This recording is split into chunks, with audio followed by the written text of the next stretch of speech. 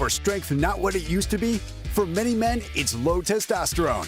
At Revive Men's Health Sacramento, start with a free T-check, exam, and consultation to get real answers. And this month only, qualified patients may receive 25% off testosterone replacement therapy.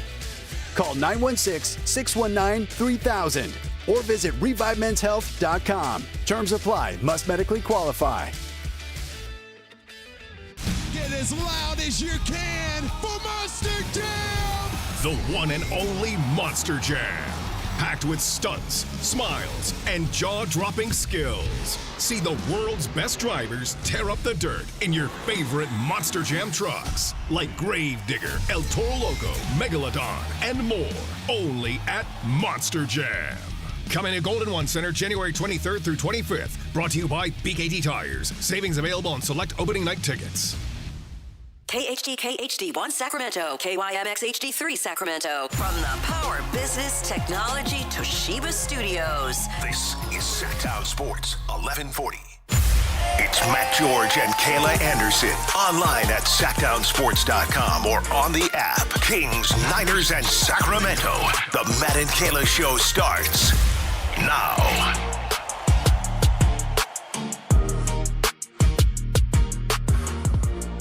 You're always prepared for a show until Carmichael Dave just throws the curveball at you with stories, and I'll be honest, I contributed to it. I made it worse. I was enjoying every moment of it, Hey. even though I'm not a man and I don't relate to you guys in that way. Listen, what happens in the bathrooms of the Golden One Center is supposed to stay in the bathrooms of the Golden One Center, but it makes it on the air here on Sactown Sports. Hey, welcome into episode 2 of Matt and Kayla here on Sactown Sports, along with, of course, Kyle Ledbetter, amazing producer on the other side of the glass. Matt George here, Kayla Anderson over there.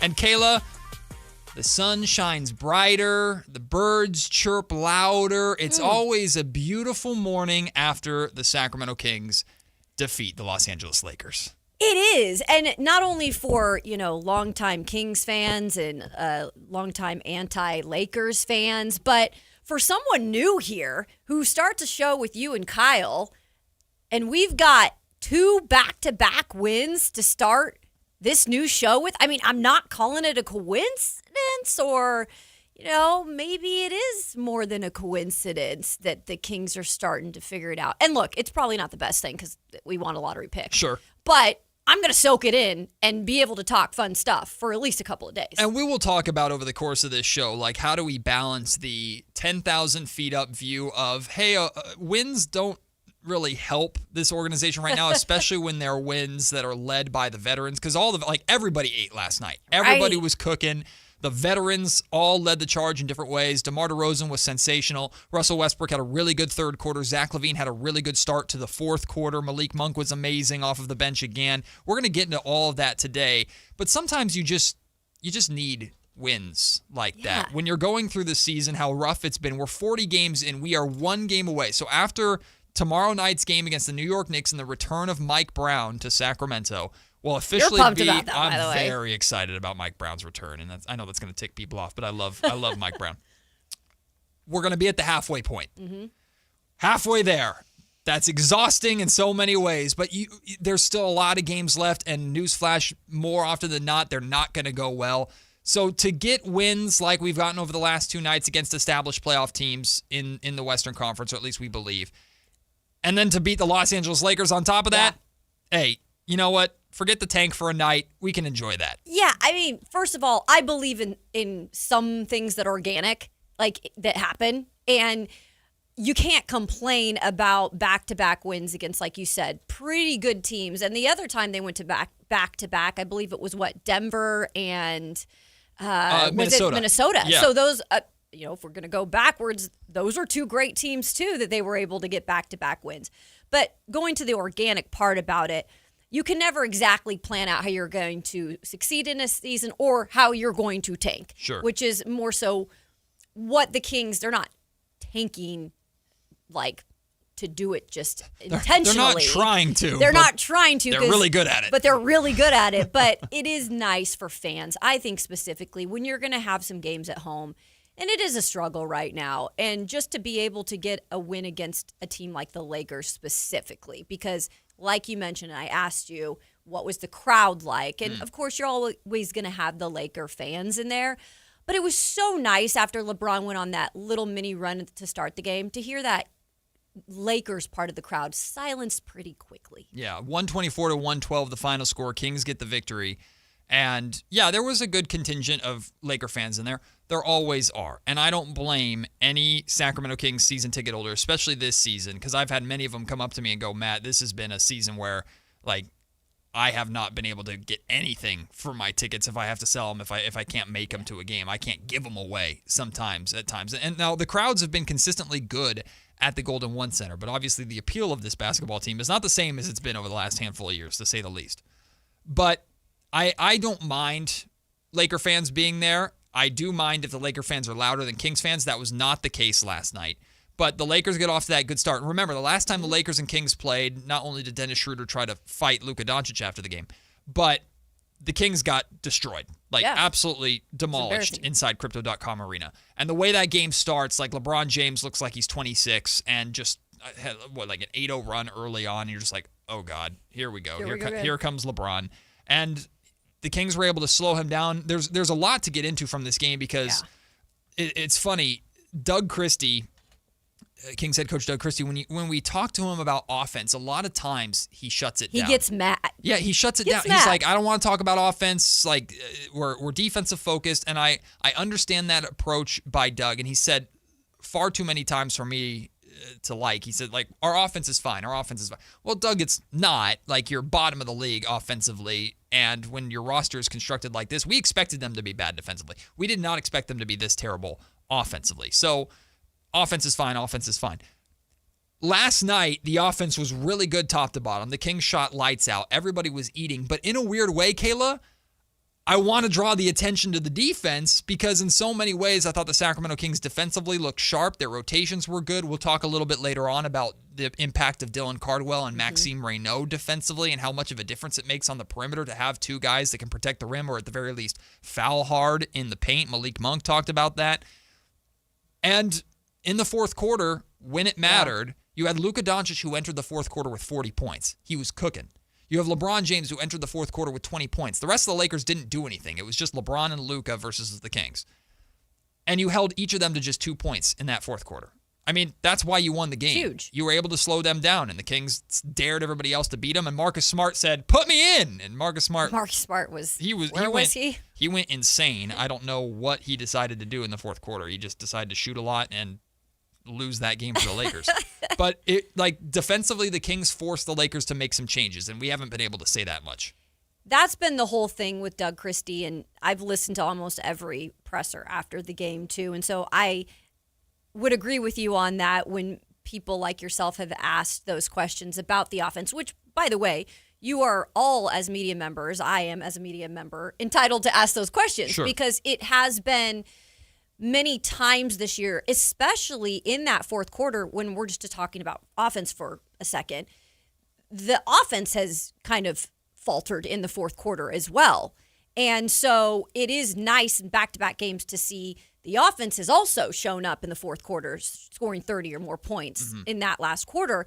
But the defense is definitely starting, I feel like, to work, and everybody is trying to maybe put in a little bit more effort at this point. Even Zach LaVine, like we had mentioned, early in the season, his defense, he was trying to improve it, and I felt like he had a pretty good defensive showing last night as well. But I really credit a lot of these young players like Maxime and Dylan that they're kind of going out there with the attitude of like, we know how we're going to play, and we're going to play the defense that Doug wants us to play, and they're almost in a weird way kind of setting the tone when it comes to the defense and how they want it to be played. Yeah, Dylan Cardwell is capturing the hearts and minds of Kings fans everywhere just with the personality and his attitude. But, I mean, he's also fearless. Like, he got dunked on a couple of times in the Rockets game the other night.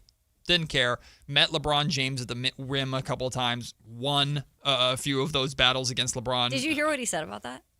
LeBron? He was like, no, Dylan. He was like, I'm going to have stories to tell my kids about blocking Braun. Hey, I would if I ever scored on LeBron James, stole the ball from LeBron James, blocked LeBron James, I'd put it on every business card, I'd put it on every social media profile out there. I would wear that. A shirt?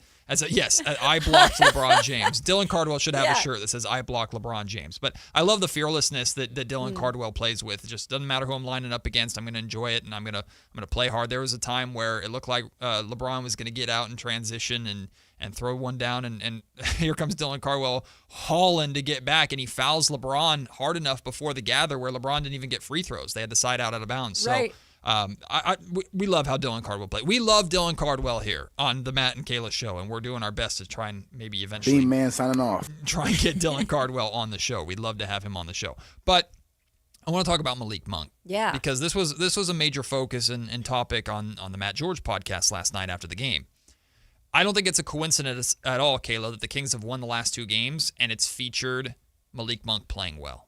Like, throughout Malik's time here in Sacramento, the rise of the Beam team, the fall of the Beam team, when Malik was consistently in the 6th Man of the Year conversation, when he should have won it if not for Naz Reid basically cheating because he started half of his freaking games, but still won the 6th Man of the Year award. I'm not bitter about that at all.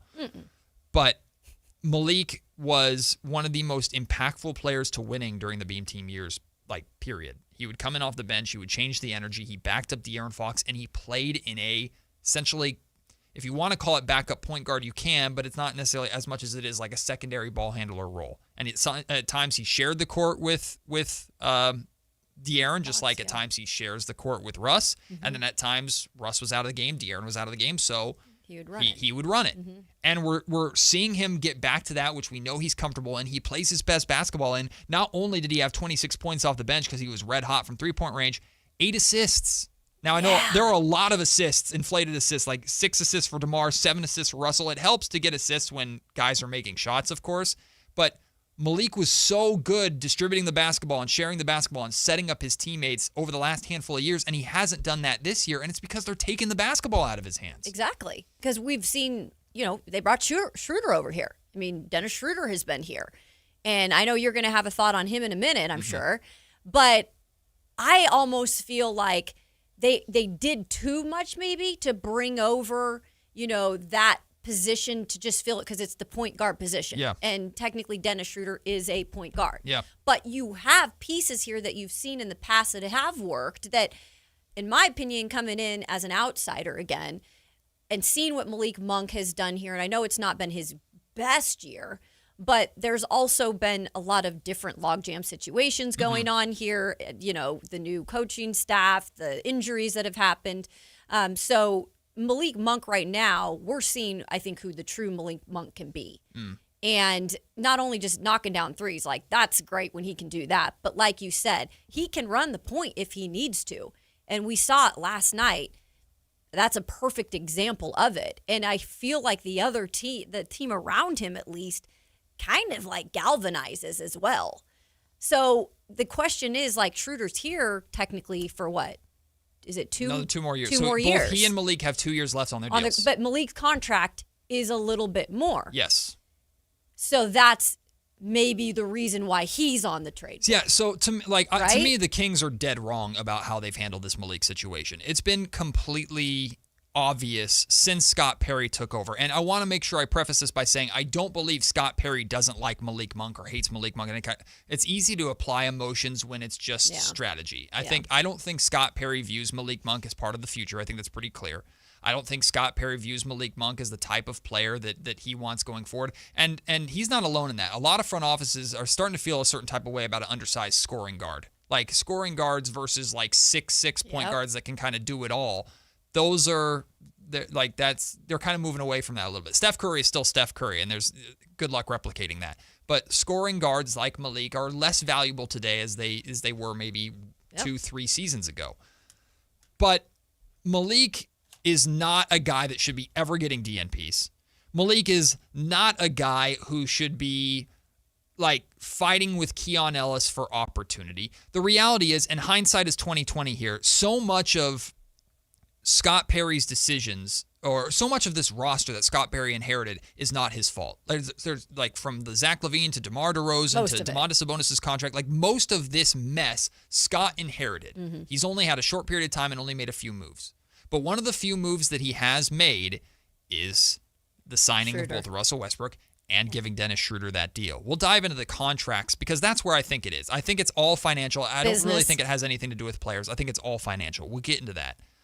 But the reality is, hindsight 2020, I believe the Sacramento Kings would have been much better off picking one of Russ or Schroeder and having Malik in that backup point guard role. Judging him on the starting point guard opportunity that he got last year after De'Aaron Fox was traded is fine. He did not do well in that role. He is not a starting caliber point guard in the NBA. I think that was abundantly clear. But we have 3+ years of tape of Malik in this coming off the bench, energizer, doesn't have to be a pure point guard. And I know defensively he's not the greatest, but he's certainly not terrible. And the difference defensively in Dennis Schroeder and Malik Monk to me is not night and day. But he comes in and he makes his team better. He is capable of shooting the three-pointer well. I know the numbers are down a little bit this year, but the opportunities have been inconsistent. Like, I think the Sacramento Kings would have been better off using money in another way, not getting both of those guys, just choosing one of them. I guess Dennis Schroeder was first. And then having Malik run that backup role. It's where he's at his best, and I think it increases his trade value. I pose the question to you is this, because I don't need to be convinced about Malik Monk, because I feel like Malik Monk, like you had said, coming off the bench, sixth man of the year, backup, type of situation where he needs to come in if Dennis Schroeder is out or one of these guys is out. I'm convinced he could be for the future, a very crucial part of this team. And just the attitude he brings. He's like Sacramento to me. I just feel like he fits this. He's a pizza guy. He's the pizza guy, which I learned the first day I was here, I'm a pizza guy. Pizza guy, man. But I'm a pizza guy. The question is, why was Schroeder, I'm just curious as why Schroeder? Why was Schroeder the guy that they felt, if you're looking at the 6 pillars of Scott Perry and kind of what he goes by, why do you feel like he was the fit that they thought, not just for this year, because again, the contract, we got 2 more years on that contract, doesn't mean nothing can happen. Why was Schroeder, though, the guy they thought would be the right fit, in your opinion? I think it's a combination of a couple things, and you can even include Russ in this. But for me, you went from the extreme of having a franchise caliber point guard to where you never really had to worry about the position to after you traded Fox, you had none of them. And how many times over the summer, how many times during training camp did we hear both Doug Christie and Scott Perry say, hey, we didn't have a point guard. We didn't have a point guard. So I think they maybe overcorrected and said, we got to go get 2 veteran ones. Yep. I do think, though, Dennis Schroeder's attitude and Russell Westbrook's attitude, that's exactly what Doug Christie and Scott Perry want. I think Scott Perry comes from the Detroit Pistons. We know we know how they get down in Detroit. And he spent so many years there, spent time in New York and dealing with the New York media, New York fan base, that'll harden you a little bit. And Doug Christie is all about this. We can be friends after the game, but when we're on the floor, you might be my best friend, but I'm going to fight you. And if you have a problem with that and you can't be my friend because of that, that's on you. And we know Doug is uppercut Rick Fox. We know what Doug's about. We know what Doug is. So I think that's why Dennis Schroeder and Russell Westbrook, I think, are so enticing. Yeah. And Malik Monk does have a capability of playing with a chip on his shoulder. Malik was the guy that got in the middle of that scrum after Dylan Cardwell was tossed to the floor and then was given a tech for, this is against the Rockets, he was given a tech for, instigating or extent. But he was I don't think it was a tech. Right. So, but Malik is more of kind of a goofball, more of a lighthearted guy, very similar to Dylan Cardwell in a lot of ways. Yeah. But Malik can get serious when it matters too. Malik and Mike Brown would go at each other because of how competitive both of them are, and they disagree with certain things and agree in other things.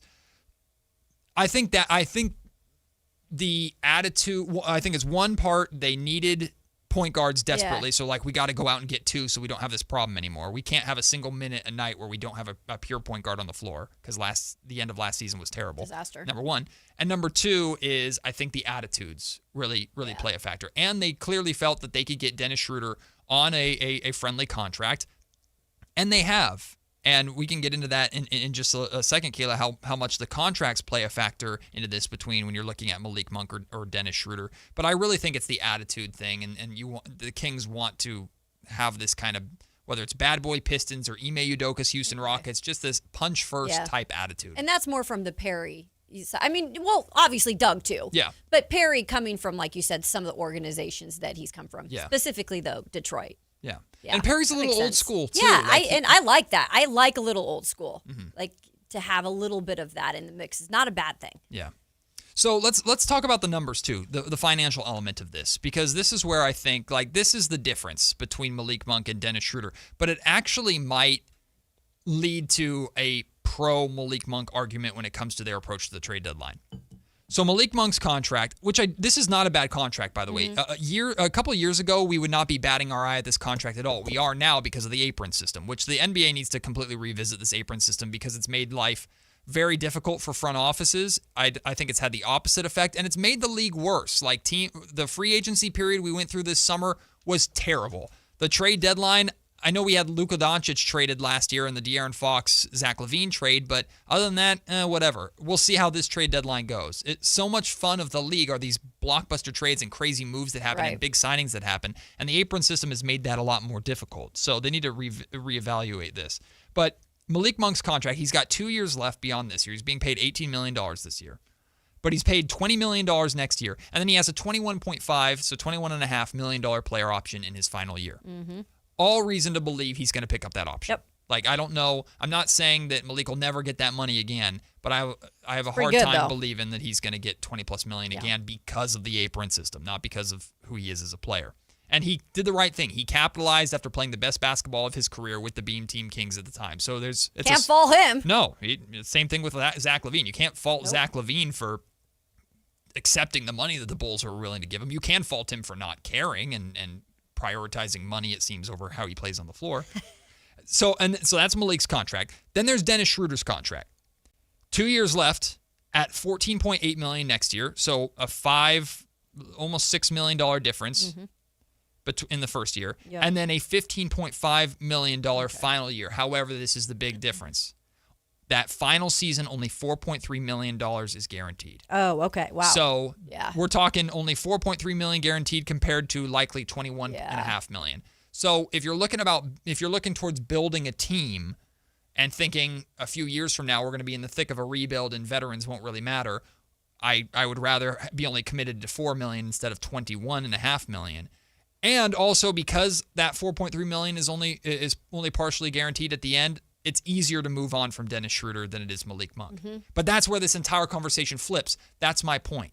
If you are struggling to move Malik Monk at the trade deadline because of his contract, you can't get appropriate value because of his contract, but you can get appropriate value for Dennis Schroeder because of his contract, then you move on from Dennis and you're okay keeping Monk for at least the rest of this season and going into the offseason, seeing what you can do. Like, keeping Monk over Dennis Schroeder is in no way, in my opinion, a bad thing for this Kings organization. I just wonder, Matt, when it comes to Scott Perry and just any front office, business is business, right?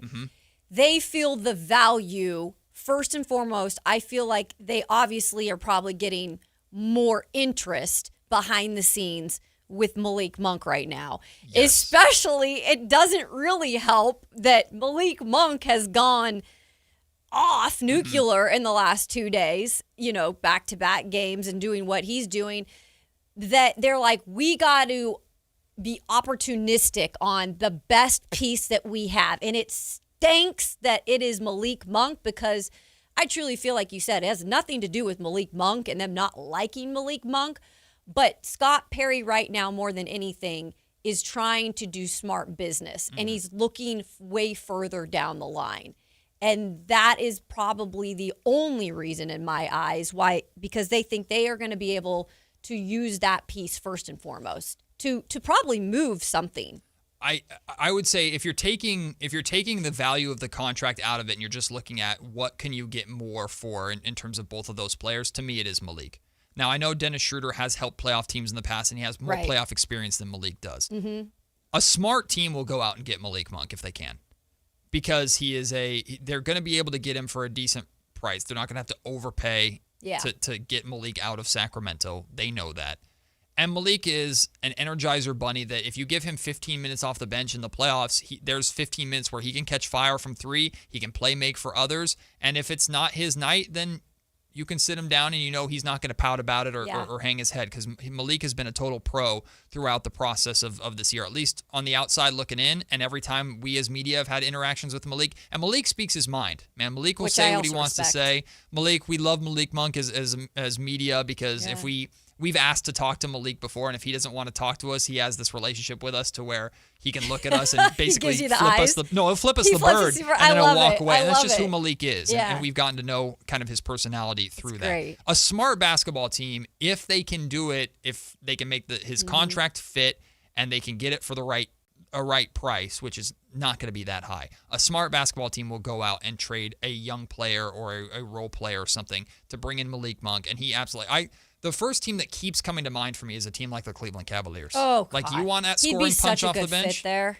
And I know the Golden State Warriors don't necessarily want him because they have a logjam at his position, but Pods has been inconsistent. Moody's inconsistent.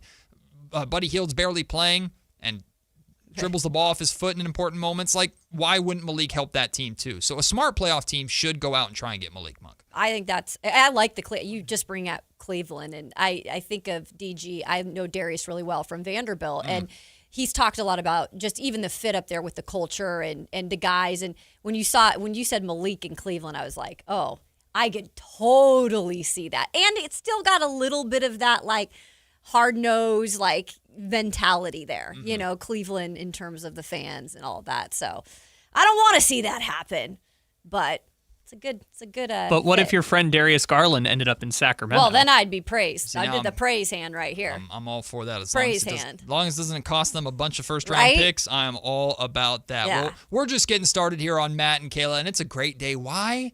Because the Kings beat the Lakers. Yes. So no matter what, everything's good, baby. The Kings beat the Lakers. It's a great day here, and if you want to be a part of the show, you can. You can text us 916-339-1140. Call that same number. Also call 1-800-920-1140. Coming up next, the Los Angeles Lakers. They got their eyes on Jonathan Kuminga? We'll talk about it after the break. Two new voices join the midday. Matt George and Kayla Anderson. Weekdays 10 a.m. to 2 p.m. Watch online at Sactownsports.com, on the app, or in your car. Listen to the latest on the Sacramento Kings, the San Francisco 49ers, and all breaking news. Northern California is covered. 10 a.m. to 2 p.m. The best in the middays during your weekdays are on your local sports leader. Sactown Sports, 1140. Big savings are back at Folsom Lake Honda, your one-stop Honda shop. Looking to own or lease? We have options for everyone. Plus, lower interest rates at Folsom Lake Honda make for lower payments. It's no wonder Folsom Lake Honda is your one-stop Honda shop. Get an instant cash offer for your trade at FolsomLakeHonda.com. We'll buy your car whether you buy from us or not. Visit us today at FolsomLakeHonda.com. Folsom Lake Honda, yeah, your one-stop Honda shop. Hagen Oaks knows you can buy a driver off the shelf anywhere, but Hagen Oaks is the only place where you'll find total game fitting. The Hagen Oaks TrackMan-powered player performance studio fits clubs to your swing. Ping's Ballnamic Ball Fitter finds your optimum golf ball. The putter fitting studio makes you a better putter, and FootJoy's 3D foot scanner finds your correct fit. In fact, Hagen Oaks will fit you from head to toe with equipment and apparel to make you the player you want to be. It's total game fitting, and it's only at the Hagen Oaks Golf Super Shop, Fulton Avenue at the Cap City Freeway. Join Sactown Sports downtown before every Kings game and pick up an In Shape Fitness Kings Rally towel while supplies last. If you walk, lift, stretch, or sweat, you belong. Start the year strong and join today at InShape.com. Sacramento's Outwork playlist is Mix 96.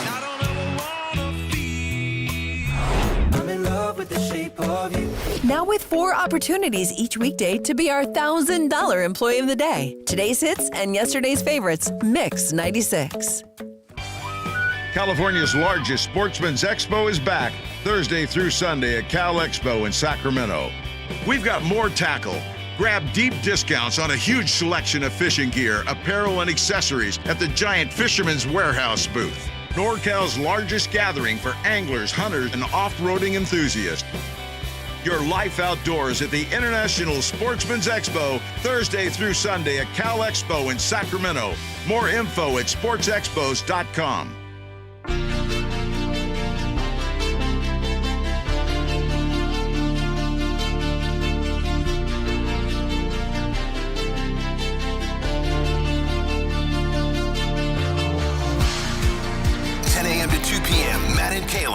Sactown Sports 1140. Beautiful day. Why? Because the Kings beat the Lakers. I'm never going to stop saying that. I might rejoin every segment with that for the rest of the week because the Kings beat the Lakers.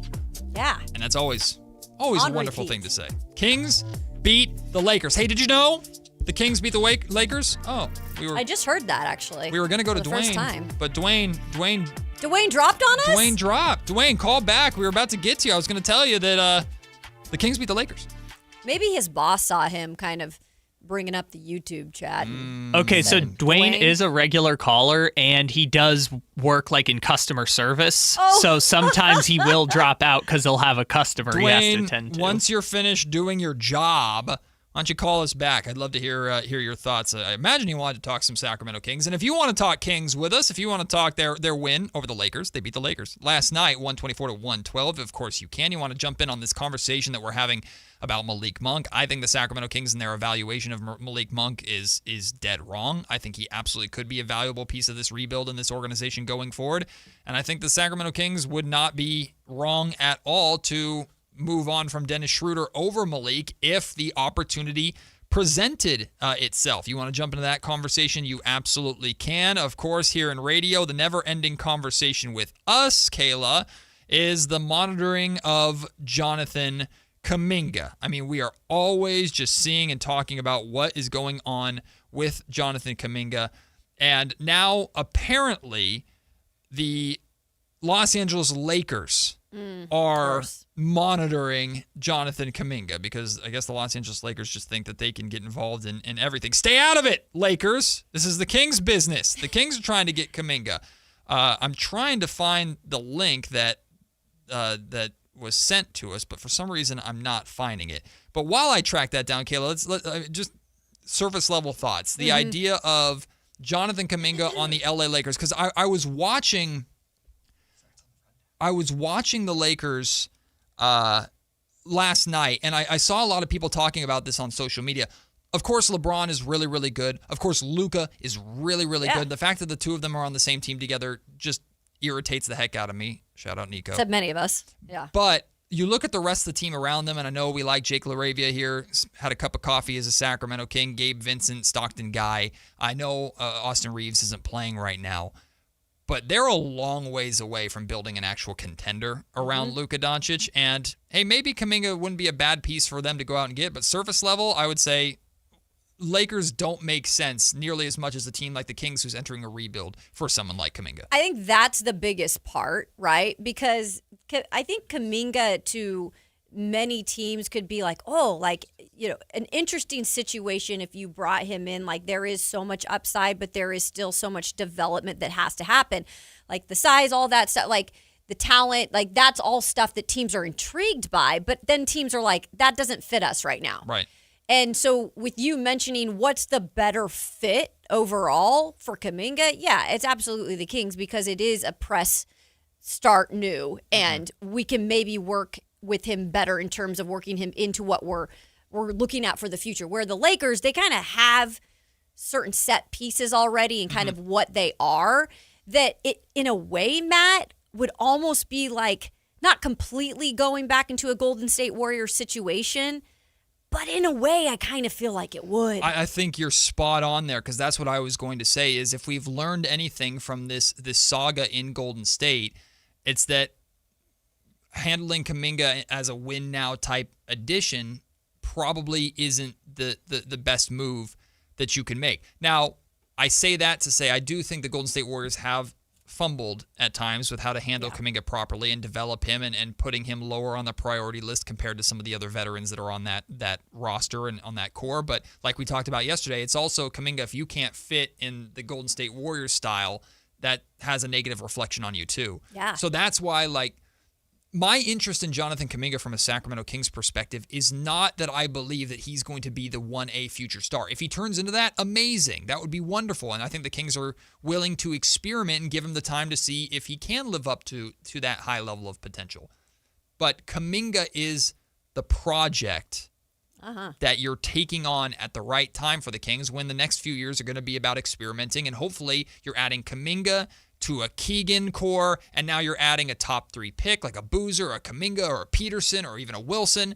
Now you have these 3 young, athletic, well, Keegan's on the a little older side, but now you have a core starting to form there, and Kuminga can be a part of that, not the core, if that makes sense. And I think he'd be okay with that, because I know, again, Kuminga wants to play. Like, obviously, he wants minutes. Like, that's part of the issue over there, is he's not in rotations enough where he can develop. Mm-hmm. And like you just mentioned here, when you're still finicking with things and you're trying to see what fits, at least he'd understand, like, they believe in me enough to bring me over here to think that I'm going to be a part of this team in some capacity where I am going to be playing enough to make an impact. So here's the report from Jake Fisher. And by the way, we'd love to have Jake on the show. Jake does a phenomenal job. The purple and golds, I hate that. Just call them the Lakers. The purple and gold's known preference at this deadline is to acquire a true 3-and-D wing with size if possible to provide some point of attack resistance on the perimeter as well as some shooting. But it must be said that the Lakers, according to a source, did call Golden State about Kuminga during the side's summer standoff in restricted free agency. I'm told that the Lakers have likewise continued to monitor Kuminga's situation while casting a wide net to try and find help on a very limited wing market. You know what that says to me, Kayla, reading that? What that says to me is Kuminga's not a bad plan G. But there's a bunch of other options out there that we like to go out and get, because you're not acquiring Kuminga on a rookie scale contract anymore. You're acquiring Kuminga as a $20, $25 million per year player. So you better be pretty sure that he's what you need, or you're going to be stuck with him. And I also don't know what the Lakers have that the Warriors would be all that interested in, because the Lakers and the Warriors plan on competing against each other in the playoffs. Yeah. And you said it perfectly in terms of, how much interest the Lakers have. Look, I always feel like the Lakers need their name in everything because it is the Lakers, and they love themselves some Lakers. Mm-hmm. And I do feel like when I hear this, especially right now, and have they probably had some interest? Yeah, okay, that's fine to note. But we have known about the Kings' interests specifically and the amount of interest for a while now. They've been directly, connected to Kuminga in that camp. Mm-hmm. And if I were Kuminga, as lovely as it is that people want to live in L.A. and be a part of the purple and gold, I think, again, Kuminga, if he's super smart and money talks and all that stuff, but if Kuminga's really thinking about it, I even think he's got to know, what's the best situation? Right. What's the best situation for me moving forward? And Kuminga is already playing in Golden State and has spent his entire career in Golden State where he's playing next to legends. He's playing next to Steph Curry, who's the greatest shooter of all time. He's playing next to Draymond Green, who I know that name gets a visceral reaction here in Sacramento. And I would love to get into this conversation with you and anybody about why I feel that Draymond Green is 100% a first ballot NBA Hall of Fame or basketball Hall of Famer. He to me is, even if I can't stand the dude. You have to take the personal stuff out of it. Right. I don't think you're going to get an argument from anyone. I think we all agree. You'd be surprised. A lot of people are like, no, he's absolutely not a Hall of Famer because he's been riding the coattails of the Splash Brothers and Steph Curry for so many years. And you're not wrong by that, but he's also defensively been one of the greatest players that we've seen. Side note, you have Jonathan Kuminga, who's played with this dynasty, got plugged into this Warriors dynasty. They tried this 2-timeline thing. It was a disaster. Now he's looking at, you want to trade me to the to the Los Angeles Lakers, where I'm going to be third fiddle at best to Luka and to LeBron for as long as LeBron has left. If we never know what that. And Austin Reeves is right there in the wings going, I'm the star too. How does Kuminga not look at the Lakers situation and go, I'm not going to get mine there either? Mm-hmm. And what that report is the Lakers are looking for a role player. They're looking for a 3-and-D wing, which Jonathan Kuminga is a 32% three-point shooter this season, a career 33% three-point shooter. It's not terrible, but it's not consistent enough to really hold down that 3-and-D wing spot. And we know, whether this is a flaw of Kuminga or not, time will tell. We know that Kuminga wants to be featured more on offense, not as a guy that just spaces the floor and catches and shoots, but a guy that, hey, give me the basketball, clear out, let me work, let me get into the post, let me do my thing. That's why Sacramento or a bad team makes sense, because, hey, bud, you have the green light to do that 15 times a night. Yeah. In L.A., no way. No shot. No way. And I always bring up this Covering Dalton Connect in Tennessee. When the Lakers drafted Connect, and obviously the trade happened. And immediately, I think it was one of those things like Kuminga found himself in a kind of a bad situation with all the stars and kind of the way that it got started off. It just never was on the right foot. That's always how I think of Dalton in LA and his situation. Like, it never got off to a good start. He's kind of just buried there. Like, that's another player where, you're like, if he goes somewhere else and he's given a chance to maybe start anew in a new type of situation, we might see something different out of a guy like that too. Circumstances mean something, especially in the NBA, in terms of where you're at. Yeah. And when you're there. Bottom line, Lakers, get out the conversation. Get out. I just think he's not for you. He shouldn't be for you. He's let the Kings figure this out and work this out with our Northern California neighbors like adults. Okay, LA, you don't get everything you want. You don't get all the new shiny toys out there. Dwayne, you're back. I see you on hold, my man, but you called back right at the perfect time at the end of the segment. So we're gonna take a break. We'll come back. We will start with Dwayne, and then we're going to do a little getting to know you here I got a question for Kayla. I got a question for Kyle, and it's a question I'll answer as well. And I'd love for you guys to get involved with this question too, because I think it's always a fun icebreaker conversation starter for us sports fans out there. We have that all coming back when we get back here on Matt and Kayla, Sactown Sports. Meet Matthew Preston. Inside his apartment, everything he holds dear is protected by Progressive's renter's insurance, like his laptop and a surprisingly valuable collection of baseball bobbleheads. Outside his apartment, his laptop is still protected, as are his bobbleheads, which he carries around with him for reasons no one knows. Renters, the limits of protection aren't just the four walls of your home. When you're in Progressive's Protection Zone. Get a quote at Progressive.com. Progressive Casualty Insurance Company, affiliates, and third-party insurers. This is the story of the one. As the purchasing manager at a manufacturing plant, she knows the only thing more important than having the right safety gear is having it there when you need it. That's why she partners with Grainger for auto reordering, so her team members can count on her to have cut-resistant gloves on hand, and each shift can run safely and efficiently. Call 1-800-GRAINGER, click Grainger.com, or just stop by. Grainger, for the ones who get it done. Get more for your money at Elk Grove Chevrolet, where value meets style. Purchase a new 2026 Chevrolet Trax for just $299 per month plus tax. The Trax delivers more for less with a sleek design, impressive fuel economy, and tech that keeps you connected. Conveniently located in Elk Grove, just minutes from Sacramento. Visit myelkgrovechevrolet.com today for full details and see why the Trax is such a smart choice. Logan Fury did something smart. He saved hundreds on auto insurance switching to Progressive. With that money, he bought a mini treadmill. Is walking on it during video conference calls more distracting than he thought? Yes. And is that because he overestimated his foot-eye coordination? Definitely. But it's Logan's savings, and if he wants to burn calories and any chance at a promotion, we say, good for you, Logan. Switch and see if you could save with Progressive and treat yourself. Progressive Casualty Insurance Company and Affiliates. This is the story of the one. As the purchasing manager at a manufacturing plant, she knows the only thing more important than having the right safety gear is having it there when you need it. That's why she partners with Grainger for auto reordering, so her team members can count on her to have cut-resistant gloves on hand, and each shift can run safely and efficiently. Call 1-800-GRAINGER, click Grainger.com, or just stop by. Grainger, for the ones who get it done. Everybody loves the season of giving, but now the season of paying for it is upon us. That not-so-wonderful time of the year when millions of Americans open their credit card statements, stare in horror at the balance, and resolve then and there to find new ways to save money.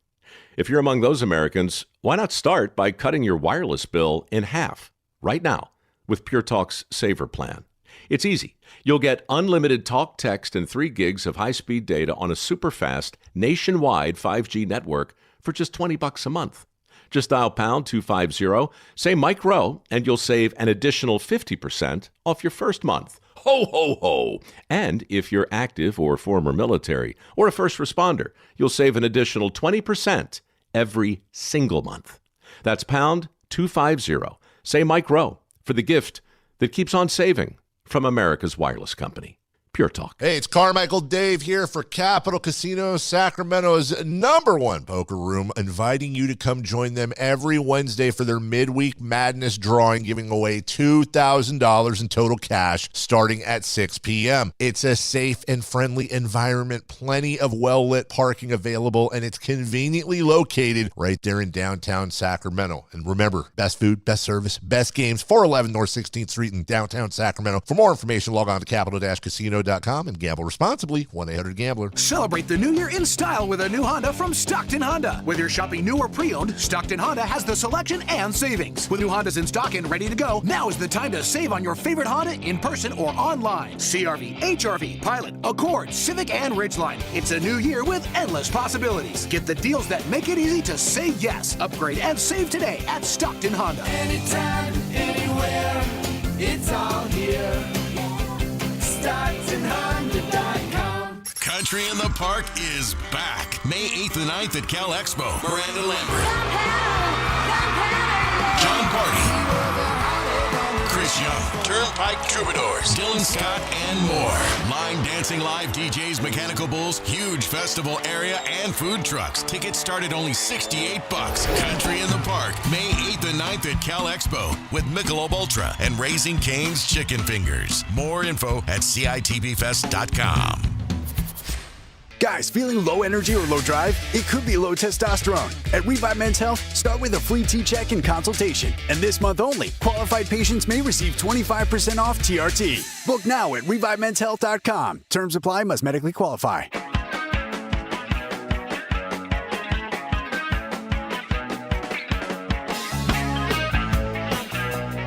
Matt and Kayla on Sactown Sports 1140.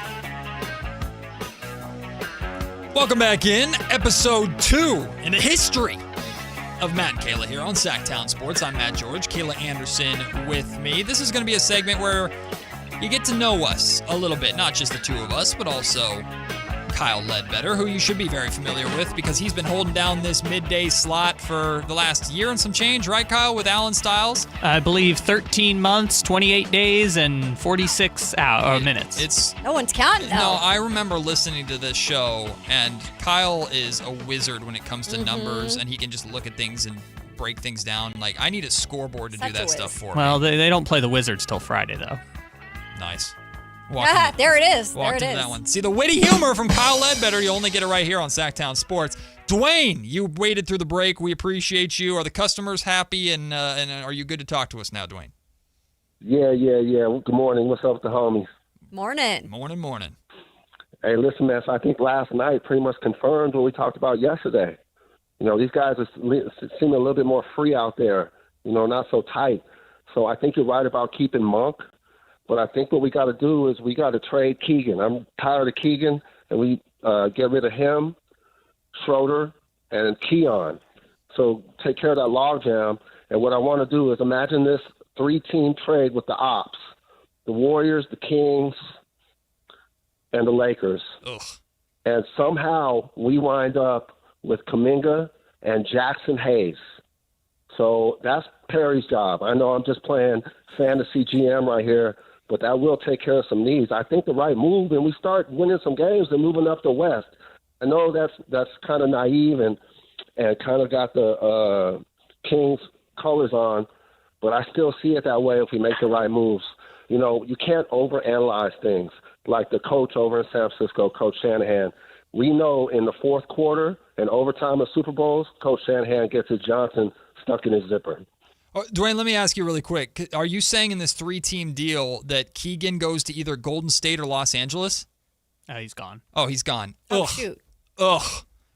First off, Kayla, you will learn this about me. I'm the biggest Keegan Murray fan on the planet. So by no means is my takeaway of these last 2 games, the Kings are better without Keegan Murray. They have nobody, quite literally nobody, to replace Keegan Murray. I do understand that Keegan is not shooting the basketball well. He's also been hurt. And that too, and he's been shooting. I'm genuinely not trying to make excuses for the guy because he doesn't make excuses either. He has to shoot the basketball better than he's shooting. He's been on a steady decline since his rookie year, so he has to figure that out if he's going to reach even close to his maximum potential as an NBA player, but he's incredibly important on the defensive end. He's good as a rebounder, so I disagree wholeheartedly that the Kings should move on from Keegan Murray and are better without Keegan Murray. He's going to be part of the core going forward, but you could talk me into the Kings being better off playing Malik Monk over Dennis Schroeder. I knew that was going to be the case. I will say just real quick on the Keegan Murray thing. I think it is a mixture of maybe the shooting part of it, but also just he hasn't been on the floor and people are just frustrated. So that's part that goes into I'm tired of it. Sure. You know? Sure. And I understand. Like, we're going to have a conversation later in the show, too, about Domantas Sabonis, because Domas was getting his work in. He was out there during pregame workouts, just getting his shots up. He's moving well. He looks good. He's been participating in practices as well, at least individual work. So he's getting closer to a return.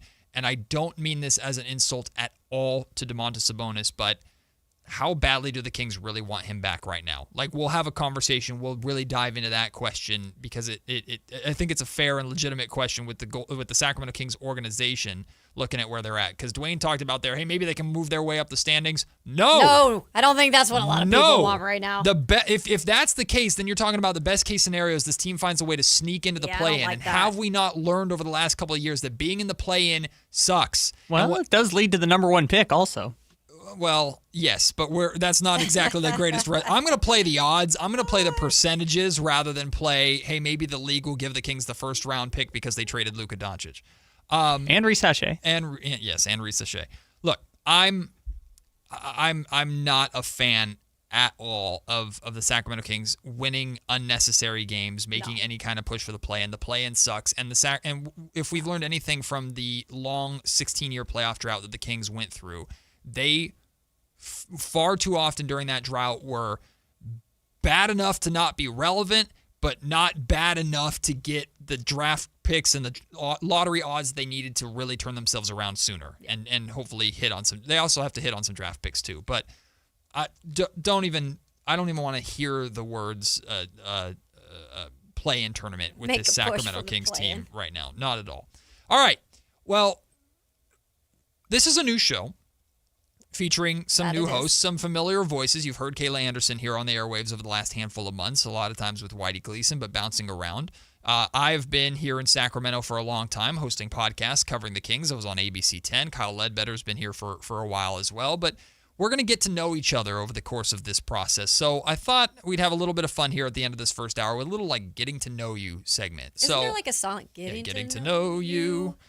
Getting to know all about you. That's all I know. That's what came to my mind. But I have a question for you guys, and I'll answer the question as well so you get to know kind of us as sports fans, sports figures. And I want if you want to call in and share your stories, if you want to text in, you can, 339-1140, if you want to jump in on the YouTube chat and share your stories, because I always am very curious about what is your first sports memory as a kid, whether it was the first game you went to, the first time you remember watching a game, the first time you remember really falling in love with a sport or with sports in general, with a sporting event. So Kayla, I'll throw it open to you first. What is your first sports memory as a kid, or one of the first ones that comes to mind when you talk about falling in love with sports? Yeah, and I had to think about this for a minute, and then I was like, why did I have to think about this so long?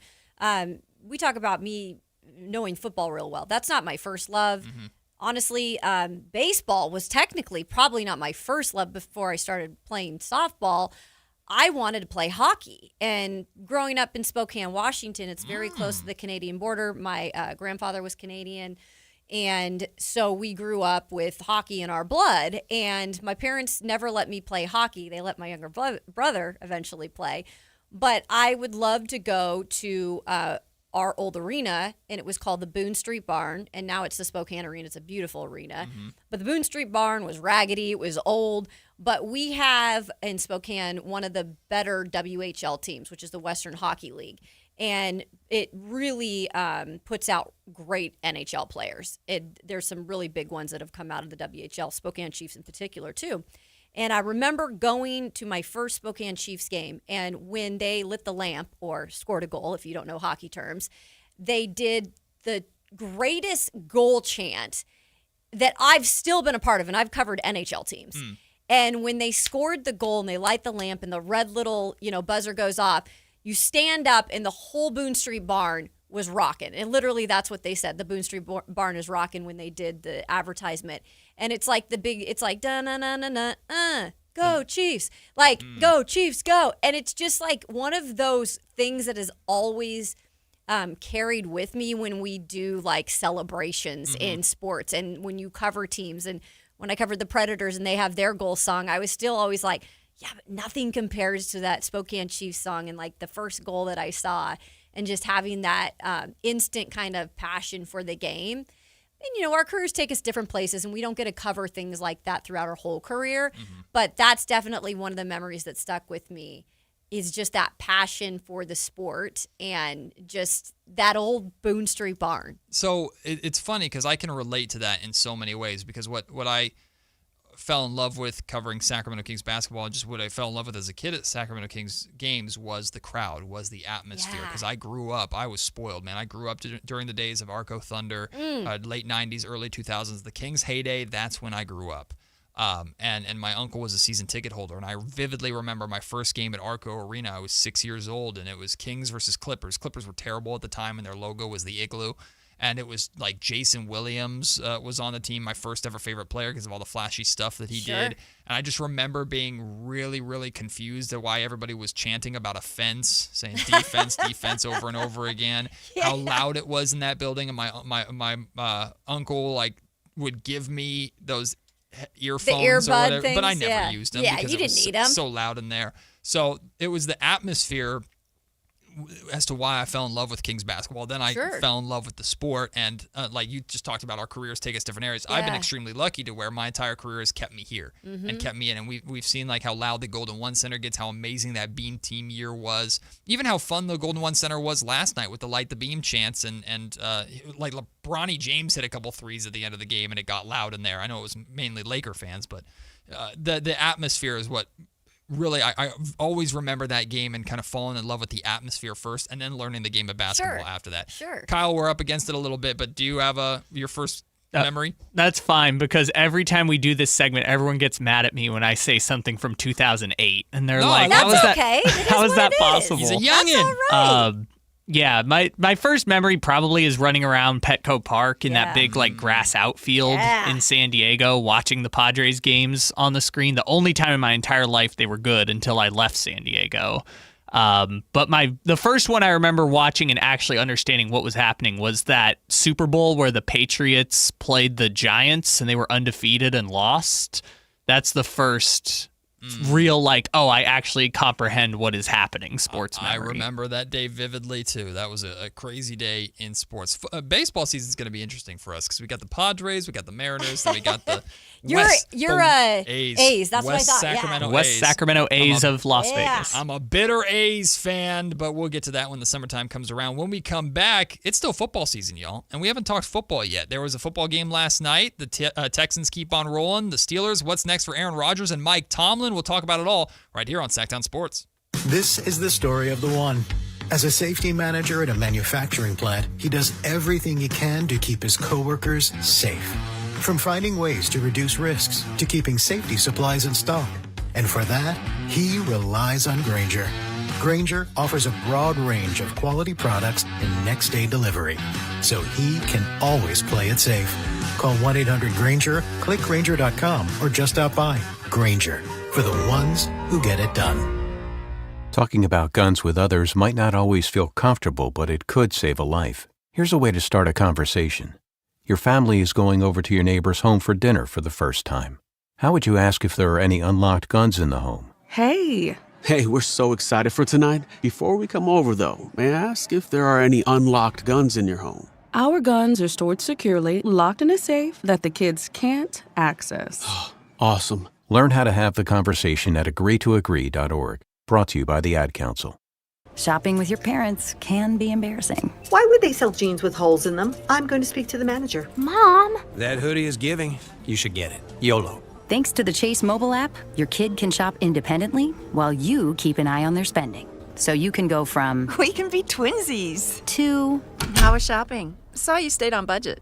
Thanks, Mom. Freedom for kids, control for parents. That's family banking from Chase. Account subject to approval. Chase mobile app is available for select mobile devices. Message and data rates may apply. JP Morgan Chase Bank N.A. member FDIC. Big savings are back at Folsom Lake Honda, your one-stop Honda shop. Looking to own or lease? We have options for everyone. Plus, lower interest rates at Folsom Lake Honda make for lower payments. It's no wonder Folsom Lake Honda is your one-stop Honda shop. Get an instant cash offer for your trade at FolsomLakeHonda.com. We'll buy your car whether you buy from us or not. Visit us today at FolsomLakeHonda.com. Folsom Lake Honda, yeah, your one-stop Honda shop. Injured and you're considering an LA law firm looking to charge you 45% to 50% in attorney's fees? That's overcharging. Ashton & Price has been around for over 25 years, and I can tell you no matter how complicated your injury case, you should never be charged 45% or 50% in attorney's fees ever. Direct, experienced, unrelenting, and honest local representation matters. It's called Home Court Advantage for a reason. Ashton & Price serious local attorneys for serious people with serious injuries. So for the best local advice, don't think twice. Call Ashton & Price. There's the hard way to buy a car, and then there's the Hoblet way. Transparent prices, fast paperwork, and a team that's there to help, not hover. We've spent 77 years refining this process so you can get in, get out, and get driving with zero drama. Car buying doesn't have to be stressful. At least, not when you do it the Hoblet way. Experience the difference at HobletDodge.com. The easy way to buy. Get as loud as you can for Monster Jam! The one and only Monster Jam. Packed with stunts, smiles, and jaw-dropping skills. See the world's best drivers tear up the dirt in your favorite Monster Jam trucks. Like Gravedigger, El Toro Loco, Megalodon, and more. Only at Monster Jam. Coming to Golden One Center January 23rd through 25th. Brought to you by BKT Tires. Savings available on select opening night tickets. KHD HD1 Sacramento, KYMX HD3 Sacramento. From the Power Business Technology Toshiba Studios. This is Sactown Sports 1140.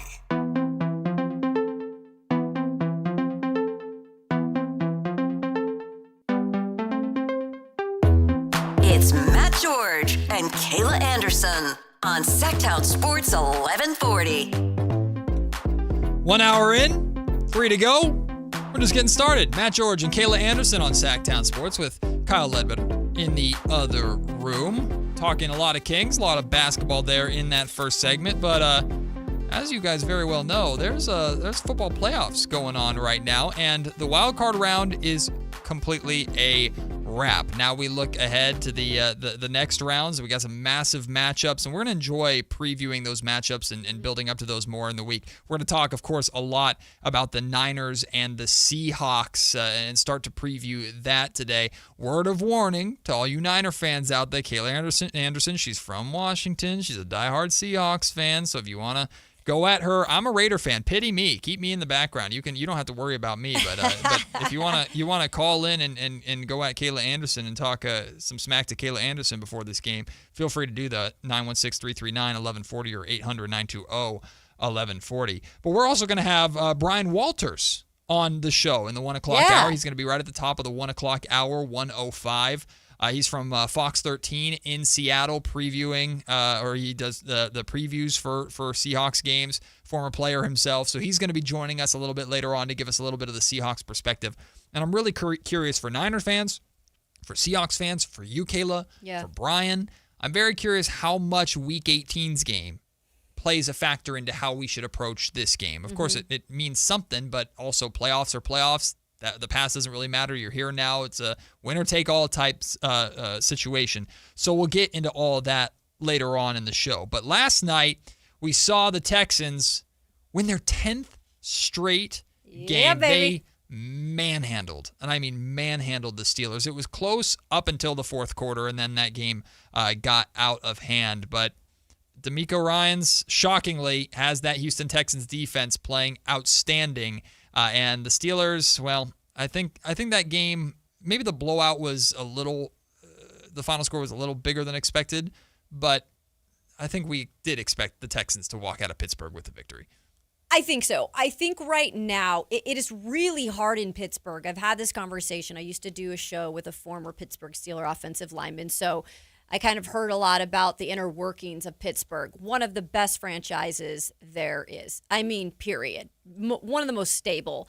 Mike Tomlin, one of the better coaches in the league. And I think if you were even going to say, hey, Mike Tomlin has seen his time in Pittsburgh, because I'm telling you right now, Pittsburgh Steelers fans are done with Mike Tomlin. Yeah. They are. They just want something new. And guess what?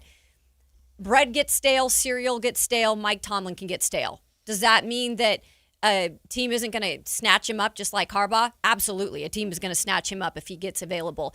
Pittsburgh just has to have the right fit, right? So that's a story for another day, and we'll see what happens with Tomlin if he keeps his job. Mm-hmm. But for the Texans, with a young coach like DeMeco Ryan's a former player, a guy that's made it to the playoffs 3 straight years. Let's not forget about that. There was a lot going on last year, and it started with C.J. Stroud and the firing of their offensive coordinator last year. They brought in a new one this year. Stroud was going through some mental stuff. Everyone was almost back on the boat of, this guy's a bust after a great rookie season. But what people forgot about is, the inner workings that were happening and the trying to fix the pieces on offense. The defense stayed pretty much what the defense was, but got better. Mm-hmm. And the defense is dynamic in Texas. Yeah. Those Houston Texans players defensively, the leadership that they bring, the style of play that they play, whether it's from the back end or the front end, it's something to worry about in the playoffs. And they believe in themselves enough, whether C.J. Stroud can go out there and be perfect or not. It doesn't really matter when it's all said and done. If they can play a decent game offensively, that defense, I believe, is so dynamic. And you saw it last night, holding the Steelers to what? What was it? 6 points? 6 points, yeah. Yeah. That's hard to do in the playoffs no matter who the team is. Right. And that just kind of made me think, okay, this Houston Texans team, I don't think a lot of people realize what a hot streak they're on. Well, what the Texans defense does, I feel, 2 things. First off, they buy Stroud and the Texans offense time to kind of warm up. Yeah, they do. They do. It's not like you have to go out there and score on the opening drive if you're the Texans because you need to build a security net, or if you don't score in the first couple of drives, or you only walk out in this case, you didn't score until the second quarter. You walk out of the first quarter with 0 points. There's not a reason to panic. There's not a reason to be concerned because that defense will keep you in it.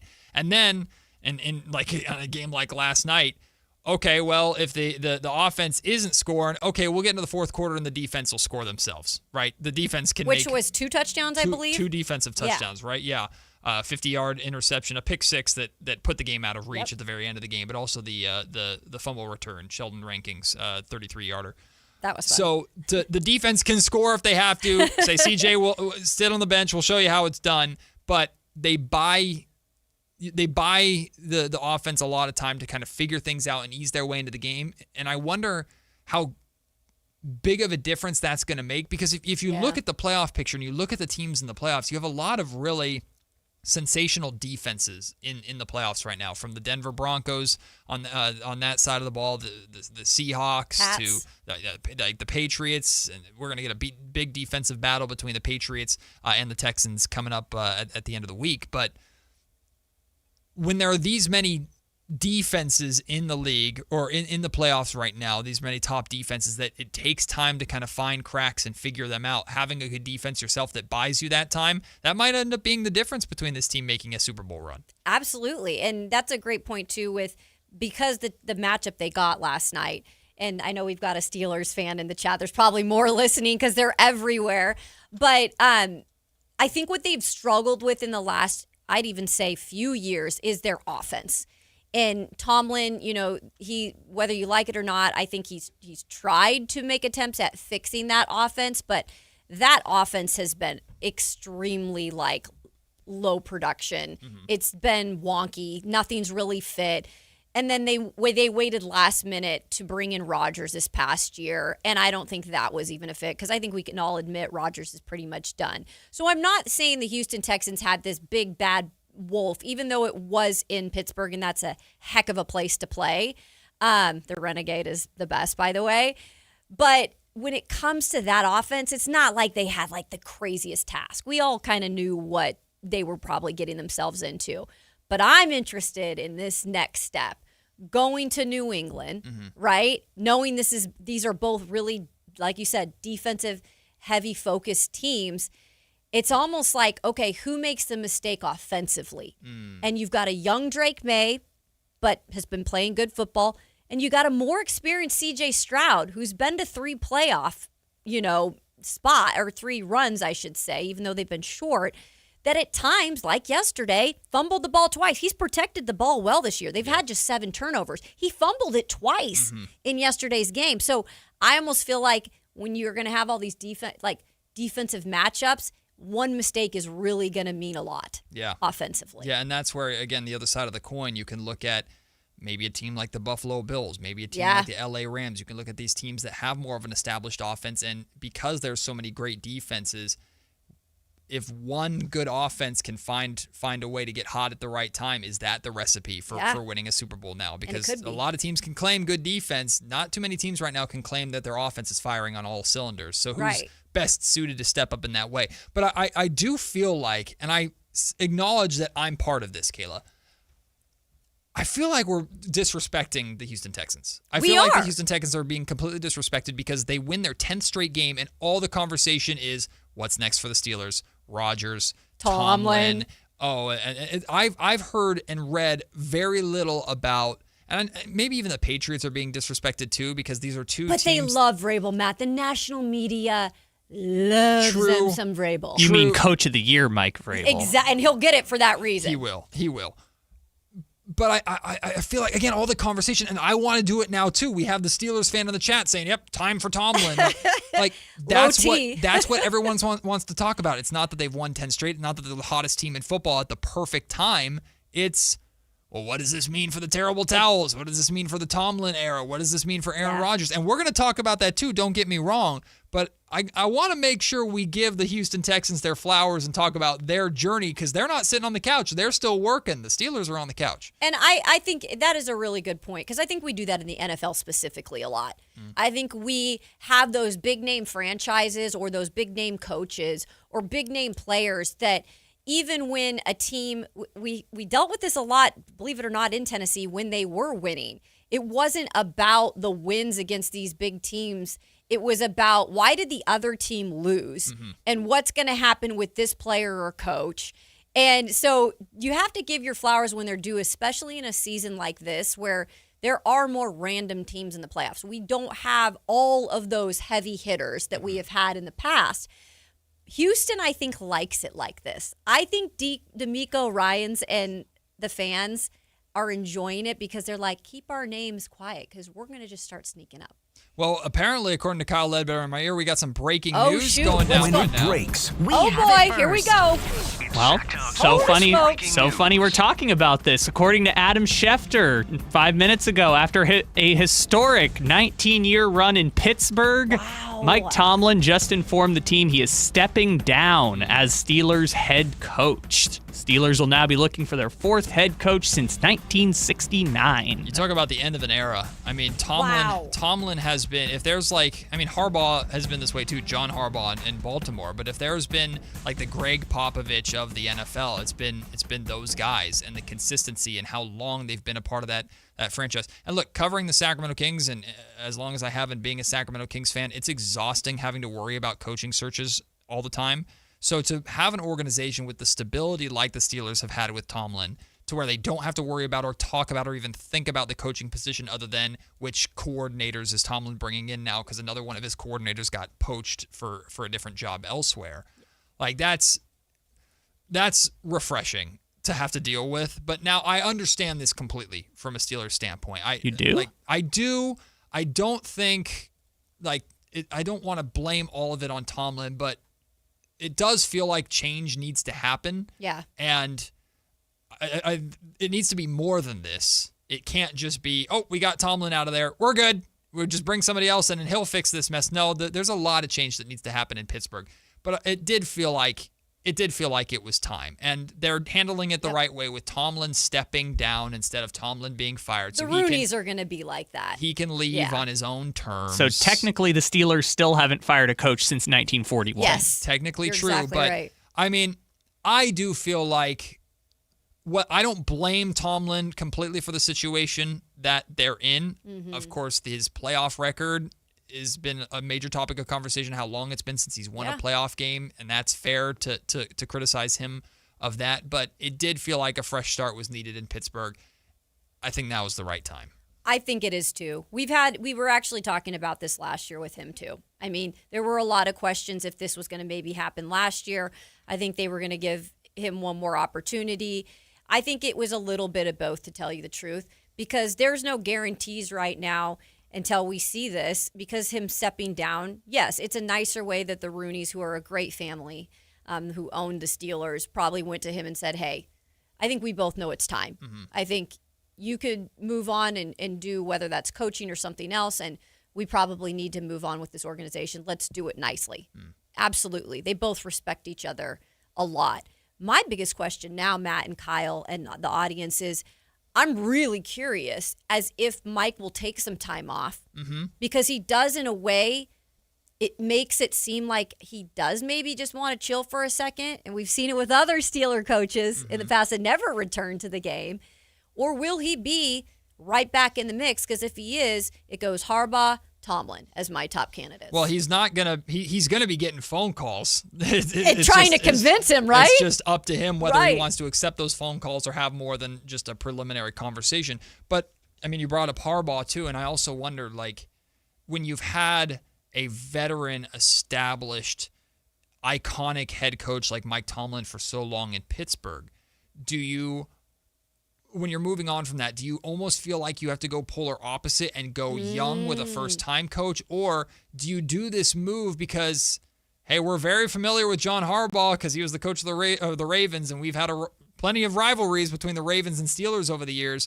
Do we feel fine replacing an established veteran coach who coached one team forever with another established veteran head coach who coached one team forever in Harbaugh? Like, does Harbaugh make sense for the Steelers? I love that question. It made me really think just now about what the philosophy for a traditional, type of organization is. Because I almost go back to looking at the Packers, too, as one of those organizations. What did the Packers do? They hired a young Matt LaFleur, who came from Tennessee, who had a really good offensive season as the coordinator. They, in a way, took a gamble, but they saw something in him that said, this is probably a long-term fit. Now, whether or not he's going to be moving on or staying, we don't know yet. But Harbaugh is one of those really tough ones to pass up. If you want somebody who has pretty much at least 10 plus years left in him, probably, in terms of Harbaugh. I know he's the older son out of the two with him and Jim. But the Roonies almost feel to me like a family that are like, if we see our young guy that's out there right now, which I think they do if they decided to make this move now, why don't we just do another dynasty with a guy who we want to take a bet on? They've got it right in the past with the coaches. I'll give you a reference point, Kayla. They have only hired coaches in their 30s since 1935. Are you serious? Yes. What a stat. They have got a model.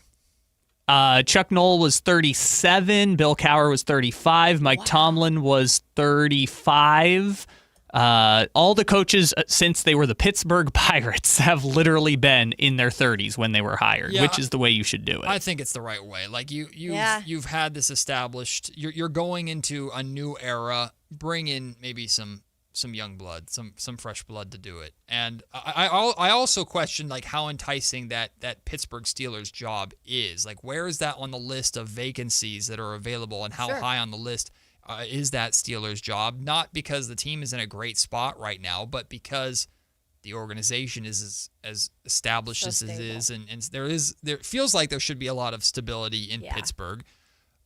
And how enticing would that job be even to John Harbaugh, even if the Steelers don't want to give it to him? If they'd rather go young, but is John Harbaugh, does that move up to the top of John Harbaugh's list of potential places to go? Because we've been questioning whether or not he's going to wait and bide his time for the right organization to come up.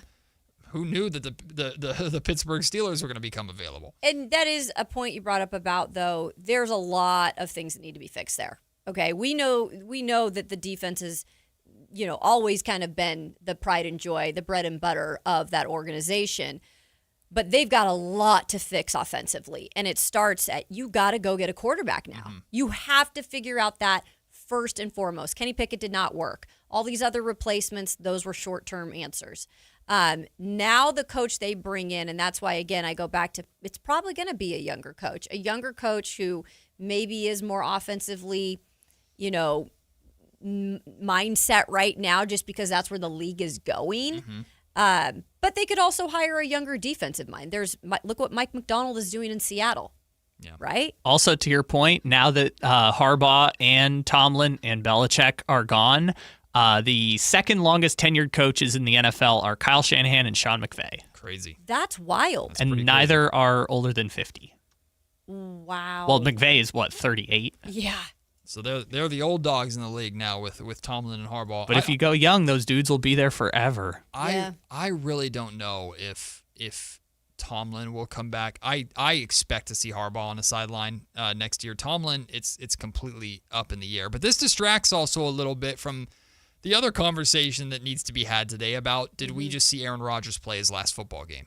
And it sure sounds like all signs pointing to it was. And you know what? Whether you like Aaron Rodgers, the football player, you don't like Aaron Rodgers, the person and the kind of personality that he has, his accolades speak for themselves. I generally don't have an answer to the question, why would he keep playing? I don't have an answer. There's no reason that I can come up with that makes sense to why Aaron Rodgers has to keep playing. First and foremost, the guy has done so much to his body in terms of, and that's where I don't love Aaron Rodgers. I'll just put it out there. He drives me crazy sometimes, right? Hell of a player. He's had a heck of a career. Yeah. But I give him respect because he does love the game. Because I truly feel like one thing he is honest. Mm-hmm. And one thing that he wouldn't do is come back and play if he didn't feel like he had something left in him. Obviously, last year he felt like he wanted to make one more run at it. I do respect that. I think he's truthful with himself. Yeah. But moving forward, man, like, your body is pretty much given up on you. And so I just don't feel like, if for your own physical and mental health of things, what makes sense? You're not going to win another Super Bowl. Yeah. Like, you don't have it in you to do that. I don't know him personally, of course. I don't know Tom Brady personally. I'm basing this completely off of just feel and read of the situation. But for me, the hesitancy of Tom Brady to retire was, I'm great at what I do, and this has been my life, and this is everything to me. Almost to a fault, because we know what happened with his family life and personal life and things of that nature. But it made sense that Tom was sticking around and dragging it out for the love and the obsession of the game, and I don't know what is next after this. Even though we all knew that there were broadcast booths waiting for him, fat paychecks. I don't know if he will. An ownership stake. Like with Rodgers, it's like, I don't think Rodgers has that same, this sounds so horrible to say, I don't know if he has that same love or obsession with the game to where it would make sense for him to say, I want to keep playing just because I don't want to give it up. Like, I don't believe you. I just don't. There's a difference, right? And I think with Rodgers, he's a little bit different in terms of things even outside of football. I think the best bet for Rodgers, what I see, is not going into a booth. Mm-hmm. I think he's a smart guy. I think people would watch just because it's Aaron Rodgers and he's freaking polarizing. Mm-hmm. I see him going to some island or some place where he probably won't be heard of for a little bit. Cabin in the woods, and kind of just getting away from all of it for a while before he would be in a booth like Tom Brady. Yeah. I think we all knew where Tom Brady was going to go after he retired. Rodgers, I think, is very opposite of that. I think Aaron Rodgers would be terrible in any kind of TV role. He'd probably broadcast cuss role. on the air too, And you know. he'd be super disinterested and above everybody else. So no, thank you. I don't need to see Aaron Rodgers on TV. But the Aaron Rodgers podcast, get ready. Well, the Aaron Rodgers podcast will have in a cave, be a certain spot of the internet that I don't tend to go towards, but. All over forums. I guarantee you it'd be all over forums. The truth with Aaron Rodgers or something like that. Regardless, I do want to, in my natural Raider fan way, I do want to steer this conversation really briefly back to coaching and to the Raiders. And we're going to talk more about the Raiders too, because what we didn't get to yesterday was Fernando Mendoza and Indiana absolutely demolishing Oregon and making it very clear what the Raiders should do with the number 1 overall pick. We'll dive into that in a little bit. But the head coaching vacancy is obviously very important. We know Tom Brady is spearheading that charge. The Raiders just tried to bring in a veteran coach, the oldest coach in the league, in Pete Carroll, and it went terribly. I know Tomlin's out there. I know Harbaugh's out there. And the respect for those two guys is unbelievable. Especially, I know how much Tom respects both those guys. But in the same way with what the Steelers have done, are the Raiders in the same position where they should not consider any of these veteran guys and they should go younger for a first-time coach? And to be fair, they've dabbled in that a little bit too, and it's failed for them. They just need to find a coach, period, that'll stick around for a while. Do I additionally think Harbaugh and Tomlin fit the Raiders? No. Yeah. I mean, the first thing that comes to mind is I don't know if that's a fit, right? And I'm not saying because of defense or offense or young or old. I don't know if right now where the Las Vegas Raiders are at in their, future, trying to plan for the future, trying to get a quarterback, making sure that the line is stout. I don't know if even those coaches are we're in for this project. Coaches that have come from really successful places and are we're just wanting to take all this on from the jump. Maybe they are. Maybe that's a challenge that a Tomlin wants to have.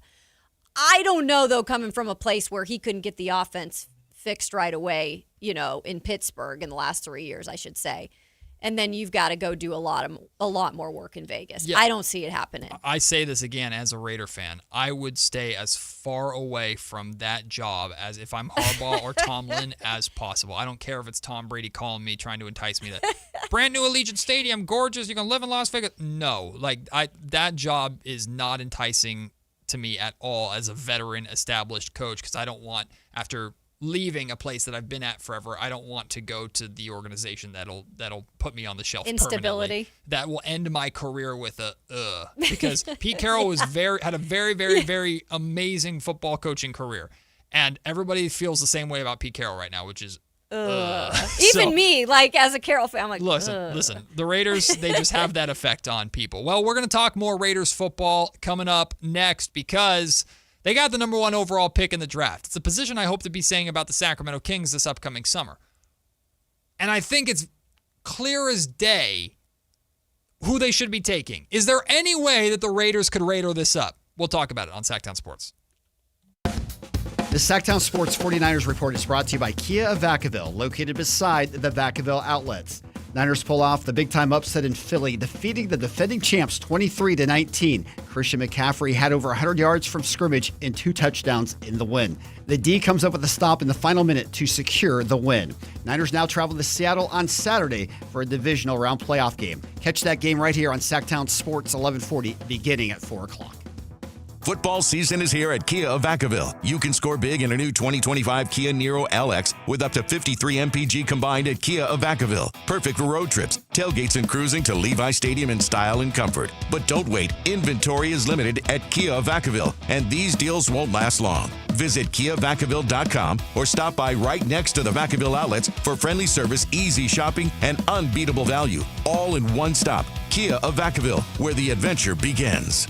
For over 90 years, Hagen Oaks has partnered with the biggest brands in golf to bring cutting-edge technology to your game. Our one-of-a-kind total game fitting offers a level of experience and precision that is unmatched. From driver to putter, footwear to golf balls, our TrackMan-powered performance studios, 3D footwear scanner, and Ping's Ballnamic ball fitting kiosk ensure every piece of your gear is tailored to your swing. Trust the experts at the Hagen Oaks Golf Super Shop. Total game fitting starts here.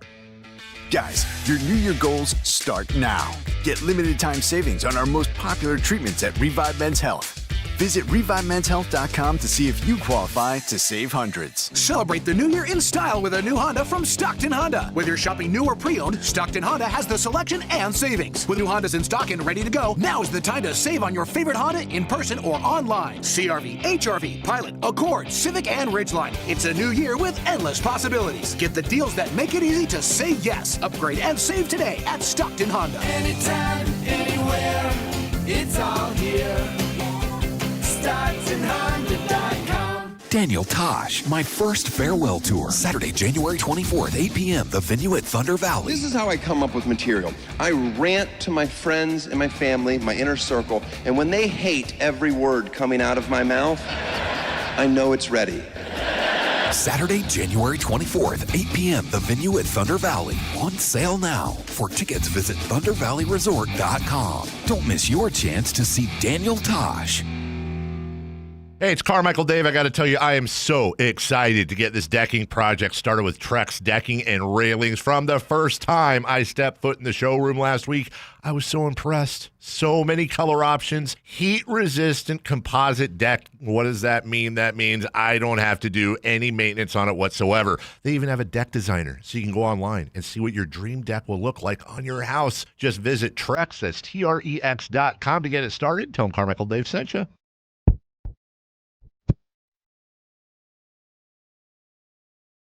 It's Matt George and Kayla Anderson on Sactown Sports 1140.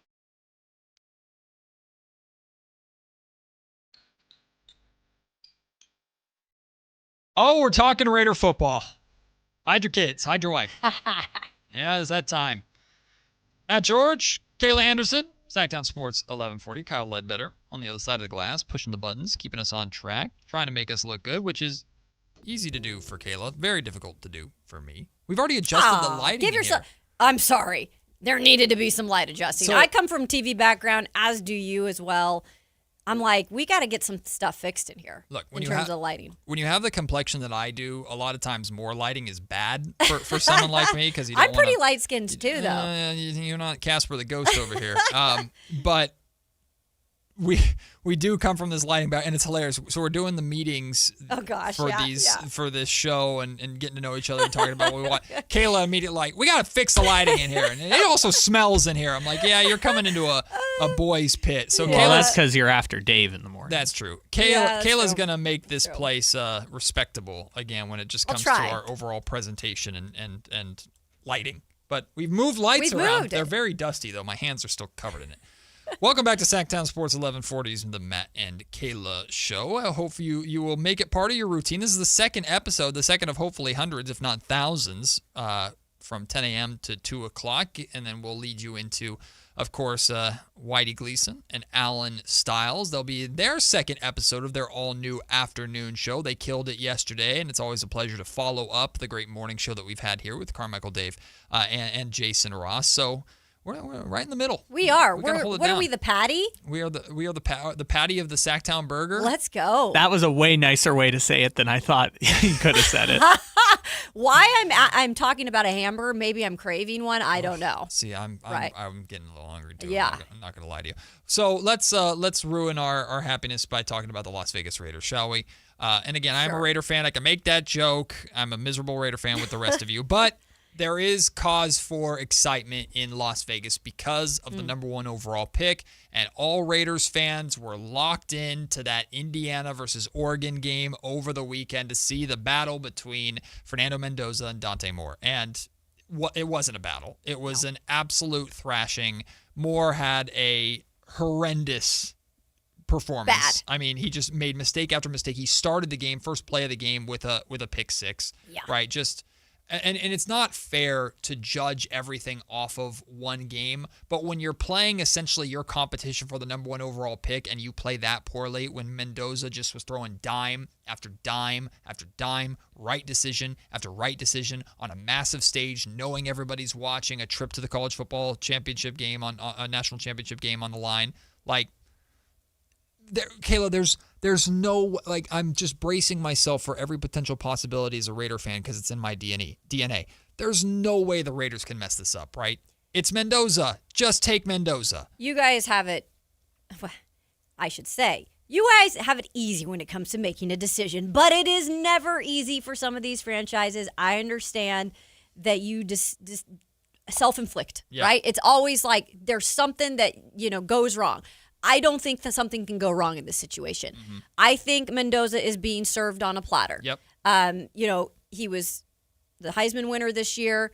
It's been a body of work for a while now. We're talking about a two-star recruit out of Miami that went all the way over to Cal, kind of worked his way, being successful there, and then decided, hey, I'm going to go take my shot at all places, Indiana, where they've had zero football success until recently. Mm-hmm. That's the first indicator to me that's like, if a young man like that can go into a place like Bloomington, Indiana, who is only known for basketball, and take a team now to what is, they're hoping a championship. Yep. They're in the championship. And yeah, you give credit to Cignetti, but you have to give so much credit to Mendoza. Yep. He has done everything right. As weird as robotic he can be during interviews, he's a heck of a leader. Yep. The teammates love him.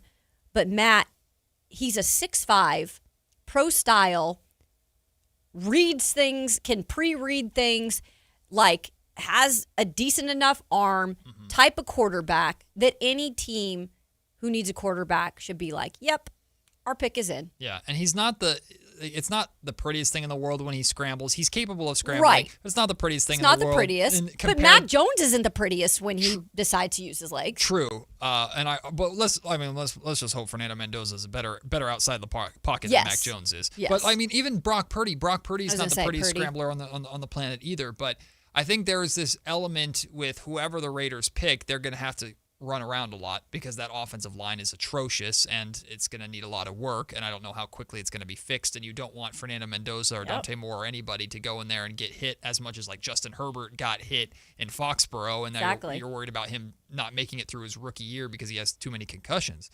But like, every time Raiders has to deal with Jamarcus Russell this, Jamarcus Russell that, blah, blah, blah, blah, blah, like if you take Fernando Mendoza and it doesn't end up being the right pick, and doesn't end up working. First and foremost, everyone's going to blame the Raiders organization for that, not Fernando Mendoza for that. But nobody can blame you for the pick, right? Like, don't try and get cute. Don't try and say, oh, we need to do this more. We need to do that more. We liked this element of Dante Moore or whoever. Like, don't try and get cute. Do the obvious thing. Hopefully it works out and you finally found your franchise quarterback and he ends up having a better career than Derek Carr ever did.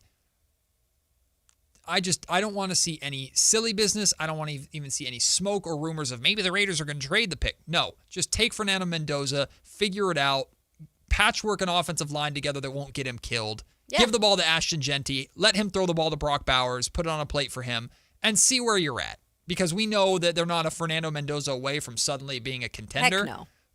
But it's a dang good start, so do it right. Believe me, I went through this with Tennessee last year. Do they pick Cam Ward? Do they not? Cam Ward is more of a gamble than Fernando Mendoza is. Mm-hmm. And Cam has improved towards the end of the year, and he did it with a very shaky line. Not as shaky as the Raiders, but I'll say this. You have to start somewhere. And the quarterback is the most important position. And you have to start, if you're the Raiders, to building around somebody who's going to be there hopefully long term. Some things you hit, some things you don't. A lot of teams don't have luck. But at some point, you have to just go and try. And if he's right there, you have to at least bring him in. And then, like you said, bring in the right coach that you hopefully can patchwork the offensive line. Because I'm going to tell you this right now. Pete Carroll's son pretty much took you guys back 3 years with that offensive line. Oof. That was one of the bigger problems, underlying problems, that he should have been gone game 2. Yeah. So I think the line can be better, okay? It's not going to be fixed overnight. It can be better with an actual coach that's capable of putting a line together. Mm-hmm. And then you just have to start building around him. But you got to start with the quarterback. Mm-hmm. once we get closer and as we build up to the actual draft night, even if the conversation should be just take Mendoza, it's obvious. We will talk more about Mendoza, get more insight from draft analysts and experts about Mendoza and his fit with the Raiders going forward. But, I mean, the eye test says so much. Mm-hmm. And, I mean, he completed 17 of his 20 passes against Oregon for 177 yards. 5 of his 17 completions were for touchdowns. Insane. I mean, he's just so efficient with where he places the ball. It wasn't wide open receivers every single time. Like, the coverage for Oregon was decent at times. He just put it where only his guys could get it. Exactly. It was surgical what he did against Oregon in the pocket. And again, you need to have weapons to throw to, and the Raiders have to deal with that too at the wide receiver position. Although I could see Brock Bowers catching 1,000 passes a game from Mendoza easily and using Genty out of the backfield even a little bit. But I'm also daydreaming about you get Mendoza in the building and you have him basically sit next to Tom Brady every opportunity he can get and just learn from the GOAT. Like, to me, it's what you want to call it, fate, match made in heaven, or just it's so obvious you can't be stupid enough to screw it up. Just Raiders, just do it. Just do it. And I say, if anything, Tom Brady has spoke about him. Dude, every single quarterback or analyst has had nothing but great things to say about the young man. But with Tom Brady specifically, being able to have access to a GOAT like Tom Brady, and I just love the fact, too, I wanted to add in that Fernando Mendoza has not been scared to just stay at one place and, not experience adversity. That's what I also like him. He's going to an adverse situation in Vegas. Yes. He can handle it. But can you imagine if he turns it around, if he's the quarterback to – because when Derek Carr had that MVP caliber season when the Raiders won 14 games? Yeah. He was – and that was in Oakland. Mm-hmm. He was like – God around there, right? And that bought him so many more years with the Raiders organization. If Mendoza can be the guy, not just to put the Raiders back on the map, but to do it in Las Vegas, in Allegiant Stadium, and maybe get it to where that's not the opposing team's home stadium for an extra game a year, because we see every single road team that comes into Allegiant Stadium takes that building over, and that's how Vegas makes their money. Right. So good on them. But if he can be that guy, man, he's going to be even more of an icon than he already is. So Raiders, don't be enticed by these. Just don't be yourself. Like just listen to Tom. Go out and get him and make it. Do it right. Just do it right, Raiders. Just do it right. We're gonna keep talking football. If you notice, this wild card week or weekend was a really bad weekend for home teams.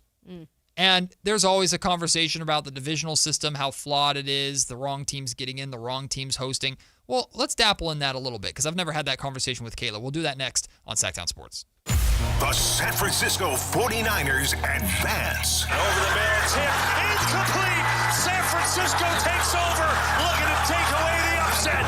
The Seahawks are next. He's got it, and plenty more. Touchdown, Seattle. Stay on your home of the San Francisco 49ers. Sactown Sports 1140. This message comes from Viking, committed to exploring the world in comfort. Journey through the heart of Europe on an elegant Viking longship with thoughtful service, destination-focused dining, and cultural enrichment on board and on shore. With small ships that bring travelers closer to the destination, there's more time to explore. And every Viking voyage is all-inclusive, with no children and no casinos. Discover more at Viking.com. Are you 50 or older? This news is for you. The CDC recommends you get vaccinated against pneumococcal pneumonia. Even if you're healthy, your age puts you at risk. People 50 or older are over 6 times more likely to be hospitalized with pneumococcal pneumonia compared to adults 18 to 49. Just one shot can help protect you. Learn more and schedule at vaxassist.com. That's VAXassist.com. Sponsored by Pfizer. Country in the Park is back. May 8th and 9th at Cal Expo. Miranda Lambert. John Party. Chris Young. Turnpike Troubadours. Dylan Scott and more. Line dancing, live DJs, Mechanical Bulls, huge festival area, and food trucks. Tickets start at only $68. Country in the Park. May 8th and 9th at Cal Expo with Michelob Ultra and Raising Cane's Chicken Fingers. More info at CITVFest.com. Big savings are back at Folsom Lake Honda, your one-stop Honda shop. Looking to own or lease? We have options for everyone. Plus, lower interest rates at Folsom Lake Honda make for lower payments. It's no wonder Folsom Lake Honda is your one-stop Honda shop. Get an instant cash offer for your trade at FolsomLakeHonda.com. We'll buy your car whether you buy from us or not. Visit us today at FolsomLakeHonda.com. Folsom Lake Honda, yeah, your one-stop Honda shop. Come check out Capital Casino, Sacramento's #1 poker room with the most variety of table games in the region in a safe and friendly environment. Plenty of well-lit parking available, conveniently located in downtown Sacramento. And remember, Capital Casino has the best food, the best service, and the best action. 411 North 16th Street in downtown Sacramento. For more information, log on to capital-casino.com and please gamble responsibly. 1-800-GAMBLER. Sometimes you need country music. Next time you have that feeling, check out New Country 105.1 KNCI, where you have 4 opportunities each weekday to win $1,000 and double your paycheck. New Country for Sacramento, 105.1 KNCI.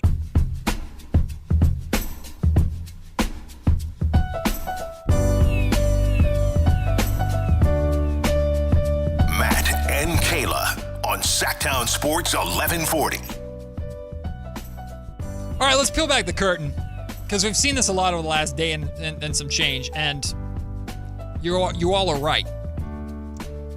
When they told us this was going to be called the Matt and Kayla Show, our reaction was, can we do something more creative? Like, at the same time, we were like, But there are reasons why we are creatively going away from a midday show or the day part show, because big things are happening at Sactown Sports. People, you got to understand. I mean, there's a reason why I hitched my wagon to this. There's a reason why I came back. There's a reason why I left ABC 10. I left TV. I left the Locked On Kings podcast that I've been doing for 9 years to start a podcast brand new here, the Matt George podcast. You can check it out. And start a radio show. And it's because we are entering, I think, a renaissance period for Sactown Sports and Sacramento Sports Radio. Because whether the Sacramento Kings are good or bad, this city is 1,000% a sports town. Mm-hmm. It's just different here, and I think you've experienced that over your time being here. It's just these fans, whatever team they're interested in. Of course, a lot of us are Kings fans or 49ers fans or whatever. But this city is we just have different connections with sports, different connections with our teams, and you guys are starved for content, and I love that. I love that because it's provided an environment for myself to grow my career. It's provided Kayla an opportunity. She's bounced all over the country doing all sorts of sports coverage, and now is here in Sacramento because she sees it, because she feels it. So we're entering a renaissance period here at Sactown Sports that's very exciting, because whether it's on air with our incredible new lineup that we've put together from 6 to 6, whether it's all the digital content that we're just starting to do. Our engineering team has been phenomenal. Jason and Brian building us a state-of-the-art, brand new podcast studio, amazing. Which I'm gonna break in and get to work in for the first time. I have a podcast episode dropping tomorrow that dropping today that I'm actually really excited about. So I'm gonna get down there and have some fun in that room a little bit. They built it just for Matt George. That is not true, because that's a terrible investment. But I will be using it a lot. Let's put it that way. I will be using it a lot. But I say all this to say I'm not just trying to hype up Sactown Sports. Genuinely, they are investing in the best sports coverage that you can find in Sacramento, in Northern California, period. That's what they're investing in. And we're excited to be a part of that. But we see your comments about, we got to change the show name. We got to get something more creative. I hear you. Believe me, we gave about 30 different, I'm a alliteration fool. Yeah. I just love alliteration. So when I was midday Matt, I was like, oh yeah.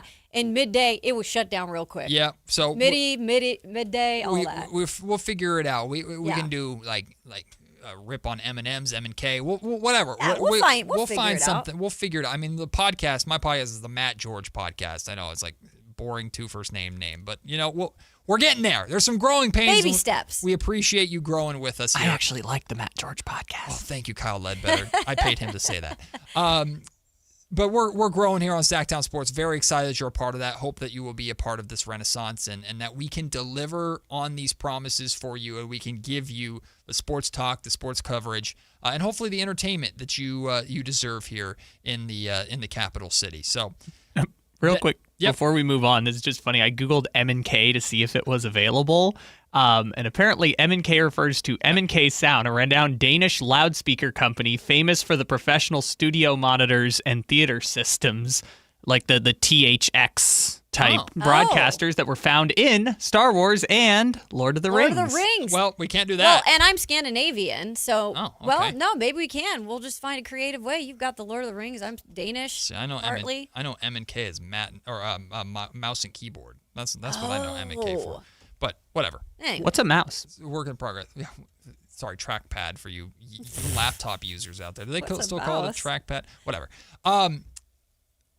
Getting back to football talk here, and we're going to talk more of the Kings. Don't worry. In our next segment, our 12 o'clock segment, that's what's called our lunch break segment. We're still trying to establish this. That is the time for you to call in and be a part of this show. And it doesn't have to be about one specific topic. It can be about anything that you want to talk about. Hopefully it's sports related. But that is your time from 12 o'clock to 12:25. That is that time for you to call in and be a part of that show. You're on your lunch break at work, so spend your lunch break with us and come chat with us over here. But we're also going to talk about the Sacramento Kings more in the next hour.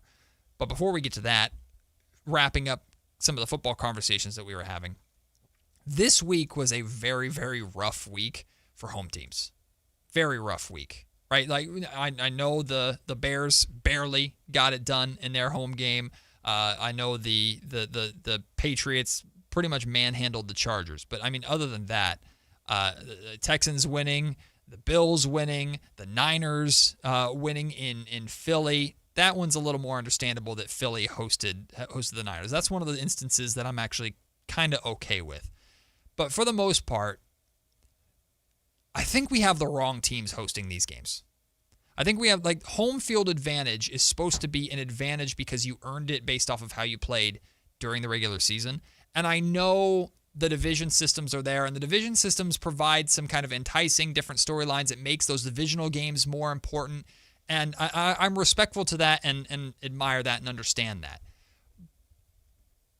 But there's no way to me that the Texans, after winning 10 straight, should have been on the road, or 9 straight, should have been on the road in Pittsburgh last night, regardless of how good Pittsburgh's been. There's no reason to me the Buffalo Bills, who have the reigning MVP, should have been playing that game in Jacksonville, Florida, although I'm sure they enjoyed the sunshine a little bit compared to the temperatures that they're used to.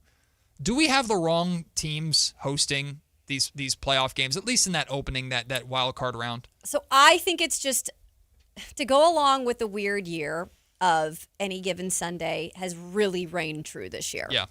More than any other year recently that I remember.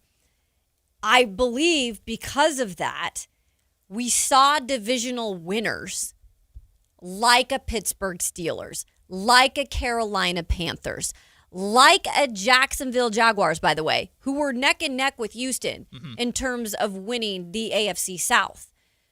I almost feel like it's a blip on the map. Like, we won't say this every single time moving forward because it was such a wonky year and because of those 3 teams that I specifically named that I believe, all lost at home because they won their division. It's like I don't see that being something that we necessarily have to fix right now just because it was such a bizarre year. Mm-hmm. And I will say I'm a bit hypocritical with this too, because I know if I were a Jacksonville Jaguars fan and I don't get to see playoff football often in my home stadium, or if I were a Carolina Panthers fan and it's been a while, I know I would be going, no, we've earned this. Give it to us. Go away. The rich don't always get all the great stuff. The best teams don't always get the great stuff. We earned this. We fought. Regardless of what our record is, we won our division. We deserve this home game. I acknowledge that argument completely and know that if I was on that side of the coin, that would be the argument that I would have in my heart. I just don't think it's the best look for the league necessarily to have all these road teams coming in. And everybody knows the road teams are better. Yeah. And then they prove that they're better. Mm-hmm. The seeding system is what it is. I don't know what the fix is. This is me complaining without providing a solution. But I don't like seeing. I think we should be seeing home games or home teams winning more home games and having more of a home field advantage than they do. I get where your argument's coming from, but when you look at like just the blanket of results, and it does look a little bit rough on the league because you have a team like LA specifically that is going and playing the Panthers, and it's like, okay, the Panthers, they like good for them, like they've done enough to justify that, but their division was crap. Like the Panthers division was crap. Sure. Let's just be out there with that. But LA, then they kind of they get faulted too because it's like they're playing in a really good division for the most part. They're playing in the best division of football, and it's not close. So that's kind of that was anyone's game too. Like I was mentioning with the AFC South, that's usually a poo-poo division. Mm-hmm. Houston and Jacksonville were both very, good teams this year for the most part. Houston's a better team though, but the shakeup of how it goes when it comes to the division, Jacksonville just had a little bit better of an opportunity to host. Yeah, and that's that. So annoying, it's different. It is. And the annoying internet argument of, well, just win your division, get good then. Just when you want the home game, just win your division. But yes, and I'm not making an excuse for the Niners. I don't have a horse in the race when it comes to the San Francisco 49ers. I'm not a 49ers fan. Right. But both the Niners and Rams are sitting there with significantly better records than a team like the Carolina Panthers and going, we couldn't come close to hosting because we had to battle with each other and battle with Seattle. And Seattle won it fair and square, and good on them, and they're going to have that home field advantage this week when the Niners come to town. But again, I just feel like the best teams should be hosting these games, but then again, it also opens the door to if the worst teams are hosting the games, they get that home field advantage. Maybe it gives them a little extra juice to pull off an upset or two. But we didn't see that too much this week. So there's arguments for both sides. I don't know. Just optically, it felt weird for me watching all these games, knowing the best team is wearing the road jersey. Yeah, in these games. and that's it. I think it just goes. Good job with the script this year, the NFL, because the script has fit the weirdness that you have laid out for all of us, because it's continuing in the playoffs. With just the optics of it just looked different. Kyle, when we brought up that this was going to be a topic that we were going to discuss, you added some really interesting notes to kind of support this conversation, support this audio. Do you want to share those and just I'm what interested. you've taken away from that? Okay, so just real quick before we go to break, my fantasy football name for the last 5 or 6 years has been the AFC South is a pyramid scheme. Yes! All right, Kyle, let's go. I'd like to now change that to the NFC South because the NFC South has kind of taken that mantle and ran with it. Both of those divisions are the reason why we're having the entire conversation. Yeah. It's just the AFC and NFC South because they don't have a premier organization in any of those divisions. Historically speaking, you could say the Colts, Texans, Jaguars, and Titans are all not well-run organizations. Sure. Yep. Sometimes they have good stretches, sometimes they don't, but none of them, once they get to the playoffs, ever do anything of significance. So those two divisions are just the reason why everyone has to have this conversation every year. But yeah, to your point, the AFC South hasn't put a team in the Super Bowl since 2011. The NFC South hasn't had a bye since 2019, which was the Saints. Ooh. And I believe the NFC South teams are 3-3 in these home playoff games that they have hosted as either a 3 or a 4 seed over the last 6 years. And I know the divisions are based geographically, hence the North-South, the whatever. But I wonder if there's ever any conversation that's had about, do we completely reorganize divisions? Mm-hmm. And I know that would probably mean more travel and rivalries would be less important, or you'd form new rivalries because you have new divisional opponents. But I'd be very intrigued. It would be a fun exercise one day if we were to, as a show, build a new divisional system for the AFC and NFC that we think made the league at during its the best. summer? Yeah, maybe during the summertime. Yeah. Just made it this is the most competitive league that we feel that we could make. And it doesn't set up all the juggernauts to just win their division every single, but just to improve so we don't have these stinker divisions that we have every single year that just you're like, maybe a fun story will come out of it, but then they get into the playoffs, they play the big boys, and we see what happens. But switching gears, when we come back, we're going to our lunch break segment. It is your time to call in, so why don't you bug Kyle Ledbetter, pick up the phone, dial 916-339-1140 or 800-920-1140. Want to talk Kings, want to talk Niners, talk sports in general, other interests that you have. Hopefully it's sports related, but we can try and have some fun on this show. And Kayla and I will also dive into some more Sacramento Kings talk, including a conversation that is not meant to be insulting towards Domantas Sabonis, but it definitely could be taken that way. We'll discuss more on the second half of the show right here on Sactown Sports. This is the story of the one. As a safety manager at a manufacturing plant, he does everything he can to keep his coworkers safe. From finding ways to reduce risks to keeping safety supplies in stock. And for that, he relies on Grainger. Grainger offers a broad range of quality products and next-day delivery, so he can always play it safe. Call 1-800-GRAINGER, click Grainger.com, or just stop by. Grainger, for the ones who get it done. Never have I ever called my sister from the finish line of my first marathon. Hello? You won't believe where I am. Are you running? Mile 26.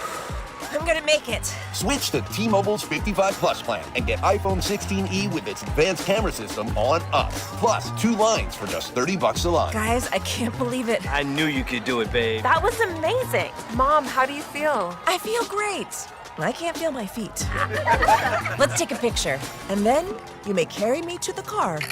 Share every stride, every mile, every memory on America's best network. Switch to T-Mobile's 55 Plus plan and get iPhone 16e on us and 2 lines for just $30 a line.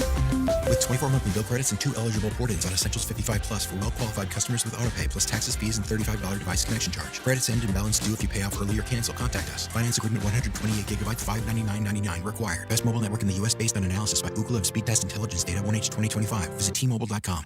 Tune in every Thursday, Friday, and Saturday for the Toyota Tahoe Report with Johnny Mosley and me, Elena, bringing you the latest weather conditions up at Tahoe. Brought to you by your local Toyota dealers. Toyota, let's go places. Get as loud as you can for Monster Jam! The one and only Monster Jam. Packed with stunts, smiles, and jaw-dropping skills. See the world's best drivers tear up the dirt in your favorite Monster Jam trucks. Like Gravedigger, El Toro Loco, Megalodon, and more. Only at Monster Jam. Coming to Golden One Center January 23rd through 25th. Brought to you by BKT Tires. Savings available on select opening night tickets. Guys, if your energy is low, your strength isn't what it used to be, or your drive feels off, it's not just getting older.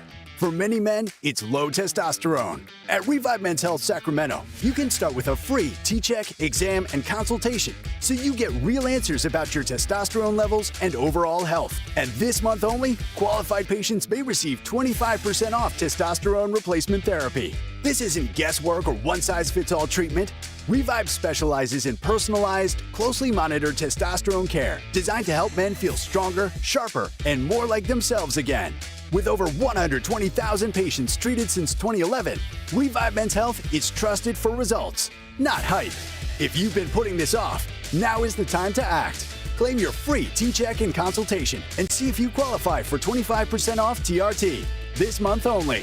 Call 916-619-3000. That's 916-619-3000. Or visit ReviveMen'sHealth.com. Terms apply, must medically qualify. Daniel Tosh, My First Farewell Tour. Saturday, January 24th, 8 p.m. The venue at Thunder Valley. This is how I come up with material. I rant to my friends and my family, my inner circle, and when they hate every word coming out of my mouth, I know it's ready. Saturday, January 24th, 8 p.m. The venue at Thunder Valley. On sale now. For tickets, visit ThunderValleyResort.com. Don't miss your chance to see Daniel Tosh. KHD1 Sacramento, KYMX HD3 Sacramento. From the Power Business Technology Toshiba Studios. Sactown Sports 1140.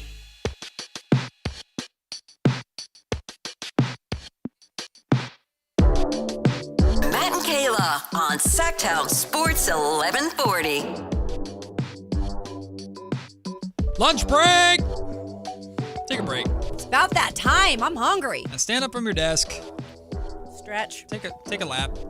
Go to the vending machine, or if you're more responsible than me, you made your food at home. You meal prepped. I don't think either of us are. No, God today. no. Only me. I spend way too much money out at getting lunch at establishments near my place of work because I'm too lazy to get up in time and meal prep properly. And then when I do meal prep properly, it's like I like the food, but there's other options. There's better stuff out there that's not my terrible cooking. True. So we got a bit of breaking NBA news before we dive into Sacramento Kings conversation. Again, this is the lunch break segment. You can call in 916-339-1140, 800-920-1140. We'd love for you to be a part of this segment. This 12 to 12:25 segment, it's your segment, so we'd love to get involved. We already got some characters calling in yesterday, Kayla, to say the absolute least. Shout out, I think it was Patrick. But a little bit of breaking news regarding Anthony Davis. Is that where you hit the sounder, Kyle? I know I jumped all over it. Well, it was mini breaking news, so it's Hey, okay, mini breaking news. There it is. Boom. Oh. Dallas Mavericks star Anthony Davis is likely to undergo surgery to repair ligament damage in his left hand and miss several months, sources tell ESPN. This is from Shams Charania. His Dallas season is essentially over given the prognosis and the Mavs' direction. Again, that's from Shams. And apparently AD responded to this on social media and responded to an aggregation of this report and just tweeted lies with an exclamation point. Regardless, is anyone, raise your hand if you are shocked by the news that Anthony Davis is hurt and is going to miss extended period of time. Anyone? The Dallas Mavericks traded Luka Doncic for that. Hey, and a first-round pick. They traded Luka Doncic for that. Ugh. But Luka was overweight. Hey, well, fat Luka, man. Luka was eating Skittles like us. Anthony Davis is in shape while he sits there getting another surgery or is dealing with whatever he's dealing with. Don't mean to poke fun of it. Anthony Davis has just had so many bangs and bruises and bumps and bruises throughout his career, and it's a shame because when he's playing, God, he's good. Mm-hmm. He's incredible to watch. But, I mean, if you're Dallas, you just want to get this entire saga behind you. I know Nico's already gone, and they're moving in another direction. You have Cooper Flagg there, and hey, you got the number 1 overall pick. Cooper Flagg's going to be incredible. I think he had a really good game last night, if I'm not mistaken. But this whole Anthony Davis saga, and his name is now going to be forever synonymous with Luka Doncic and that trade. And it's not like I feel bad for Dallas Mavericks fans necessarily, because you've had a lot of good things, but man. That stinks, though, because they had no control over that. Yeah, nothing. And I don't blame any of them who are still have picket fence signs in the street. Even like the guy that you wanted fired has been fired, but it still doesn't feel good. So now you want someone else to take the blame for it. But Anthony Davis, whether he says this is a lie or not, it's in the best interest of the Dallas Mavericks, too, to probably shut him down if he's a little bit banged up. Even if it is a little. And maybe they can add another top pick to that core of Cooper Flagg and move on from this weird Kyrie, Anthony Davis era that they built there in Dallas. It's been very weird. AD and done. Yep. Well, moving on. Sorry, bud. Well, the Sacramento Kings have been dealing with their own injuries to their starting center in Domantas Sabonis, but a lot of people caught, if you showed up to the Golden One Center last night when the Kings beat the Lakers, by the way. Forgot to mention I just heard that. It's been a while since I've said it. I need to make sure that I thought that was going to be like every segment. It's supposed to be, and shame on me for forgetting to remind you every segment that the Kings beat the Lakers last night. But before the Kings beat the Lakers, there was the players always come out there. They come out there at different times. They get their individual work in. This is hours before the game starts. This is before when everybody comes out and just shoots around and does layup lines like 15 minutes before it. So it's not that kind of warm-up. It's just another level to it. And everybody gets individual work in. And that included Domantas Sabonis last night. He was out there working, moving well, getting shots up. I watched him for a little bit. It seems like he is approaching a return, which under normal circumstances would be great. Domantas Sabonis is coming back. He's missed an extended period of time. We know how important Domantas Sabonis is to this team, one of the highest paid players on the team. Like, good, Domantas Sabonis is coming back. But I do think it's a fair question to ask, how badly do the Kings really want Domantas Sabonis back? And there's a lot of layers to that question, but first and foremost, the most obvious layer is Domas coming back, in theory, should make you a better basketball team. The Kings have won 2 in a row. They have not won 3 in a row yet this season. It doesn't sound like he's going to be playing tomorrow night when the Kings play the New York Knicks, but who knows? We haven't heard anything yet. Regardless, winning basketball games is not in the best interest of the Sacramento Kings. And when it comes to draft lottery odds, Kayla, with the new, it's not new anymore, but the draft lottery system, you no longer, like the Raiders, you no longer have the best odds of the number 1 overall pick just by being the worst team in the league.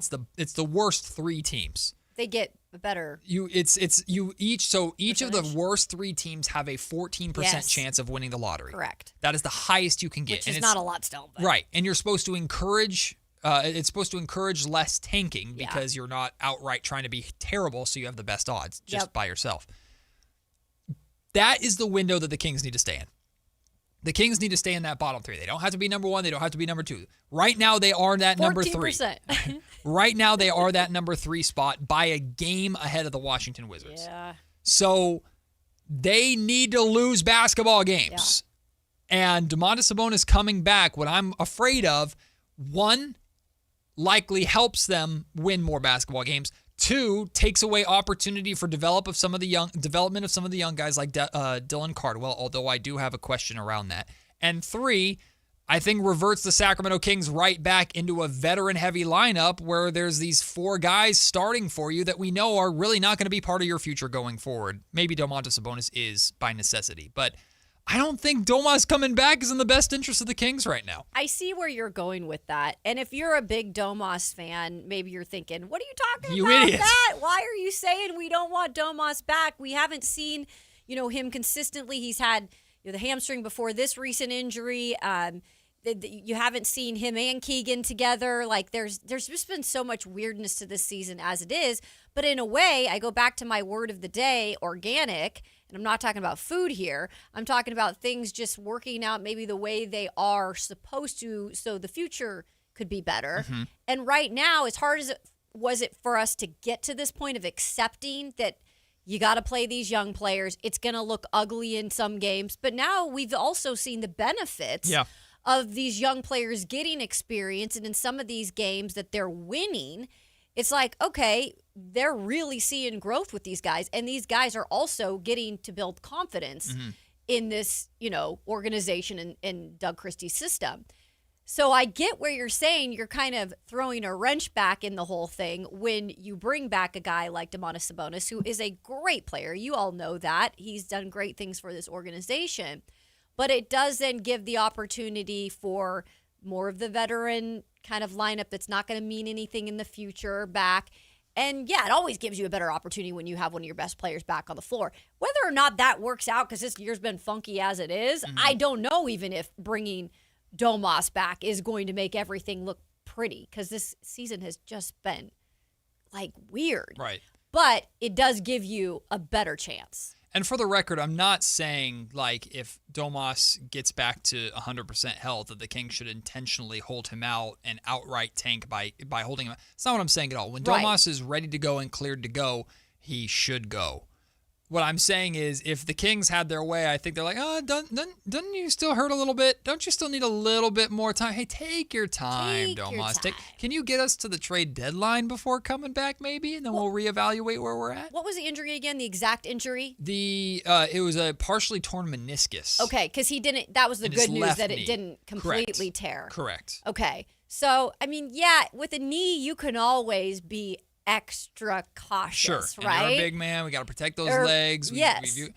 But again, there's a line, and we know Domas. Domas has always been a guy that's just like, I'm going to play through everything. I want to play. I want to be out there, and I admire Domas for that. But again, I think the Kings organization, if they had their way, like, Domas, take your time. And it's a little sore today. Oh, okay. We'll just hold you out today. Why don't you just take it easy? Mm-hmm. But genuinely, I feel the Kings would feel that way. But I do want to put a pause on this conversation and talk about, is there a possibility that both Dylan Cardwell and Maxime Reynaud could still play consistently with Domantas Sabonis coming back? I have an idea for that, but this is, of course, our lunch break segment, and we got Mitchell on the line. Mitchell, thank you for calling in to Matt and Kayla. How are you, my man? Hey, I'm good. Hey, shout out Matt, Jessup alum. What's up? Go Warriors. Hey, go Warriors. So proud to see your journey from calling those games to be on the radio now. It means the world, man. Thank you. Heck yeah. Hey, so my question, what is with the Kings organization and hating the players that love Sacramento? Like I'm listening to your talk about Malik and kind of like the value difference between him and Dennis's situation. And I'm like, man, Malik loves the city. We love him. And we're just so eager to ship him out because of it. And I just see that pattern over and over, whether it be Tyrese or even Fox back in the day, even Isaiah Thomas. It's like the second, there's affection for where they're at here. It's like we cannot wait to get rid of them. It's like that relationship where it's like you love bomb someone and they get the Kings get the ick and where they got to ship them out. But I'm just thinking about the consistency of that. Mitchell, thank you so much for the call, my man, and shout out Jessup. Really appreciate you. I hear I see where he's coming from because it does feel like there is a little bit of a pattern there. But I'll let you guys in on some conversations that I can realistically have with members of the current Kings front office. And this is conversations that I've actually had with old members of old front offices before. This fan base has a special love and a special attachment towards certain players. These journeyman players who are comeback stories or underdog stories, who play hard and hustle. Why do you think the city is falling in love with Dylan Cardwell right now as we speak? This fan base latches on to those guys. Isaac Jones? Yes, Isaac Jones, yes. And they especially love players that acknowledge them back. A great example of this is Harry Giles. When Harry Giles was drafted by the Kings, I remember someone found old tweets from Harry where he was like poking fun at Sacramento. I can't remember what they said verbatim. It was something along the lines like, I would never want to play for Sacramento or something like that. Who would want to play for Sacramento? Like something like that. And it got off to the wrong start. But Harry was a master at playing to the crowd and connecting with his fan base and marketing himself in that way to where he became unbelievably loved and popular here, even though he wasn't that good of a basketball player at the NBA level. And there are a number of stories like that throughout the playoff drought. I bring up the name like Jack Cooley. Have you ever heard of Jack Cooley? Yeah, Jack Cooley was beloved here in Sacramento. Even played video games with a group of Sacramento Kings fans. Like, we latch onto these guys. We love these guys. We love their stories. And especially if they show us that love back, we gravitate towards those people. But you have a general manager in Scott Perry, a front office group that's come here to Sacramento that has no prior attachment, period, to any of these players. And to some extent, that's a good thing. To where they are looking at, how do I build a team that you won't just love because they're fun underdog characters? How will I build a team that you'll have to put every single one of those jerseys up in the Raptors? How do I build a team that you're going to have to put statues in Doco after they win you a championship or two? Because we'll love those. Look how much we love Doug Christie and Bobby Jackson and Mike Bibby and Vlade Divac and Peja for the years, the glory years where they never won a title. They should have, but they never won a title in the early 2000s. Those guys are immortalized in this city. What if you actually win one? So I say all that to say, I hear what Mitchell is saying completely. Like, Malik Monk loves it here. He's a pizza guy. He's talked about how much he likes this community. And it feels like the Kings are trying to get rid of him. Why? Why does that make any sense? He brought up Isaiah Thomas, too, in the past. These guys that have connected with the city. I hear what you're saying. But Scott Perry generally doesn't and really shouldn't care about that. What he should care about is, how do I, again, we spent the whole first segment, I disagree with how they're evaluating Malik Monk. But how do I turn Malik Monk or any of these guys, whether they're fan favorites or not, how do I turn them into what I need to actually build a sustainable winner here? And that's what you're all trying to do. You're trying to actually have an organization that becomes stabilized. And that is not a word that you're familiar with. And unfortunately, even adding on to that, because you're talking about some of the underdogs that they've wanted to keep. There's also been some good players that they've moved on from, Fox. And part of that problem, too, is the somewhat of dysfunctional situations that have happened. Very much so. And unfortunately, when you guys, if any fans of any team have seen with certain maybe organizations that are in this situation where there's just not enough long-term stability, then you're always going to be switching over the GMs or the coaches. And then players, unfortunately, get switched over because new regimes come in. And so there's got to be some sort of foundation that is then built upon here for a while. And so then maybe you see some of your guys that you really, really like stay here for a bit more. It's a business, though, that's always going to be moving and grooving. You're not going to get a Steph Curry situation a lot of places. Sure. But it's not helped that there hasn't been that real solid foundation that you can build on. And the reality is, too, you need to have people in these positions that don't have those attachments, that will make the right basketball moves that need to be made. And if Scott Perry, now he'll be judged on every move that he makes. He's already been judged on the Dennis Schroeder signing. He's already been judged on what he's tried to do, his draft picks and things like that. And it's not a complete judgment, but there's already been judgment there. If he trades Malik Monk and he gets nothing from Malik, and we watch Malik blossom elsewhere, and it's like because the Kings weren't using him right, he's going to have to wear that for sure. But you can't have guys like I'll admit this. I'll build teams on NBA 2K and things like that in a video game. It's like I can't get rid of the virtual version of this guy. I like him too much. Exactly. Like I could never feeling attachment. I could never find it in my heart to trade Keegan Murray. That's bad. I should not run a team. You're not a GM because I'm attached to a player that barely knows I exist. Yeah. So it's good to have somebody like Scott Perry who has to be ruthless at times and has to look at this from a basketball standpoint. Hopefully, though, Scott actually gets this stuff right. All right, continuing with our lunch break segment. We got Raider Ted on the line. Boy. Raider Ted, I think I have an idea what you want to talk about. I just wanted to say welcome to you guys. You're doing a great job, and it's refreshing to actually hear somebody talk about the Raiders for a change. Woo! It just doesn't happen. Carmichael Dave doesn't like to talk about him, but he likes to insult him. And then everybody on the text line, just hammers us. And, I do that myself. Low-hanging fruit. Exactly. But I agreed with you on Mendoza. I mean, they just can't screw this up. And, even if somebody came at us with like 3 first-rounders, it's like we could build the lineup and then just not have a quarterback again for another like 5-6 years. Not that he's, the guy, but, and then the Kings, I'm a long suffering, I went to ARC 01 when it was 10,333 when we picked Joe Klein, God bless him. But that's how far back I go. And, it's just been such a struggle to get this team winning for consistent years. And we thought we were going to do it again, and then it fell apart, and we got nothing back for Fox. So I'm just frustrated. It's nice to hear your guys' new perspectives, and obviously your experience from the TV side, both of you, is refreshing. And that's all I got right now. Is just, I'm just happy that we're rebuilding the Raiders and the Kings at the same time, because we've been suffering for a long time as fans of both of those teams. Raider Ted, how cool would it be for the Kings and Raiders to have the number 1 pick in the same summertime? Now, that would be pretty rad, and we're hoping that'll be the case. I'm going to put you on the spot, though, really quick, Ted, before I let you go. If you, totally on the spot, who's your pick for the next head coach if you could have your way?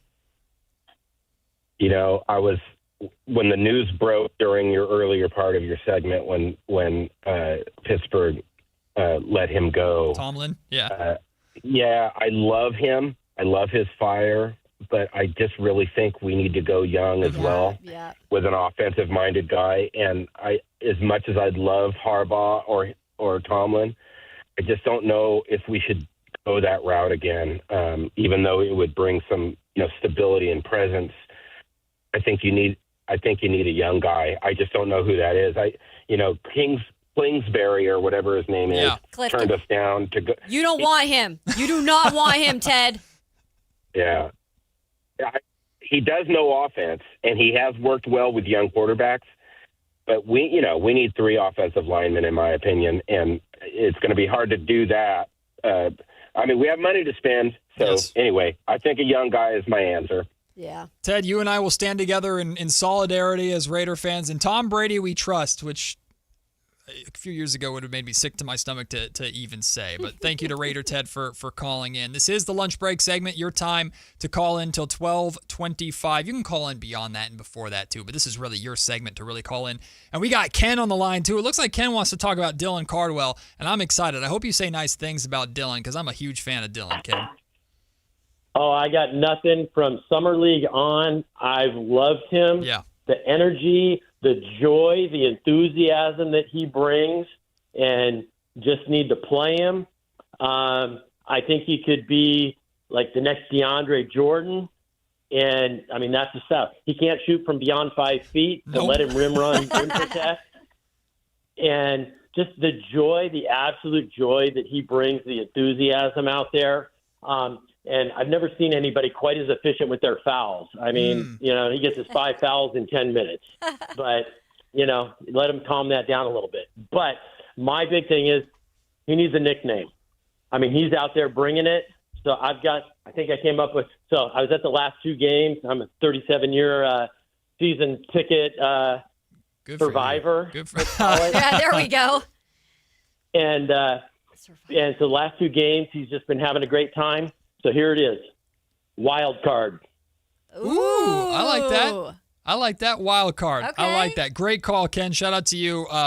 Look, when I've had conversations with a couple members of the Kings front office, and when before the season started, all I heard about was Dylan Cardwell. Seriously, I was told verbatim that some people in that Kings organization have not seen more improvement than Dylan showed from the end of summer league to the start of training camp. Like, he put in work, and we talked about this yesterday.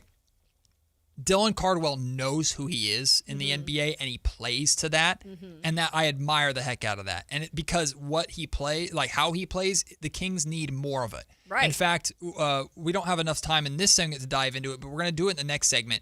We're going to talk about what Dylan Cardwell and to some extent Maxime Reynaud have brought to the table for the Kings defensively that we're really starting to see have a positive impact on the perimeter. Yes. And we'll dive into that. And then I also want to share with you this theory that I have of maybe when Domantas Sabonis comes back, maybe the Kings can find a way to still play Max and Dylan consistently with Domas out there. Interesting. Now is the time to experiment, and this is going to be an experiment. But you're not worried about winning and lose. Well, you want to lose games at this point. You want to lose games. You're not trying to put your best foot forward to win basketball games, and that's where this whole thing, the whole question around Domantas Sabonis really pops into my head, and the real concerns that I have with Domantas Sabonis coming back is, to me, the worst case scenario, Kayla, other than the Kings starting to win basketball games.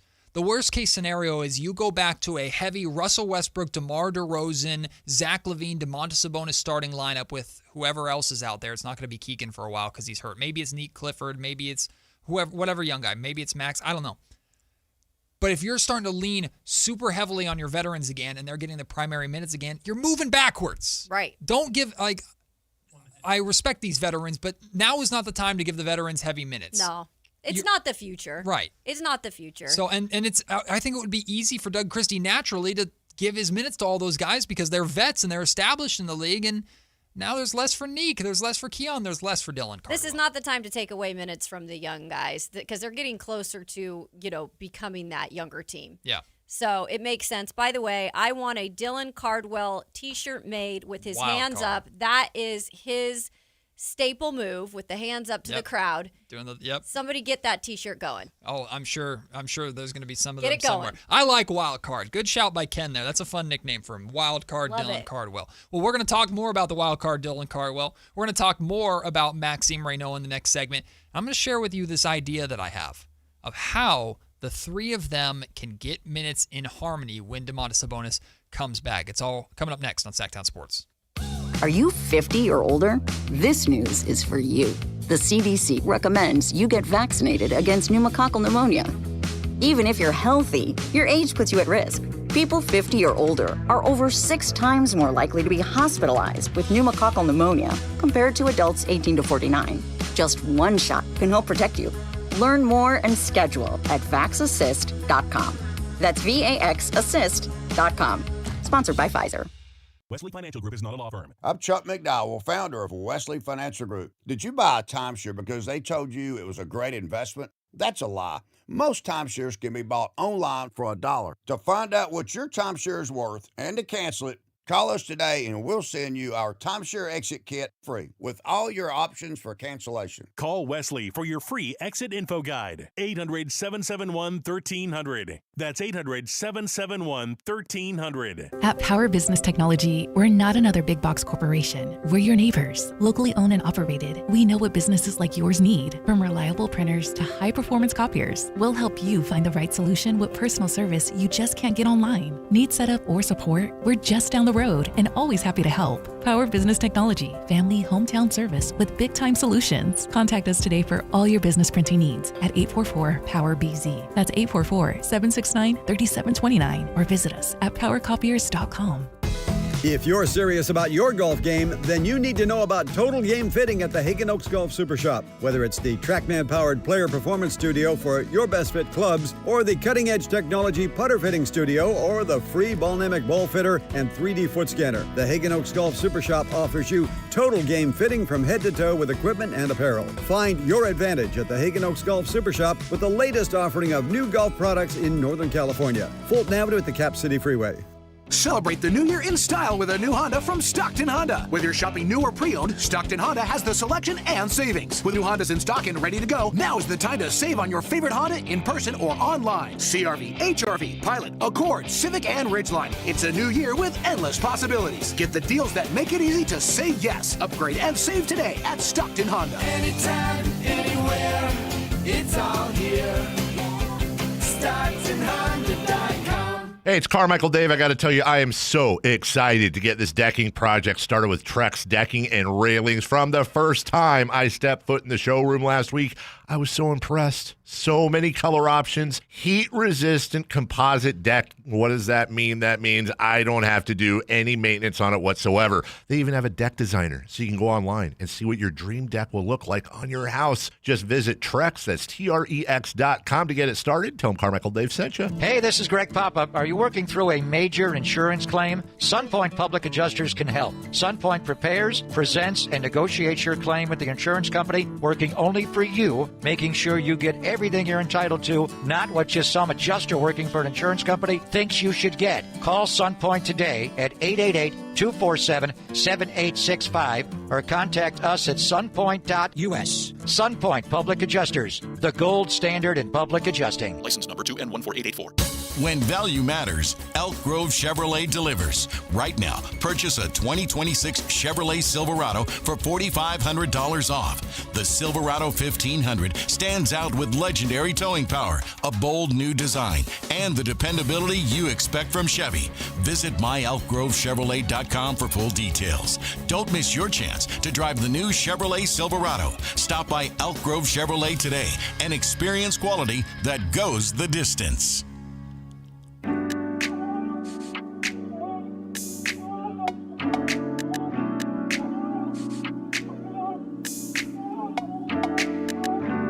It's Matt George and Kayla Anderson on Sactown Sports 1140. Skittles are the best candy. We just call it like it is. They are good. Skittles are the best candy.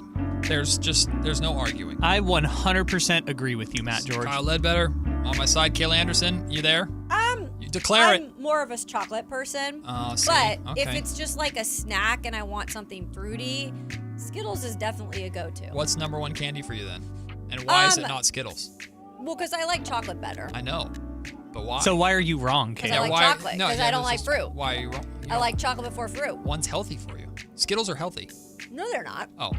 Dark you know? chocolate can be good. That's true. I don't like dark chocolate, actually. What is your go-to? I like a Twix. Twix? Okay. Or just a good old-fashioned peanut butter M&M. Uh-huh. Not the peanut. Okay. The peanut butter. Yeah, you're just like my wife's the same Reese's. way. And you're both wrong. I hate to break it to you. I respect Skittles you're just though. wrong. Nothing to take away from Skittles. No, my They're wife beautiful. and my wife and my son are absolute chocoholics, and I'm just not. I know. I like chocolate, but I'm just like I'm not like that. So it's perfect. Yeah. They don't touch my Skittles. They That's don't touch my great Sour Patch thing. Kids. They don't touch my Starbursts, and they get all the chocolate they could possibly want. Do you I'm like good. Mike and Ike's? Kinda. There's some flavors that are like some Mike and Ike's just aren't good.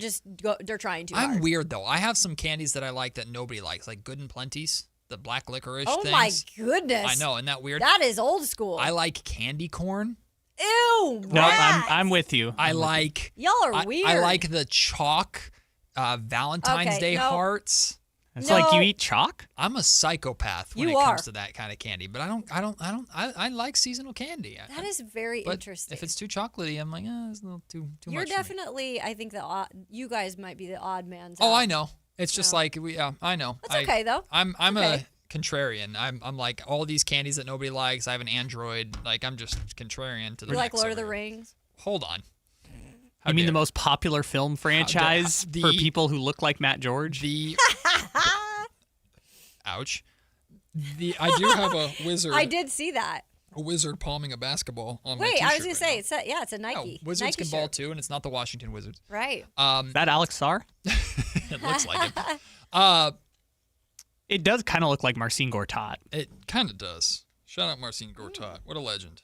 What a legend, Marcin Gortat. It's very interesting. I like it. He was an NBA center, and we're talking a lot about NBA centers right now because Domantas Sabonis, in theory, we haven't gotten any specific update yet about when he's returning, but we can use our eyes and we can see that he's working out. He's doing pregame workouts. He's getting work in and practice consistently. So a return is imminent.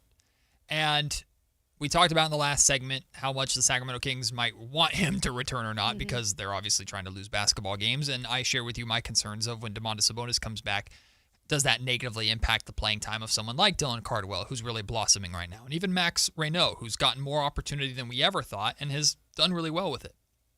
But I had this idea. How do you plug Domantas Sabonis back in other than taking a lot of his minutes away and playing him only 20 minutes a night, which is not realistic? Yeah. How do you bring Domantas Sabonis back and do so in a way that doesn't drastically take away playing opportunity and playing time from Max and from Dylan? Sure. And the idea I came up with is something that we've actually theorized and talked about here in Sacramento for a while. And it's that the Kings drafted Maxime Reynaud out of Stanford because of his floor spacing ability as a center. He's a perimeter-based center. He's shown more in the pick and roll and shown more around the rim than I thought he would in this first season. Absolutely. But at Stanford, he was a great shooter. He spaced the floor. What does that look like next to Domantas Sabonis? So when you bring Domantas Sabonis back, instead of Max or Dylan sacrificing their playing time, what if it's Precious? Yeah. What if Precious Achiuwa is the one that, sorry, Precious, what if your minutes go away? You start Max at the 5, you start Domas at the 4, because a lot of people have wanted to see Domantas Sabonis at the 4 and see what that looks like. And you have a floor spacing center out there, gives Max more opportunities to show off his perimeter game. And then you have Dylan Cardwell still coming in off the bench as that backup center.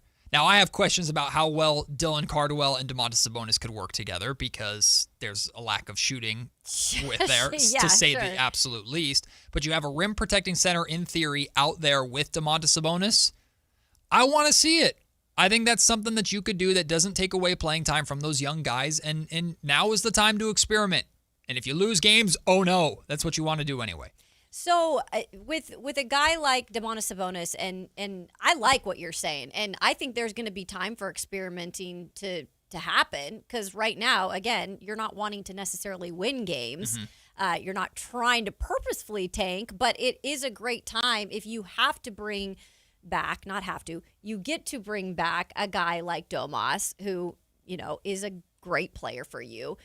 Why not see how he would work with a guy like Maxime specifically out on the floor? Like you said, bring Maxime back to what he was doing at Stanford. And did you speak with his old coach, who, by the way, was at Washington State too, at Stanford? Yes, I did. Yeah, because what did he specifically say on that with Maxime? Well, there was a couple things that was interesting because a lot of what I talked about, when the Kings drafted a 7'1" guy center, I'm like thinking, okay, rim protection. Yeah. But you look at his numbers from Stanford and he didn't block a lot of shots. Correct. And what they explained to me was that because he was their go-to offensive scoring option, they didn't want him blocking shots because they didn't want him getting in foul trouble. Okay. But here in Sacramento, they need the rim protection. And hey, foul hard. Foul hard. Like, go at it, young man. And we're seeing Max kind of learn that a little bit. Do you think that is, though, something long-term? If you kept Domas here, then that would be the situation that would happen. I would That's say what I'm interested in. This is going to be a little insulting to Max, and I recognize that and I acknowledge that. I would say if you feel Maxime is your long-term starting center, then you're probably not going to be a very good basketball team for a long period of time. Now, that does not mean that Max as a second rounder couldn't blossom into something great. We've seen it a number of times.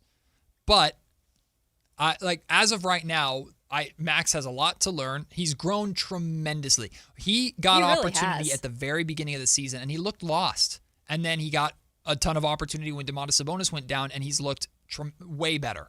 And that's what I'm saying. I've been so surprised with 100%. Yeah. His touch around the rim looks great. That floater looks great. Defensively, Malik Monk gave him and Dylan Cardwell a shout out last night because they're not just protecting the rim by blocking shots. They're protecting the rim by fouling hard and just being a presence down there and not giving free points at the basket. So we've seen Max develop and grow significantly this season, which is really encouraging, and he needs more time to continue to do that. I think the maximized version of Max, pun intended, I guess, the best version of him does involve a Brooke Lopez or Miles Turner-like ability to space the floor and protect the rim. Mm-hmm. And if the Kings can get that out of him, then now we're talking about, okay, you're showing me that you can be a staple of hopefully a playoff team. So why wouldn't they do this? Because they have veterans ahead of them. I know, but that's the thing. We got to get. It's like we got to get past that. Agreed. 100%. Because you're just going back to the point of we got to maximize what Max is, what he can be for this organization. Like you said, maybe not a true center here. So start it now. Yes. If you bring Domas back. 1,000%. And is it going to take away some of the time? But this has happened to all these players this year. There's been minutes hacked from everybody at some point. But it's not about really just giving the veterans you're going to have to take some minutes away. Yeah. If you want to make really the production for the future, you got to start at some point. And that's why I think we're all so desperate to get to this trade deadline because if Yeah. nothing else, Scott, one, get the rebuild started correctly, but two, take a veteran off of at minimum one, but hopefully multiple veterans off of Doug's plate that I have to play them because they're player X. I have to play him because he's DeMar DeRozan. I have to play him because he's Zach LaVine. I have to play him because he's Russell Westbrook. Get one or two of those guys out of there that frees up Doug to be able to do it. It's not that all the veterans can't play and just have to sit down and watch for the rest, but we want a steady balance of young players out there with veterans that they can learn from. Because if you're just putting 5 rookies or 5 young players out there, that's not going to work either. You're getting run off the floor every night. They're not playing meaningful basketball outside of the first quarter. Right. So you need to strike a balance. But with Domas coming back, you have 4 super established veterans that are now right back in your starting lineup that are all going to command 30 minutes a night. And that means other guys are getting pushed down the totem pole. So the answer to your question is there's no reason not to do it except for the fact that I have these names here that I have to play. And I understand Doug feeling that way. I get it. And that's the frustrating part about why I understand Doug right now. He's trying to be a professional. He's the head coach, but he's also got to do certain things that, we can sit and talk about all the what Doug do this, Doug do that. Doug has to also do certain things as a head coach that this is just how it works. Right. You have to be the bad guy. It's a lose-lose situation sometimes. Yeah. So you got to just see somebody move. I know Scott Perry's trying. I know he's trying. Well, we're going to break. We're going to switch gears. We're going to go back to football. We've barely talked about Steelers. We've barely talked about 49ers versus Seahawks. We're going to preview that, and we're going to build up that preview as the week goes on. But we're going to start talking about it between the three of us, and then we got a guest coming on that I'm really excited about. We'll tell you more about him and what's coming up here in the final hour. But we still got 1 hour left, or one segment left of the noon hour right here on Sactown Sports. Talking about guns with others might not always feel comfortable, but it could save a life. Here's a way to start a conversation. Your family is going over to your neighbor's home for dinner for the first time. How would you ask if there are any unlocked guns in the home? Hey, we're so excited for tonight. Before we come over, though, may I ask if there are any unlocked guns in your home? Our guns are stored securely, locked in a safe that the kids can't access. Awesome. Learn how to have the conversation at agreetoagree.org. Brought to you by the Ad Council. Shopping with your parents can be embarrassing. Why would they sell jeans with holes in them? I'm going to speak to the manager. Mom! That hoodie is giving. You should get it. YOLO. Thanks to the Chase mobile app, your kid can shop independently while you keep an eye on their spending. So you can go from... We can be twinsies. ...to... How was shopping? Saw you stayed on budget. Thanks, Mom. Freedom for kids, control for parents. That's family banking from Chase. Account subject to approval. Chase mobile app is available for select mobile devices. Message and data rates may apply. JP Morgan Chase Bank N.A. member FDIC. Happy New Year, Susan. I really appreciate you picking up the bill for lunch. I'm happy to. One of my New Year's resolutions is being better with money. So I've started using Upside, the free app that pays you cash back for buying gas. Wait a minute. Are you saying you actually get paid cash when you buy gas with the Upside app? Yes, I earn cash back just for buying the gas I was already buying. Does that actually add up to anything? I'll make $200 to $300 this year. Wow, that's serious extra cash. I'm downloading the Upside app now. Download the free Upside app now in the App Store or Google Play and start earning cash back on everyday gas purchases. Use promo code RIDER for a 25 cents per gallon bonus on your first tank. That's up to 50 cents per gallon on your next fill up. You can cash out anytime, right to your bank account or a gift card for Amazon and other brands. Just download the free Upside app and use promo code RIDER for a 25 cents per gallon bonus on your first tank. That's code RIDER. Code RIDER. Offers vary by user and location. Go to upside.com for terms and conditions. Guys, if your energy is low, your strength isn't what it used to be, or your drive feels off, it's not just getting older. For many men, it's low testosterone. At Revive Men's Health Sacramento, you can start with a free T-check, exam, and consultation so you get real answers about your testosterone levels and overall health. And this month only, qualified patients may receive 25% off testosterone replacement therapy. This isn't guesswork or one-size-fits-all treatment. Revive specializes in personalized, closely monitored testosterone care designed to help men feel stronger, sharper, and more like themselves again. With over 120,000 patients treated since 2011, Revive Men's Health is trusted for results, not hype. If you've been putting this off, now is the time to act. Claim your free T-check and consultation and see if you qualify for 25% off TRT. This month only. Call 916-619-3000. That's 916-619-3000. Or visit ReviveMen'sHealth.com.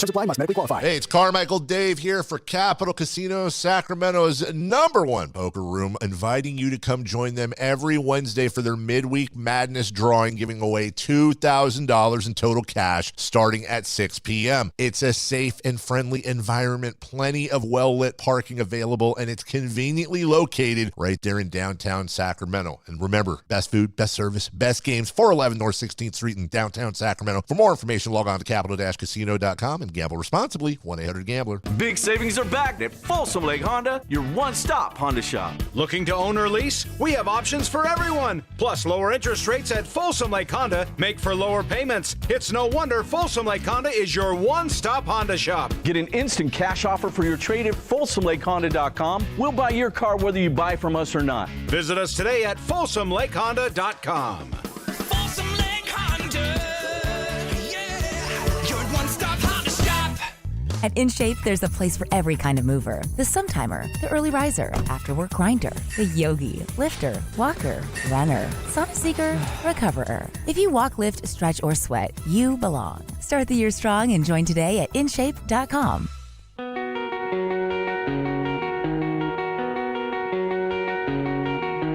It's Matt George and Kayla Anderson on Sactown Sports 1140. Obviously, we're a little bit biased here because of the proximity of these teams, and we're the flagship, or we're not the flagship, we are the home of the San Francisco 49ers. You can hear your 49ers playoff games right here on Sactown Sports. But is the Seahawks-Niners game, I know we just had it on prime time, so I guess the national audience might be a little like, we just had this. Yeah. It feels like it's the best game or most enticing game of the week, though, isn't it? Man. I mean, I got a vested stake in Josh Allen losing to that Broncos team. Oh, see, don't speak that evil. Don't speak that evil. Don't be doing that, because I need those Broncos to lose. Look, I'm a Raider fan first and foremost. My wife is a Broncos fan, and I can't hear it. I can't hear it. So I'm Josh Allen all the way. Really? So you are actively going against your wife's interests? Yes. Just to spite her? 100%. You want to know why my wife is a Broncos fan? Why is that? Thank you. Great question. It's because my wife's ex-boyfriend was a Broncos fan. And my wife has a rule. once you get a shirt Oh gosh. of that team, you have to stick with that team. Wow. I hate this rule. Sounds like you need to hurry and get a Broncos shirt for your son. But my wife bought my son a Cowboys shirt because my in-laws taught my son that he was a Cowboys fan, and I hate them for it. Honestly, that might be better than the Raiders. Stop it. No. Stop that it. is not Historically better than the Raiders. Being a Cowboys fan is gross. No, and my son finds No. so much joy in me, like, dry heaving every time he says, "Go Cowboys." No, don't get me wrong. Being a Cowboys fan probably sucks. I'm saying in the scale of Cowboys to Raiders, your son might have lucked I didn't out. say I was going to force him to be a Raiders fan because I want my son to be happy. I just don't want him to be a freaking Cowboys fan or a Broncos fan like his mother because his mother used to date somebody who was a Broncos fan. I'm not insecure or I anything. just say he needs to pick a name out of the like a basket or something. Pick a name out of the hat, but Cowboys will not be in the hat, and nor will Broncos or Chiefs. Pick a name out of a hat, but take away like the 10 really bad organizations. Right. So Exactly. the hat is very small. It's a very, very small group. But Kayla, this is the beginning of a week's worth of preview that we're going to have for this Seahawks Niners game that I'm really excited about. Yeah. I'm really excited about it. You have a vested interest as a Seahawks fan, but also because this is big for our network or our market. What are your initial thoughts? What are you feeling initially going into this rematch of Week 18? I think anytime you get a rivalry like this and you get to see it this many times in a season, yeah, some people might think it's boring or annoying that we have to see this matchup again.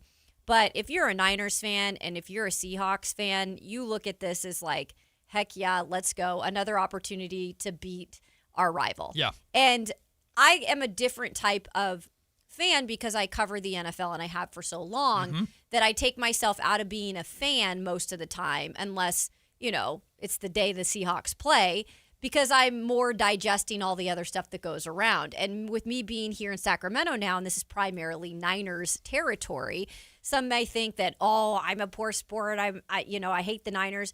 I actually don't, and I love the organization in terms of how they're run, and I think the Seahawks are a great ran organization as well. So I love the fact they're playing again for a chance to move on, and this one matters because the loser goes home in the playoffs. We all know that. It's in Seattle, which in the past several years, things have gotten a little weird up there with Niners fans especially overtaking things a little bit in some situations where I'm not quite understanding why exactly that happened, but a couple years of Seahawks not being good, I guess the fans in some ways kind of stepped back a little and let the Niners fans infiltrate everything. But I think this will be a really interesting matchup because plain and simple, the Niners are beat up.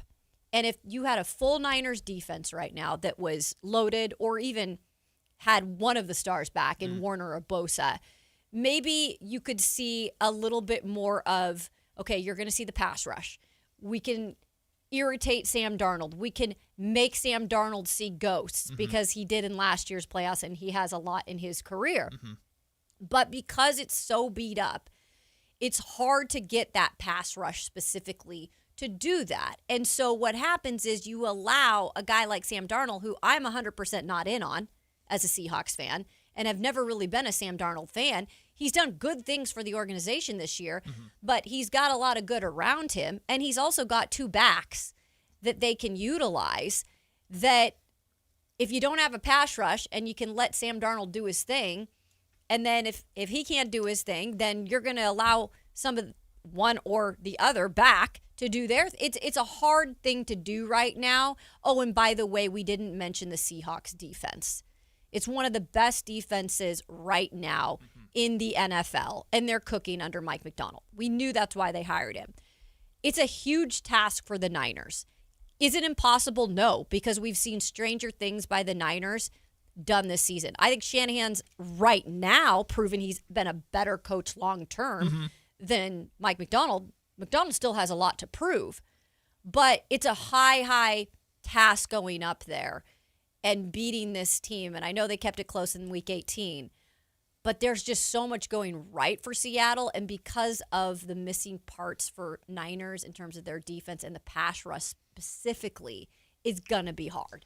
I have so many questions around this game that I'm excited to dive deeper into while this week goes on. Yeah. But I'm going to throw 2 of them out there right now that we can just touch on very surface level. I'm talking gut reaction, your thoughts, your answers to these questions. And we'll dive into these more, again, as we preview this game and get closer and closer, because there's so many different angles and so many different conversations around this game. But the 2 questions that come to the top of my mind are this.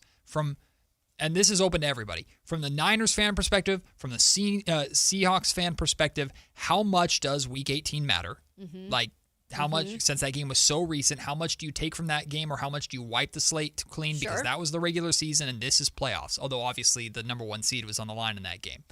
So that's the first question. And then the second question is, between Brock Purdy and Sam Darnold, like, who do you trust more? Because even with how great the defense is in Seattle, and with how great of a weapon is Christian McCaffrey is, at some point, like it always does in the NFL playoffs, it comes down to the quarterback making the big play, or the quarterback needs to step up at some point. And between those two, like, which fan base should be feeling more confident in their guy?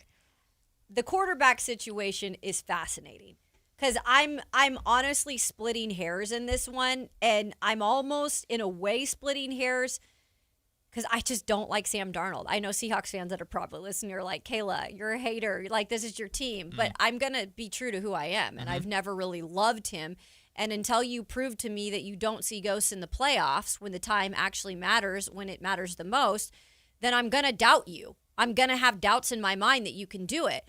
Purdy's had his problems, though, too. Yeah. I mean, we saw it in the last game. They should have lost that game. Yeah. And Purdy was not even close to being perfect. Purdy in the game against the Seahawks in Week 18 that the Seahawks, was it the Yes. Week 18? Yeah. Purdy threw 2 interceptions in that game. Bad in that game. So it's like pick your poison, I Right. guess, in a way. The only thing that makes me, again, think that Sam Darnold will have an opportunity to at least be a little better is because there's just no pass rush. Yeah. There's just no pass rush. And that is the difference for me with the two. It's not like I like Sam Darnold more. I just think that the Niners are just so weak in that spot and have been all season. And Darnold has the best receiver in the league right now in Smith and Jigba. Man, and that JSN. man, he always gets open. Yep. The same way we were talking about, like, Eagles, what are you doing? How does Christian McCaffrey get open after George Kittle goes down? Right. It's the same thing with Smith and Jigba. He just finds a way to get himself open, and he's going to be a threat that the Niners defense, that is already a suspect, is going to have to worry about all the time. And the more time you give Darnold in the pocket with your limited pass rush, which we know the Niners have, the more time you're giving Smith and Jigba just to create a little bit of separation, and that's He's all so he good needs. at it. That's all he needs. Yeah. But from the Niners' perspective, though, it's so glass half full, glass half empty. It just all depends on how you look at it. Because the last 2 weeks, the offense hasn't looked great. The playoff game and then Week 18. That was after they destroyed the Bears, and the offense looked amazing. But the defense did enough in both of those games to keep you in it. Like, the Niners had way too many chances, way more chances than they should to beat the Seahawks in Week 18 because the defense somehow managed to keep that game close. So the Niner, I guess, glass half full perspective could be, at some point our offense is going to wake up. Yeah. And if our defense can just keep us close enough, at some point we're going to get across that line. But of course, that was before George Kittle and his Achilles injury. George Kittle and the Achilles injury. The game, I know that not having a guy like Ricky Pearsall right now, he could play. Sure. And that would be I'm not holding my breath. That, Matt, would make Niners fans, I know, find a lot more peace at what they could maybe do out there, because he's the deep threat, right? And when you don't have Kittle now and you don't have that safety blanket, and you're really just relying on McCaffrey and some of these other guys, Bourne and Robinson, to kind of fill in, and you don't have that deep threat. If they get Pearsall at least, maybe you have a little bit more to work with. Right. But it's just like you've asked McCaffrey to do so much. Yeah. And at what point is it just going to run out in terms of the luck? And a defense that's as good as Seattle's is going to have 3 eyes on Christian McCaffrey at all time, not just 2 or 1.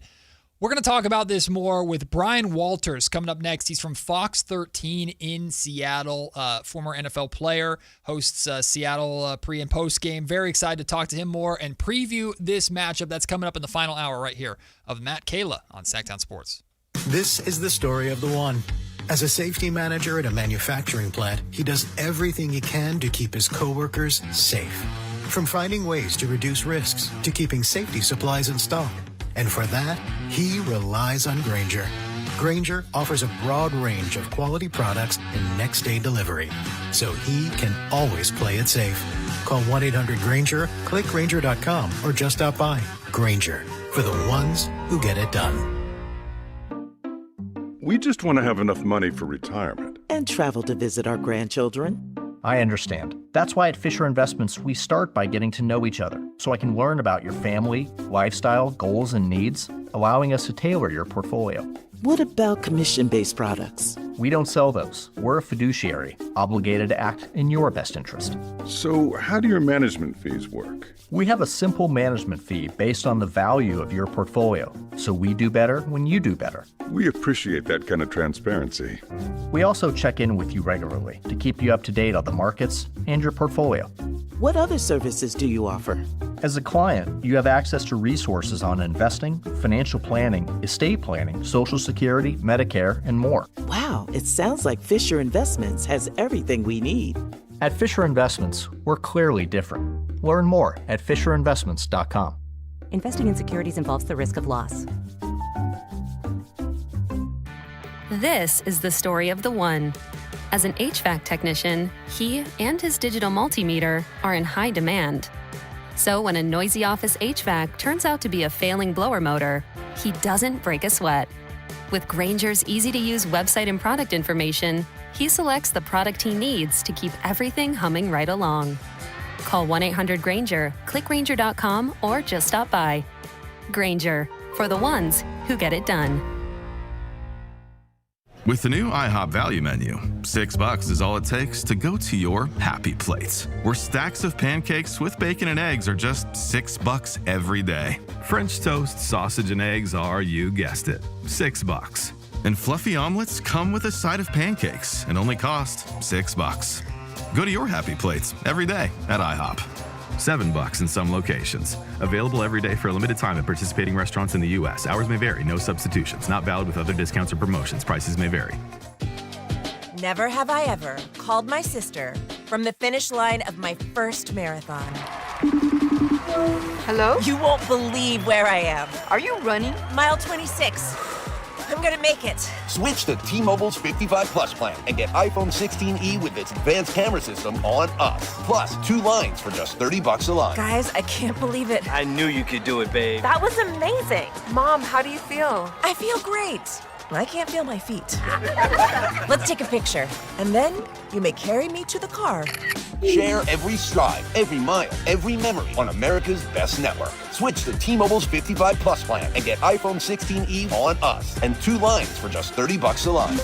With 24 monthly bill credits and 2 eligible port-ins on Essentials 55 Plus for well-qualified customers with autopay plus taxes, fees, and $35 device connection charge. Credits end and balance due if you pay off early or cancel. Contact us. Finance agreement 128 gigabytes, $599.99 required. Best mobile network in the U.S. based on analysis by Ookla of Speed Test Intelligence data 1H 2025. Visit T-Mobile.com. Planet Fitness has everything you need to start strong, so you can give everything you've got. From plate-loaded strength equipment and functional training areas to treadmills, stair climbers, and free weights. Our equipment is best in class, and our clubs are right around the corner, so you can go all in. Join Planet Fitness today for $1 down, $15 a month. Planet Fitness. We're all strong on this planet. Deal extended through January 16th. Don't miss it. See Club for details. KHD HD1 Sacramento, KYMX HD3 Sacramento. From the Power Business Technology Toshiba Studios. This is Sactown Sports 1140.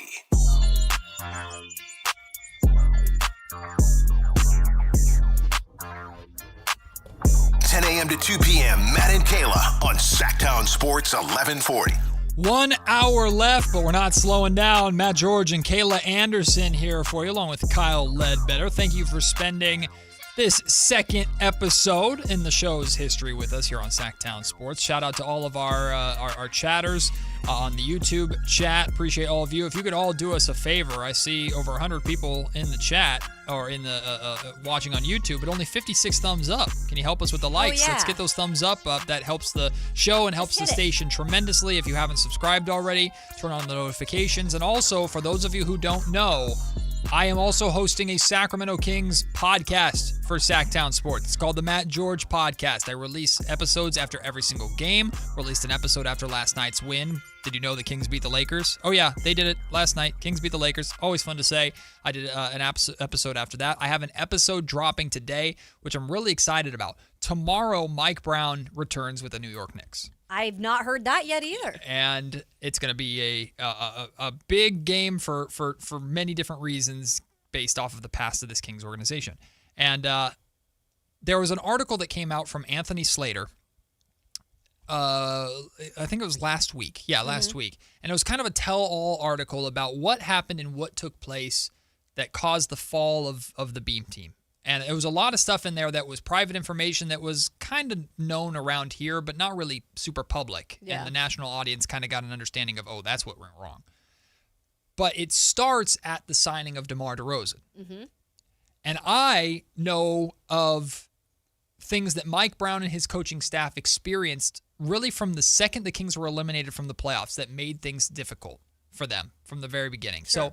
So I'm going to provide some context and some additional information to what Anthony Slater reported and shared on today's episode of the Matt George Podcast. So check that out, and I'm sure we'll talk about that tomorrow as we preview Kings and Knicks. But right now, it is continuing to be a focus on the Seattle Seahawks versus the San Francisco 49ers in the playoffs, a rematch of Week 18, two divisional rivals meeting. We're working on getting Brian Walters for you from Fox 13 in Seattle. Very excited to be able to talk to him and have him preview kind of the Seahawks perspective of this matchup. We, of course, have some more Seahawks perspective from Kayla Anderson, who's a Seahawks fan herself. But Kayla is mature and can put aside her fandom in order to cover things objectively. Man, I'm getting picked on that I'm suspect now. Oh, really? Yeah. Unlike me.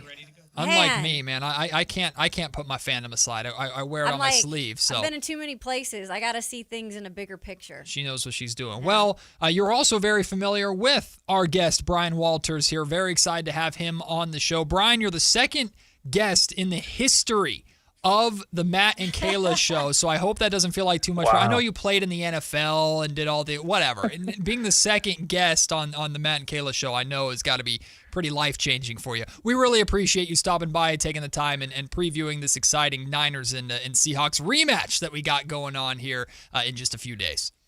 Well, hey, congrats to you guys. That's awesome. I love it. Opening week, I hear. Is that correct? Yeah, second day. Beautiful. How's it going so far? It's going great, and it's even better now that you're here. And we've been spoiled, really, Brian, because we had a great weekend of wild card football. We had the Sacramento Kings beat the Los Angeles Lakers last night, and that's always fun to say. But we get this rematch that a lot of people had circled on the calendar, right? I know it just happened in Week 18. Niners, Seahawks again. It feels right that they're meeting again here, this time in Seattle. And what I've had on the top of my mind, and I'm really curious your perspective on this, is how much does Week 18 matter? I know there were, it was recent, and there was plenty on the line in that game, but playoffs are a different beast, right? So how much context can we take from Week 18, and how much is this a clean slate between two teams that have each beaten each other at least once this year? I was thinking about that, actually, before I came on. I'm just thinking how going into Week 18, how everything was on the line that game. That's what it felt like. It was like number one seed, first round bye. All right. But now here we are, and it's like win this game. And either one of these teams, the Seahawks or the 49ers, would trade a win for this game compared to 18 in a second, right? Because it's all about the playoffs and the division title. Okay, who cares? Now at this point, who cares? So I was thinking about that and how it just the build up to Week 18, how that was. And I also was thinking about how crazy it is that you're playing a team now where you went the longest possible distance between playing them twice, first week to the 18th week, now to about the shortest, at least for the Seahawks, back to back for the Seahawks. I know the Niners, you guys had one team in between, but I mean, it's just kind of crazy the differences now in those two matchups, going from a 17-week break to now pretty much. I'm still talking about it's the last game the Seahawks played, so we're comparing that game the whole week here leading up to this. So it's pretty crazy situation or scenario there. I'm curious. Brian Walters with us now. He does the pregame and postgame for Fox 13 there in Seattle. So I will admit, I mean, I'm a Seahawks fan, but I am not a huge Sam Darnold fan. I've never been a Sam Darnold fan. So I'm curious as to what it's been like there in Seattle. You know, you do all the games. How have the fans grown with Sam Darnold? Are they still, are they still somewhat cautious of him? And obviously we saw what happened with Minnesota last year in the playoffs. Or is everybody fully on board with Sam Darnold and taking him to the Super Bowl? I think people are still going to be cautious, but that's because that's the narrative that's going around everywhere. That's what they keep hearing. When I look at Sam Darnold, I mean, I look at the first half of the season, he top 5 MVP candidate. The plays he was making, the throws he was making, very explosive throws. But you also look at that, he wasn't asked to do too much. The Seahawks, as much as they, rely on JSN and Sam Darnold, well, the run game's the heart of this team. It is. And they want to run the ball. The first half of the season, the Seahawks weren't running the ball that well, but they were sticking to it. And I think that was the big thing. They were still running the ball 30, 35 times a game and making Sam Darnold throw it 20, 25 times a game. That was the formula. And Sam Darnold was excelling doing that. Recently, I know Sam Darnold's kind of fallen back a little bit. That's what everyone's kind of talked about, but he's been asked to throw it a little bit more. But then the last few weeks, the run game's really picked up again. And you saw what it did last week against the 49ers. Both running backs kind of going off at one point or the other. Kenneth Walker rushed for 97 yards, I think, and Charbonnet rushed for 70 something against the 49ers. And that was a huge part of it. And that's when Sam's at his best. When there's a run game going, he can do that play action, move the pocket, and find JSN on crossing routes or deep balls. That's the other thing when you compare this first half, the second half with Sam Darnold, is you haven't really had the deep ball to Jackson Smith and Jigba. And you had that once or twice a game at least, and you felt like they couldn't miss. So I think that's something that they have to try to work back into this. But when it comes down to the narrative, to answer your question of Sam Darnold and can he win the big game, I think it is very, very unfair to say that he can't. And the reason being is because it's only happened once. He's only been in the big game once. That was last season, right? It was one game against the Rams in the playoffs. And I think it's hard to judge that and base it on someone who's had how many quarterbacks play in their first playoff game and win? Very rarely does that ever happen. Now, I got the comparison to Rory McIlroy in the Masters. Someone goes, well, is Sam Darnold like Rory trying to win the Masters? And I go, no, Rory's tried it 15 times. If Sam Darnold was in losing 15 playoff games in a row for 15 straight seasons, yes, I will say he cannot win the big game. I'll be the first to jump on that bandwagon. But one game, I have a really hard time getting on that bandwagon because he's had back-to-back seasons now with 14 wins on the team he's on, which him and only Tom Brady can be in that category. And you've played in the best best division for both of those seasons.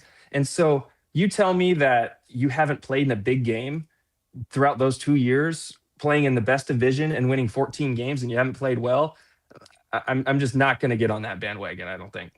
Brian, it's crazy. We're talking so much about the offense for the Seahawks when their defense is so incredible. And we'll get to the defense in just a second. But, I mean, Jackson Smith and Jigba has been so incredible this season. You mentioned the run game. I'm curious, from your perspective as someone who played the game, can you speak to the cohesion of a well-oiled machine on offense and how Smith and Jigba and the threat that he is down the field impacts positively the run game, and vice versa, how the Seahawks establishing their running game just frees things up for Smith and Jigba? Because in my mind, it's like the Niners should never take an eye off of Smith and Jigba, but when you're forced to because the run game is established, it's a lot easier said than done. Yeah, I go with JSN. I talk about a lot how he's kind of the I think one of the most all-around receivers in the NFL. He can kind of do it all. A lot of times you put receivers in categories. You go, oh, well, this guy's a big body receiver. He can out jump, out muscle guys and come down with catches. Oh, and then this guy's a route runner. Right? He's going to be the quick, shifty guy. He can route you up, get the first downs, sure hands. There's all these kind of categories you can put on wide receivers. And to Jackson Smith and Jigba, it's hard to place him in one of those categories because he is a good route runner. I'll take that back. I'm not going to put him in the big body category because he's not a big body receiver. Like we all know that. But he can run around. He can route anybody up at any time. He can stretch it deep, and he's done that to the best of them, with the best of them this season. As far as the deep ball being explosive, he can make the catch in traffic. That first down converter. So he's just kind of been everything for the Seahawks and really excelled ever since the departure of DK Metcalf.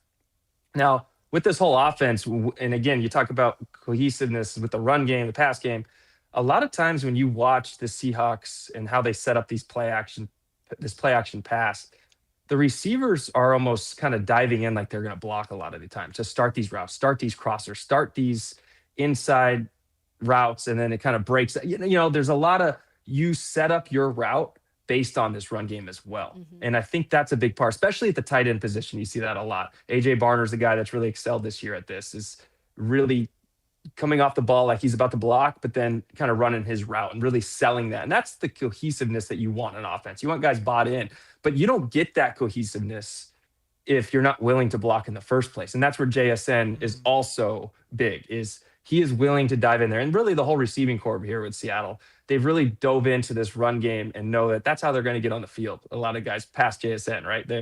They have to go in and block, and they have to be that guy in there, and they take pride in that. And it's not going to sell the defense if all of a sudden you're going hard on a run play.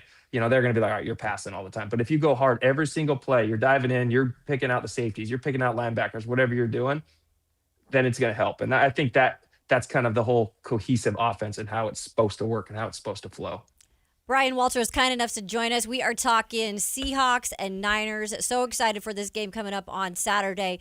Brian, we get participation in our YouTube chat, and, everybody wants to get involved. And I know there's questions about, Mike McDonald and, how well he's coached this year, which has been phenomenal. But this is the playoffs now, and you got a guy like Kyle Shanahan who has done an incredible job with a lot of nothing this year due to the injuries.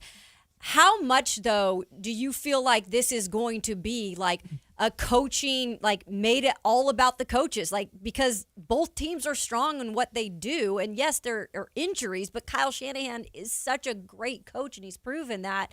How much comes down to just straight coaching in this one?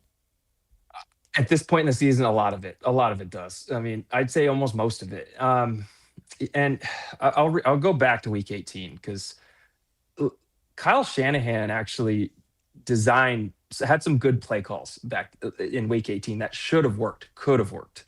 And so, all right, I'll be very specific. Let's say it's 4th and 1. Niners had 4th and 1. I don't know if you guys remember this play. It was a little earlier. It was almost an interception by Reek Woolen for the Seahawks. Brock Purdy threw it to the flat. But on that play, that is a well-designed play by the 49ers. They had a wide receiver up the left side wide open. I mean, he was wide open. The Seahawks lost track of him, and he was open like, come on, give me the ball. But on that play, what happened is DeMarcus Lawrence of the Seahawks, the end, completely threw away his offensive lineman trying to block him and then hurdled McCaffrey and got pressure on Brock Purdy. So I look at that and I say, well, look, that's a great play call because Brock Purdy wanted to go deep. He did. He was stepping up. He was looking. He was ready to go. But the individual one-on-one battle is what kept that from working. And that is kind of a little bit what scares me going into this game because I know Kyle Shanahan sees that, right?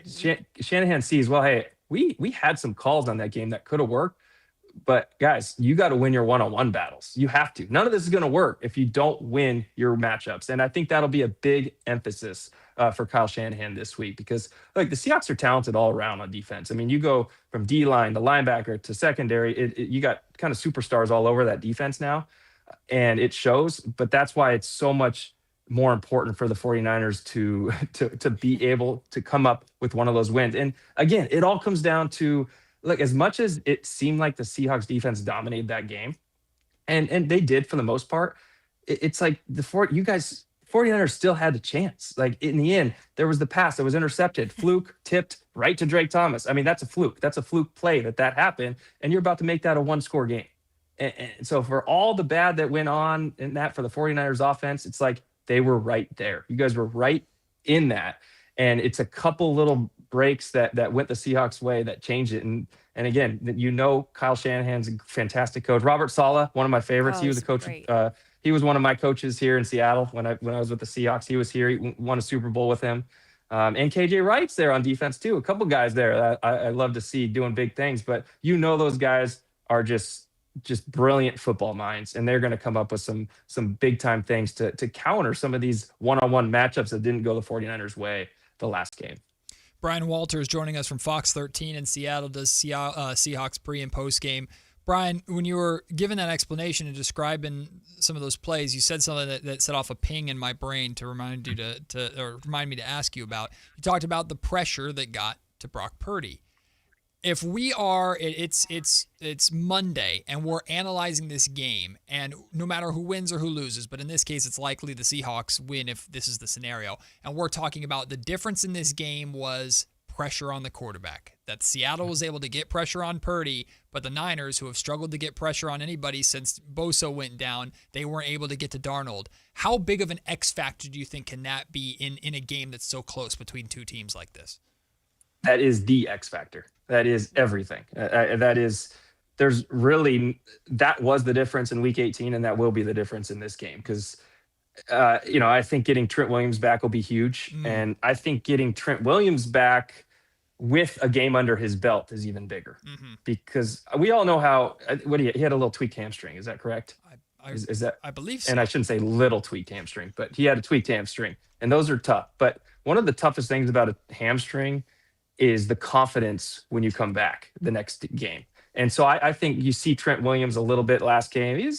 I don't think he was himself yet, but having that one game under your belt, that confidence to say, hey, I lasted this entire game. My hamstring was good is really big for the 49ers. Now he can come back this game and not really think about it because I've been there. I pulled a hamstring, and that first game back, you're kind of like a little bit afraid to really let it go, let it loose. And that's kind of what I saw to Trent Williams. So that'll be huge. That's big because the Seahawks are going to bring pressure. That one thing they did well Week 18 against 49ers is pressured Brock Purdy without having to blitz. That's something they've done all season long. One of the best teams in the league at it.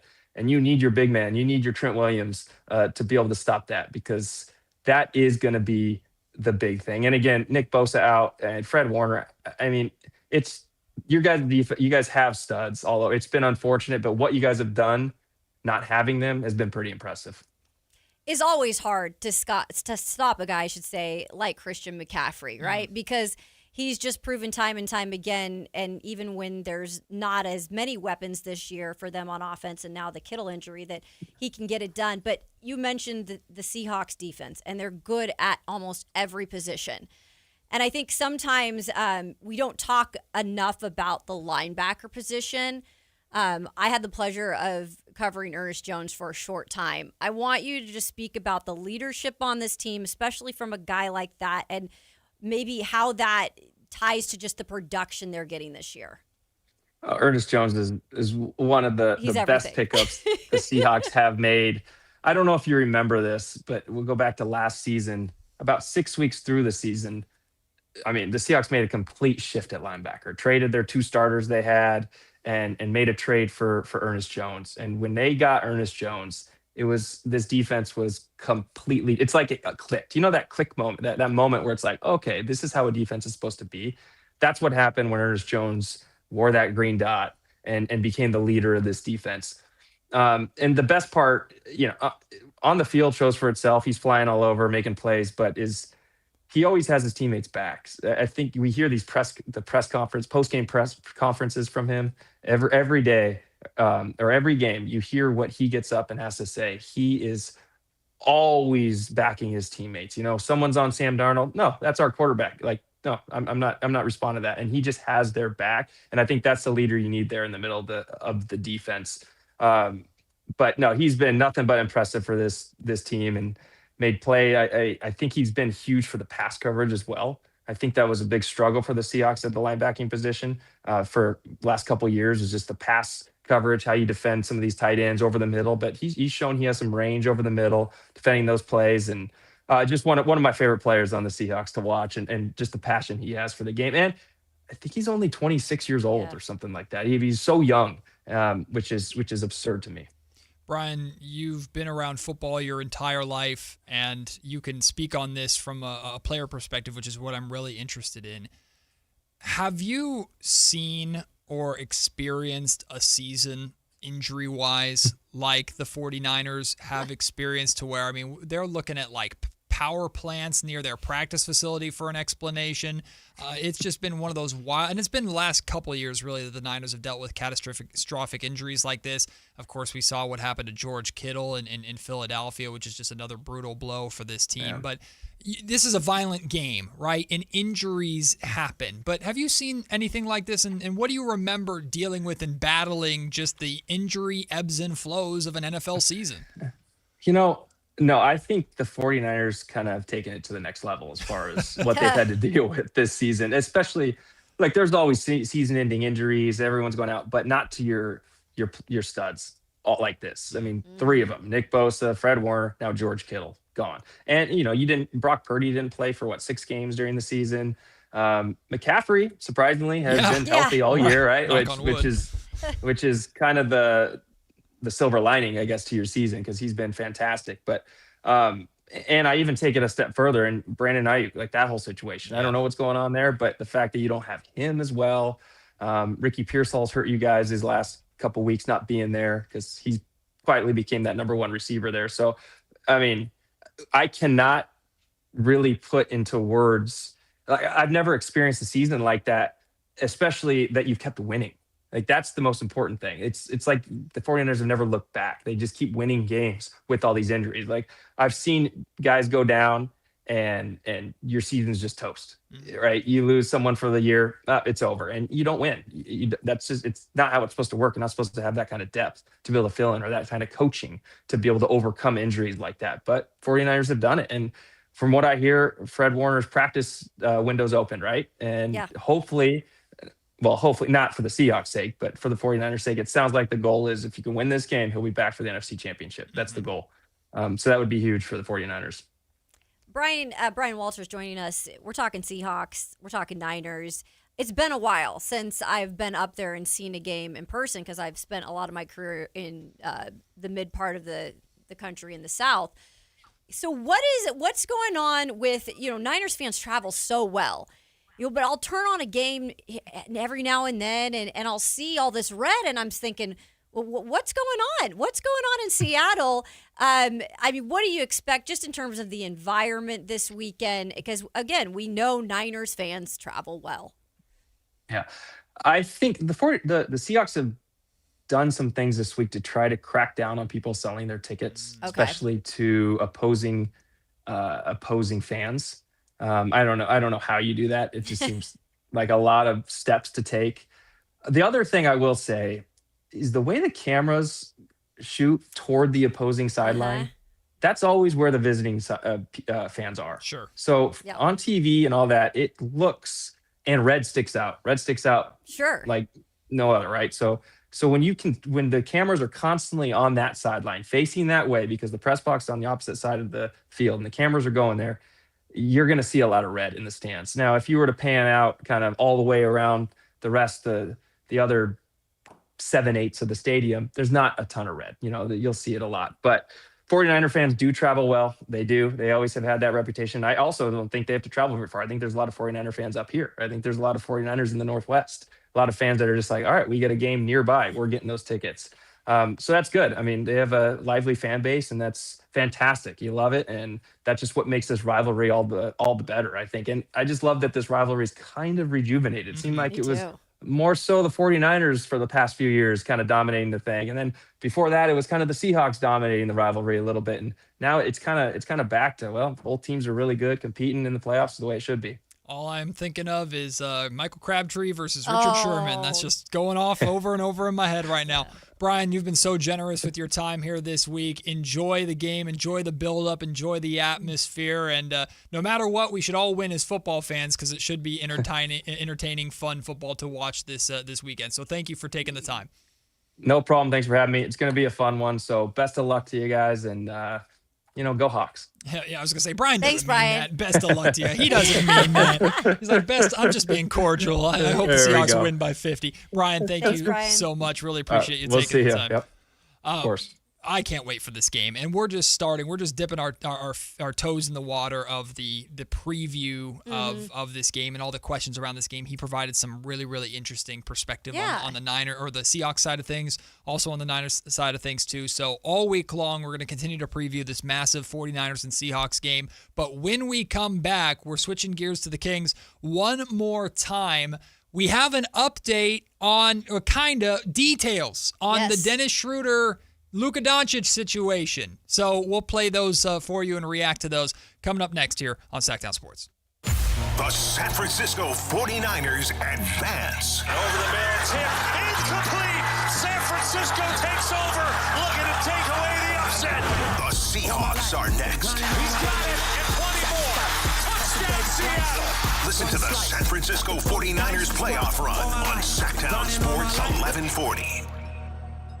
When a person is seriously injured, there's no substitute for the personal legal relationship offered by the local NorCal firm of Ashton & Price. From the first attorney meeting, every important decision is made with a direct consultation with, and I can't believe I have to say this, a real, live, experienced, flesh and blood local attorney. It's called Home Court Advantage for a reason. Ashton & Price, serious local attorneys for serious people with serious injuries with no fee until we win. For the best local advice, don't think twice. Call Ashton & Price. Award-winning guitarist and songwriter Gary Clark Jr. Tour 2026, Saturday, January 31st, 7 p.m., the venue at Thunder Valley. An electrifying night of music with Gary Clark Jr.'s special guest, Marcus King Band. On sale at the venue at Thunder Valley. For tickets, visit thundervalleyresort.com. Gary Clark Jr. Live.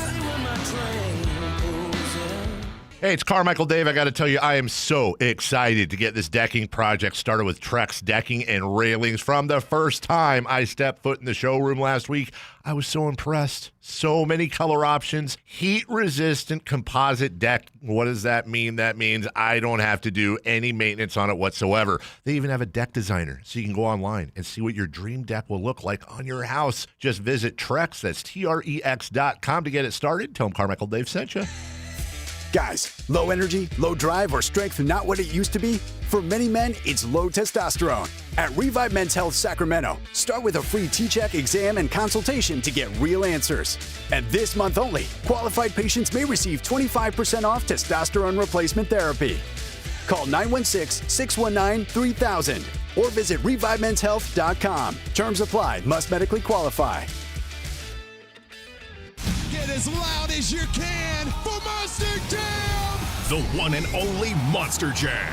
Packed with stunts, smiles, and jaw-dropping skills. See the world's best drivers tear up the dirt in your favorite Monster Jam trucks. Like Gravedigger, El Toro Loco, Megalodon, and more.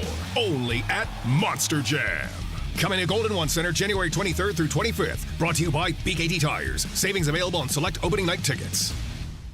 Big savings are back at Folsom Lake Honda, your one-stop Honda shop. Looking to own or lease? We have options for everyone. Plus, lower interest rates at Folsom Lake Honda make for lower payments. It's no wonder Folsom Lake Honda is your one-stop Honda shop. Get an instant cash offer for your trade at FolsomLakeHonda.com. We'll buy your car whether you buy from us or not. Visit us today at FolsomLakeHonda.com. Folsom Lake Honda.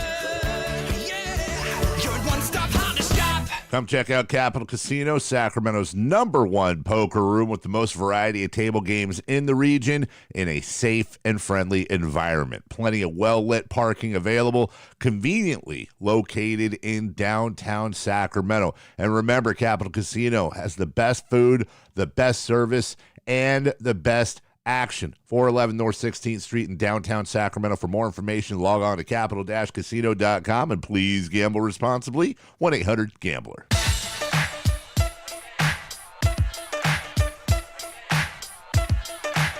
It's Matt George and Kayla Anderson on Sactown Sports 1140. Appropriate song choice by Kyle Ledbetter. Because you know what tomorrow is, Kayla? I haven't heard yet. I haven't heard you bring it up once. The Lakers one? Return of the mic. It's his Return bestie. of the mic. Mike Brown back in Sacramento. The Knicks are actually here right now, as far as I understand. They've been here for 2 nights? That's one of the reasons why the Rockets, I guess, couldn't get a hotel. I heard Carmichael Dave say that this morning. Yeah, so I guess the Knicks are So just they chilling. have been here. Knicks are just chilling. Mike Very Brown back in his old stomping grounds. Mike Brown used to live up in El Dorado Hills. Ah, it's my neck of the woods. So, okay. Way Oh, up there. what a flex. I'm not in El Dorado. Oh, Kayla Anderson up in El above Dorado there. Hills. Okay, now we see where the money's coming from. Kayla Anderson over there. So much. Very excited about Mike Brown returning and the ovation that I hope he gets inside of the Golden One Center tomorrow, because the reality is he was not treated well by the Kings organization on the way out at all. And he did receive a lot of criticisms, some of them fair, a lot of them unfair, and we can see now where the organization is at, really from the moment that they got rid of him. I've ticked a lot of people off over the last year and some change about the amount of times I've gotten on my soapbox and ranted about how the firing of Mike Brown was the biggest mistake this organization could make. And I'm just warning you ahead of time, like, we're going to talk about it tomorrow. We're going to get in it tomorrow, and we're going to talk about his return and the state of where the Knicks are, the state of where the Kings are. Of course, there's different circumstances to both of those situations other than just coaching. But it's going to be an interesting, fun, maybe fiery at times conversation tomorrow. I also have an episode of the Matt George podcast dropping this evening. I'll actually release it after Whitey and Allen get off the air. That talks a little bit about the struggles and what Mike Brown had to deal with. Really from the point of the playoffs ending and how things just became a lot more difficult for him in that organization. So that's all coming later on today, and we'll talk about all of that tomorrow. But right now, we have actually an update on the incident that took place between Dennis Schroeder and Luka Doncic. Shams Charania reporting and giving us a little more details on what went down. Dennis Schroeder essentially camped out, waited for Luka Doncic in the back hallways of Crypto.com arena. And when he saw him and had somewhat of an alone moment, he confronted him and he attempted to swing on him, strike him with his hand. The league concluded that it was an attempt to, that he didn't actually strike Luka Doncic in the face, in the upper body area. So why did Dennis Schroeder go about this path? My understanding is Luka Doncic has been calling him the B word for the last few games, even going back to the offseason when they played each other in Olympic play. And so Dennis Schroeder's point is, listen, if you're going to call me the B word on the court, you have to expect that I'm not just going to take that lightly off the court, and I'm just not going to let that go like this never happened on the court. And we saw that take place. The 3 games suspension, no coincidence. It happened right before these two teams played. I'm sure there was video surveillance also reviewed by the NBA. Yeah. So baby cakes? No coincidence, he said, too, at the end there. Did you hear that? Yeah. No coincidence. No that coincidence. happened. No coincidence. Yeah, the NBA's protecting Luka a little bit, and I understand why. Hey, Dennis Schroeder about that business. He about that life. We talked about that. If that surveillance video does exist, I need it. TMZ, if I could I ever don't know. ask you for I anything. don't know if it's ever getting out. TMZ, work your magic. Someone at the league office willing to throw their career away for $200,000, Listen, please. I need to see video of Dennis Schroeder hitting Luka Doncic in the face or upper chest area or whatever he said in that. Either way, I'm, again, not condoning violence or anything like that, but if you call Dennis Schroeder the B word, now we know. We don't know exactly what B word. Like I said, it could be baby cakes. It could be biscuits, beefy. Boy. Brat. Yeah, like who knows what that B word, that mysterious. And by the way, the B word, that's the most funny thing out of it all. Like, you're going to pick that word. The way that Shams was like describing it, and then the music goes into like this like dramatic music. I literally was picturing the whole thing happen. Walking down the dark tunnel, and he takes his hands out to slap. Like, the whole thing is so funny to me that this is like a actual thing that happened that Dennis got suspended for. But we have Luka not Doncic seen has it. been calling There him it the is. B word. There it is. He called him the B word, and you mess around, you see what happens. Calling him the B word. I have a scenario in my head where like this horror movie scenario, right, where Luka Doncic is the last to leave the building and it's dark and a light is flickering and he's walking out to his car in the hallway. Crypto.com arena has been closed down for an hour and there's a figure at the end of the hallway. And it's a hooded figure leaning against the wall, slumped against the wall. No, it's Dennis Schroeder. You called me the B word, and then he throws a haymaker right at the face of Luka Doncic. No, I mean, Cool. I'm glad we got some explanations of what's going down. I'm telling you, this is why Scott Perry and Doug Christie like Dennis Schroeder. This is why they brought him in. This is why they brought Russell Westbrook in. They like this kind of attitude. They want, for lack of a better term, they want the Sacramento Kings to be jerks. Bad boys. They want the Sacramento Kings to be bad boys. They want the Sacramento Kings to be words that I can't say on the airwaves. Like, that's the identity that they want to build here. Now, that doesn't mean that off the court you have to be a horrible person, that you have to ignore your fans, treat your fans poorly, and not sign autographs and be anything like that. But Doug Christie is all about, and Doug's loved in this city, and Doug is one of the nicest people you'll meet. But Doug is all about when the lines are drawn, when the ball goes up, we are enemies.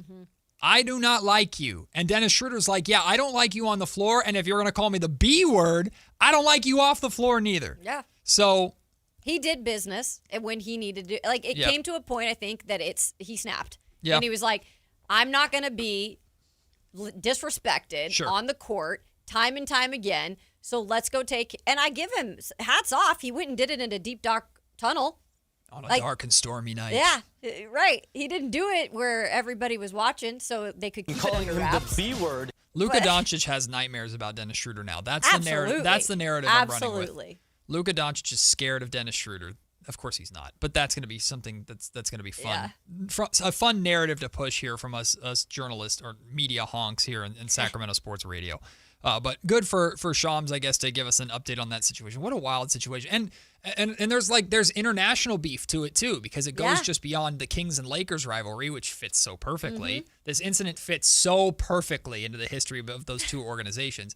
But from Germany, like this has some international beef to it. Yeah. So hey. Schroeder beat Luka in the Eurobasket, right? Yes, yeah. correct. And beat Şengün in Turkey as well to win it all. So like there's definitely some international ties to this beef as well. So that was fun. Thanks for the update. We got Shams to say the B word on national television. Did you hear, was it Malika who was like, do I need to push the beat button? I know, do I need to push? I'm calling him the B word Get ready. for the last few games, even going back to the off season. Oh, yeah. Get the mute button, get that dump button ready. Hopefully we don't have to hit that on this show. Although sometimes we might have to be careful to hit that, because when we do crosstalk with Whitey and Allen, Whitey cusses up a storm. Whitey cusses like a sailor, like every third word. So I'm very impressed that Whitey's been able to build a career in radio, because every other word from Whitey Gleason is just foul and aggressive. Whitey is, Kyle Draper said for a long time he was the LeBron James of the station. I heard. Whitey Gleason's the Dennis Schroeder. If you call Whitey Gleason the B word, he'll wait for you at the end of the hallway, and he'll hit you in the face to upper body region, according to Shams. I'm staying away from. Attempt to. Yeah, I'm not saying anything bad about Whitey. He'll attempt to. I'm just happy Schroeder made contact, because like we know, NBA fights nowadays. Do we know that for sure? Well, it sounds like he got wouldn't have gotten no 3 games. Okay. Yeah. If you swing and miss, you get 1 out of pity. Did Luka have a black eye at all or anything? No, he looked fine. He looked really, really good. Okay. Until the fourth Maybe quarter. Maybe that's why they waited. Could be. Oh, he had a heel. Well, wouldn't have we seen it the next day? Makeup's crazy. CGI, man. You just never know. CGI Luka. They're doing everything they can to hide it. Yeah.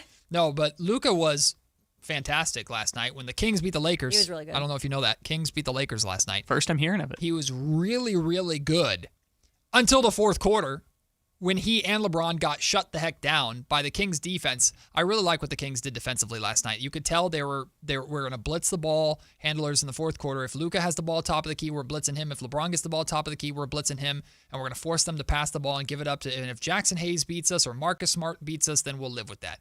Well, Marcus Smart certainly didn't beat you. Marcus Smart won that game for you if you're the Sacramento Kings, because he was smart. He was not very smart with the basketball plays that he was making at the end of that game. But we're really smart, because we're ending this show the best way possible. Whitey Gleason and Alan Stiles join us next to wrap it up right here on Sactown Sports. 2 new voices join the midday. Matt George and Kayla Anderson. Weekdays 10 a.m. to 2 p.m. Watch online at SactownSports.com, on the app, or in your car. Listen to the latest on the Sacramento Kings, the San Francisco 49ers, and all breaking news. Northern California is covered. 10 a.m. to 2 p.m. The best in the middays during your weekdays are on your local sports leader, Sactown Sports 1140. Planet Fitness has everything you need to start strong, so you can give everything you've got. From plate-loaded strength equipment and functional training areas to treadmills, stair climbers, and free weights. Our equipment is best in class, and our clubs are right around the corner, so you can go all in. Join Planet Fitness today for $1 down, $15 a month. Planet Fitness. We're all strong on this planet. Deal extended through January 16th. Don't miss it. See club for details. Celebrate the new year in style with a new Honda from Stockton Honda. Whether you're shopping new or pre-owned, Stockton Honda has the selection and savings. With new Hondas in stock and ready to go, now is the time to save on your favorite Honda in person or online. CR-V, HR-V, Pilot, Accord, Civic, and Ridgeline. It's a new year with endless possibilities. Get the deals that make it easy to say yes. Upgrade and save today at Stockton Honda. Anytime, anywhere, it's all here. StocktonHonda.com. Pizza's here. Oh, great. I'd love some, but I'm worried about my stomach issues. If you're worried about having diarrhea, gas, bloating, stomach pain, or loose, oily stools, it may not just be stomach issues. It could be a condition called exocrine pancreatic insufficiency, or EPI. With EPI, the pancreas doesn't release enough enzymes to break down food, but EPI is manageable. Use the symptom checker on identifyepi.com and talk to your doctor. That's identifyepi.com. Sponsored by AbbVie. This message comes from Viking, committed to exploring the world in comfort. Journey through the heart of Europe on an elegant Viking longship with thoughtful service, destination-focused dining, and cultural enrichment on board and on shore. With small ships that bring travelers closer to the destination, there's more time to explore. And every Viking voyage is all-inclusive, with no children and no casinos. Discover more at Viking.com. Country in the Park is back. May 8th and 9th at Cal Expo. Miranda Lambert. John Party. Chris Young. Turnpike Troubadours. Dylan Scott and more.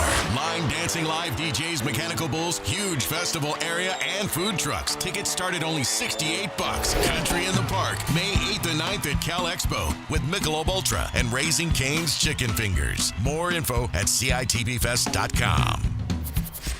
Happy New Year, Susan. I really appreciate you picking up the bill for lunch. I'm happy to. One of my New Year's resolutions is being better with money. So I've started using Upside, the free app that pays you cash back for buying gas. Wait a minute. Are you saying you actually get paid cash when you buy gas with the Upside app? Yes, I earn cash back just for buying the gas I was already buying. Does that actually add up to anything? I'll make $200 to $300 this year. Wow, that's serious extra cash. I'm downloading the Upside app now. Download the free Upside app now in the App Store or Google Play and start earning cash back on everyday gas purchases. Use promo code RIDER for a 25 cents per gallon bonus on your first tank. That's up to 50 cents per gallon on your next fill up. You can cash out anytime, right to your bank account or a gift card for Amazon and other brands. Just download the free Upside app and use promo code RIDER for a 25 cents per gallon bonus on your first tank. That's code RIDER. Code RIDER. Offers vary by user and location. Go to upside.com for terms and conditions. Sacramento's Outwork playlist is Mix 96. I'm in love with the shape of you. Now with 4 opportunities each weekday to be our $1,000 Employee of the Day. Today's hits and yesterday's favorites. Mix 96.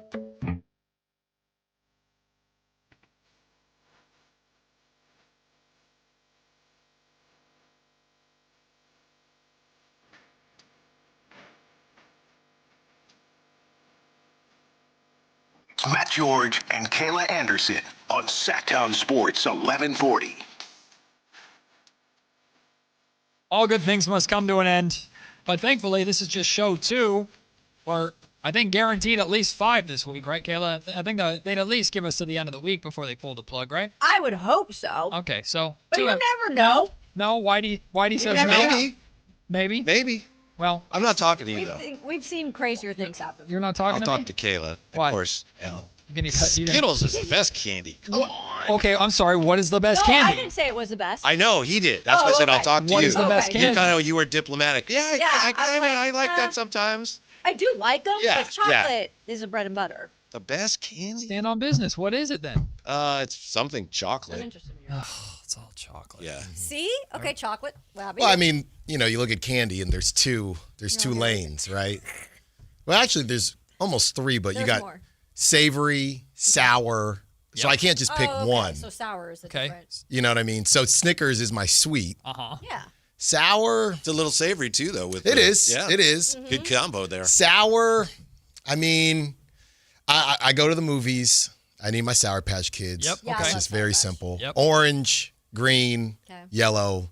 You can keep the red ones. I'll take Really? those. Crazy. Yeah, they're all for you. Those are great. The best candy is give me a break. Give me a break. Break me off a piece of that Kit Kat bar. No. It's a little dry, Yeah. It's the best. I'm sorry. but I know people who really like it. You get Yeah, Kit Kat. you're sitting next to one. It's like a biscotti. Let me just have a little bit of coffee with my Kit Kat, you know? Kit Kat dust all over you every time you snap one of those, though. It's You like, might be doing it wrong. I don't like. Yeah, What? he's You like, snap- there's dust. It goes. Not a lot of. Kit Kat Oh, dust. man. Yeah. I don't Get know. the shop vac. I guess I only got the Kit Kats from my grandma's house That's that probably were the in there for stale like. ones. Yeah, those things. Those are. Every Skittles are time I good. I open it up. maybe I overreacted. Skittles are good, but they're not Kit Kats. Did you guys know that the Kings beat the Lakers yesterday? Yeah. Did you know that? Uh-huh. Oh, I still haven't heard that. I've been subtly, kindly, gently reminding people repeatedly today that the Kings beat the Lakers last It's so sad because, as you know, LeBron had that patch commemorating his first ever game, and they're going to put the patch in cards and blah, blah, blah. And that patch is somewhat soiled now by the fact that they lost. I hope they put a big L on it. Just Yeah. a nice little L on that patch. Mm-hmm, In all Not for serious, LeBron. In all seriousness, though, because it's in the best interest of the Sacramento Kings to lose games right now. They've won 2 in a row, just the second time this season. They won on the backs of their veterans, but they beat a team like the Los Angeles Lakers. How do you guys balance the you need to lose games with the last night was kind of fun? Yeah, I don't think we're there. It's a long season, and trust me, the Kings, they're not going to have problems losing games. I'm just not really too worried about it, so I would just tell people, just enjoy it while it lasts. And if you are going to win games, at least win them against teams where it feels good, right? Beat the Lakers, beat the Rockets with Ime saying that stuff that he said. Don't waste them beating the Pelicans and bad teams. Lose to them, which we didn't have a problem doing that a couple years back, but lose to them. Go ahead. If you're going to win, beat some of these teams that it means a little bit more when you play them. And both back-to-back wins have been against really good teams. Really good teams. Yeah. It's funny, Matt. I know you were there last night, and they'll show, like, and when the game is decided, not over yet, they'll show Doug's like, yeah, he's pumped, and Malik, and he's pumped. Yeah, everybody's pumped. Then they show Scott Perry like, ooh, I don't He's like, I know. I don't know. I mean, we won, but Yeah. He was like blank face. Yeah, Well, yeah. And I can relate. I get a The little Kings- uncomfortable with some of these in wins. terms of tankathon, the Kings are in a little bit of the danger zone, though, because where you need to be is you need to be bottom 3, because each of the bottom 3 have the 14% chance, the best chance you could whopping possibly 14% have. Whopping 14% chance. And they are 1 game ahead of the Washington Wizards, who are in that 4th spot. And I don't know if you know this, the Washington Wizards aren't a very good basketball team. Aren't they 6-6 in their last 12, though? The same record as the Thunder somehow? Hey, well, King, that's true. That's Yeah, true. yeah. I wanted to ask you guys this, though, because I brought this up in the show. Domantas Sabonis looks like he's coming back soon. We don't know. We haven't gotten anything specific That's my yet. feet. Sorry. Sorry. They playing I wasn't trying footsies to over play- there? No, Yeah, my legs are long. So sorry about that, Kev. Domantas Sabonis is working his way back. He was getting pregame workouts in. He was moving really well. So it's only a matter of time before Domantas Sabonis comes back. And immediately that kind of sends off an alarm in my head, because I think Domantas Sabonis comes back. He's going to get plugged right back in. Veteran heavy starting lineup again. Guys like Dylan Cardwell and Maxime Reynaud are probably getting less opportunity with Domantas Sabonis coming back. But I thought of this potential workaround to it. I want to see if you guys are even curious about this, would experiment with this, or think this is a terrible idea. What if it's Precious Achiuwa that takes the hit? I heard minutes-wise, y'all talking about that. and you go with Domas and Max in the starting lineup. You finally get to experiment, see what that looks like, and then you have Dylan Cardwell coming off the bench as your backup center. He can't wait to get rid of Precious. That's not true. Really? That is Okay, not true. Alan Stiles hates Precious Achiuwa. No, Tell that us is about not it. true. I'm No. just, we love everyone, right? In all fairness, he was just saying yesterday we get carried away with local players. Yes. Which is true, but, Precious Achiuwa has been pretty good. He has been. Yeah. Keep him. Yeah. Keep them all. Who's back Keep 'em first, all. Alan? Domantas Sabonis, Fred Warner. Oh. I guess it's supposed to be Sabonis, but we don't know. They might be, kind of pulling our leg a little bit. The one thing I was thinking about when you were talking, Matt, was the Scott Perry piece, and how when they panned to Scott Perry, he's been very available, right? He was just on these airwaves, and he's saying it takes two to tango. We get all that. But I do think when you win these games, okay, well, I don't doubt that you're making calls. I know you're making calls, but you are the one that can put a stop to this. Sure. You are the one that can put a stop to this. And I do wonder how much they value moving on from someone and getting value back versus the number one thing that is more important than haggling for a second rounder or whoever for DeMar DeRozan is putting us in a position to get one of those top 3 picks. So if we have to move on from one of these players and it doesn't look good or whatever, fine. But it's really, he's got the power. I know it takes 2 to tango, but he does have a level of power here. And I do wonder if the Kings, like the question that we asked was, do the Kings really want Domantas Sabonis back right now? And not in any kind of insulting way. It's because Domas coming back, in theory, makes you a better basketball team. And I think if the Kings had their way, they're probably going, Domas, can you just be hurt until the trade deadline so that we can get 1 or 2 veterans out of here so we can bring you back and the minutes are there for you and we don't have to worry about these young guys taking a back seat. Because as fun as it was last night for the Kings to beat the Lakers off the backs of the veterans, DeMar played really well, Russ played well, Zach LaVine was good in the fourth quarter, Malik played really well. In the grand scheme of things, from a 10,000 feet up view, it doesn't do anything for you, right? It actually hinders you more than it helps you. But if you can get some wins and mostly losses with a balance of young players and veterans, and Doug Christie is freed up from having to play all these top guys such big minutes on a nightly basis, that's the recipe for making the rest of the season, I think, as watchable as possible. That's a great slogan, too. We're number one. We are the champions. Some wins, mostly losses. Yeah. Right? Yeah, it's got to beat. Start that. Yeah. It's got to beat. Yeah. I don't have a problem with Domantas coming back because, I've been pretty vocal about where this whole thing is going and how much they see Domantas Sabonis as a part of their future anyway. And with Anthony Davis out, I think this is an opportunity to see who might be interested in Domantas Sabonis. So, again, if you got to sacrifice some of these W's, which sounds crazy to say for a team with 10, but I think he's got to come back. You got to get his value back where it needs to be and figure that whole thing out. So I don't have a problem with him coming back because it all serves a purpose, right? And even winning games, what's the kind of narrative right now with a lot of these players? They don't play winning basketball. So you kind of got to sacrifice them looking a little bit better to maybe help you in the end. Especially the guys that you're more than likely not going to be able to move on from. Like Zach LaVine and Domantas Sabonis, I don't expect you're going to be able to move because of their contracts, not because they're not talented basketball players. Milwaukee could be interested all they want to, or the Bulls could be interested in all they want in Domantas Sabonis. But interest and going out and acquiring almost $50 million per year players when the league is terrified by the apron system right now, I just don't see it happening. And then the other thing, Alan made the point, hey, there's teams that want AD. He's hurt at least for the short term. Does that mean those teams looking for center help are going to look for Domas? Are they going to be interested in him? And we talked with Brendan about this Friday when the AD news broke. And to me, they're both centers, but other than that, that's just about it.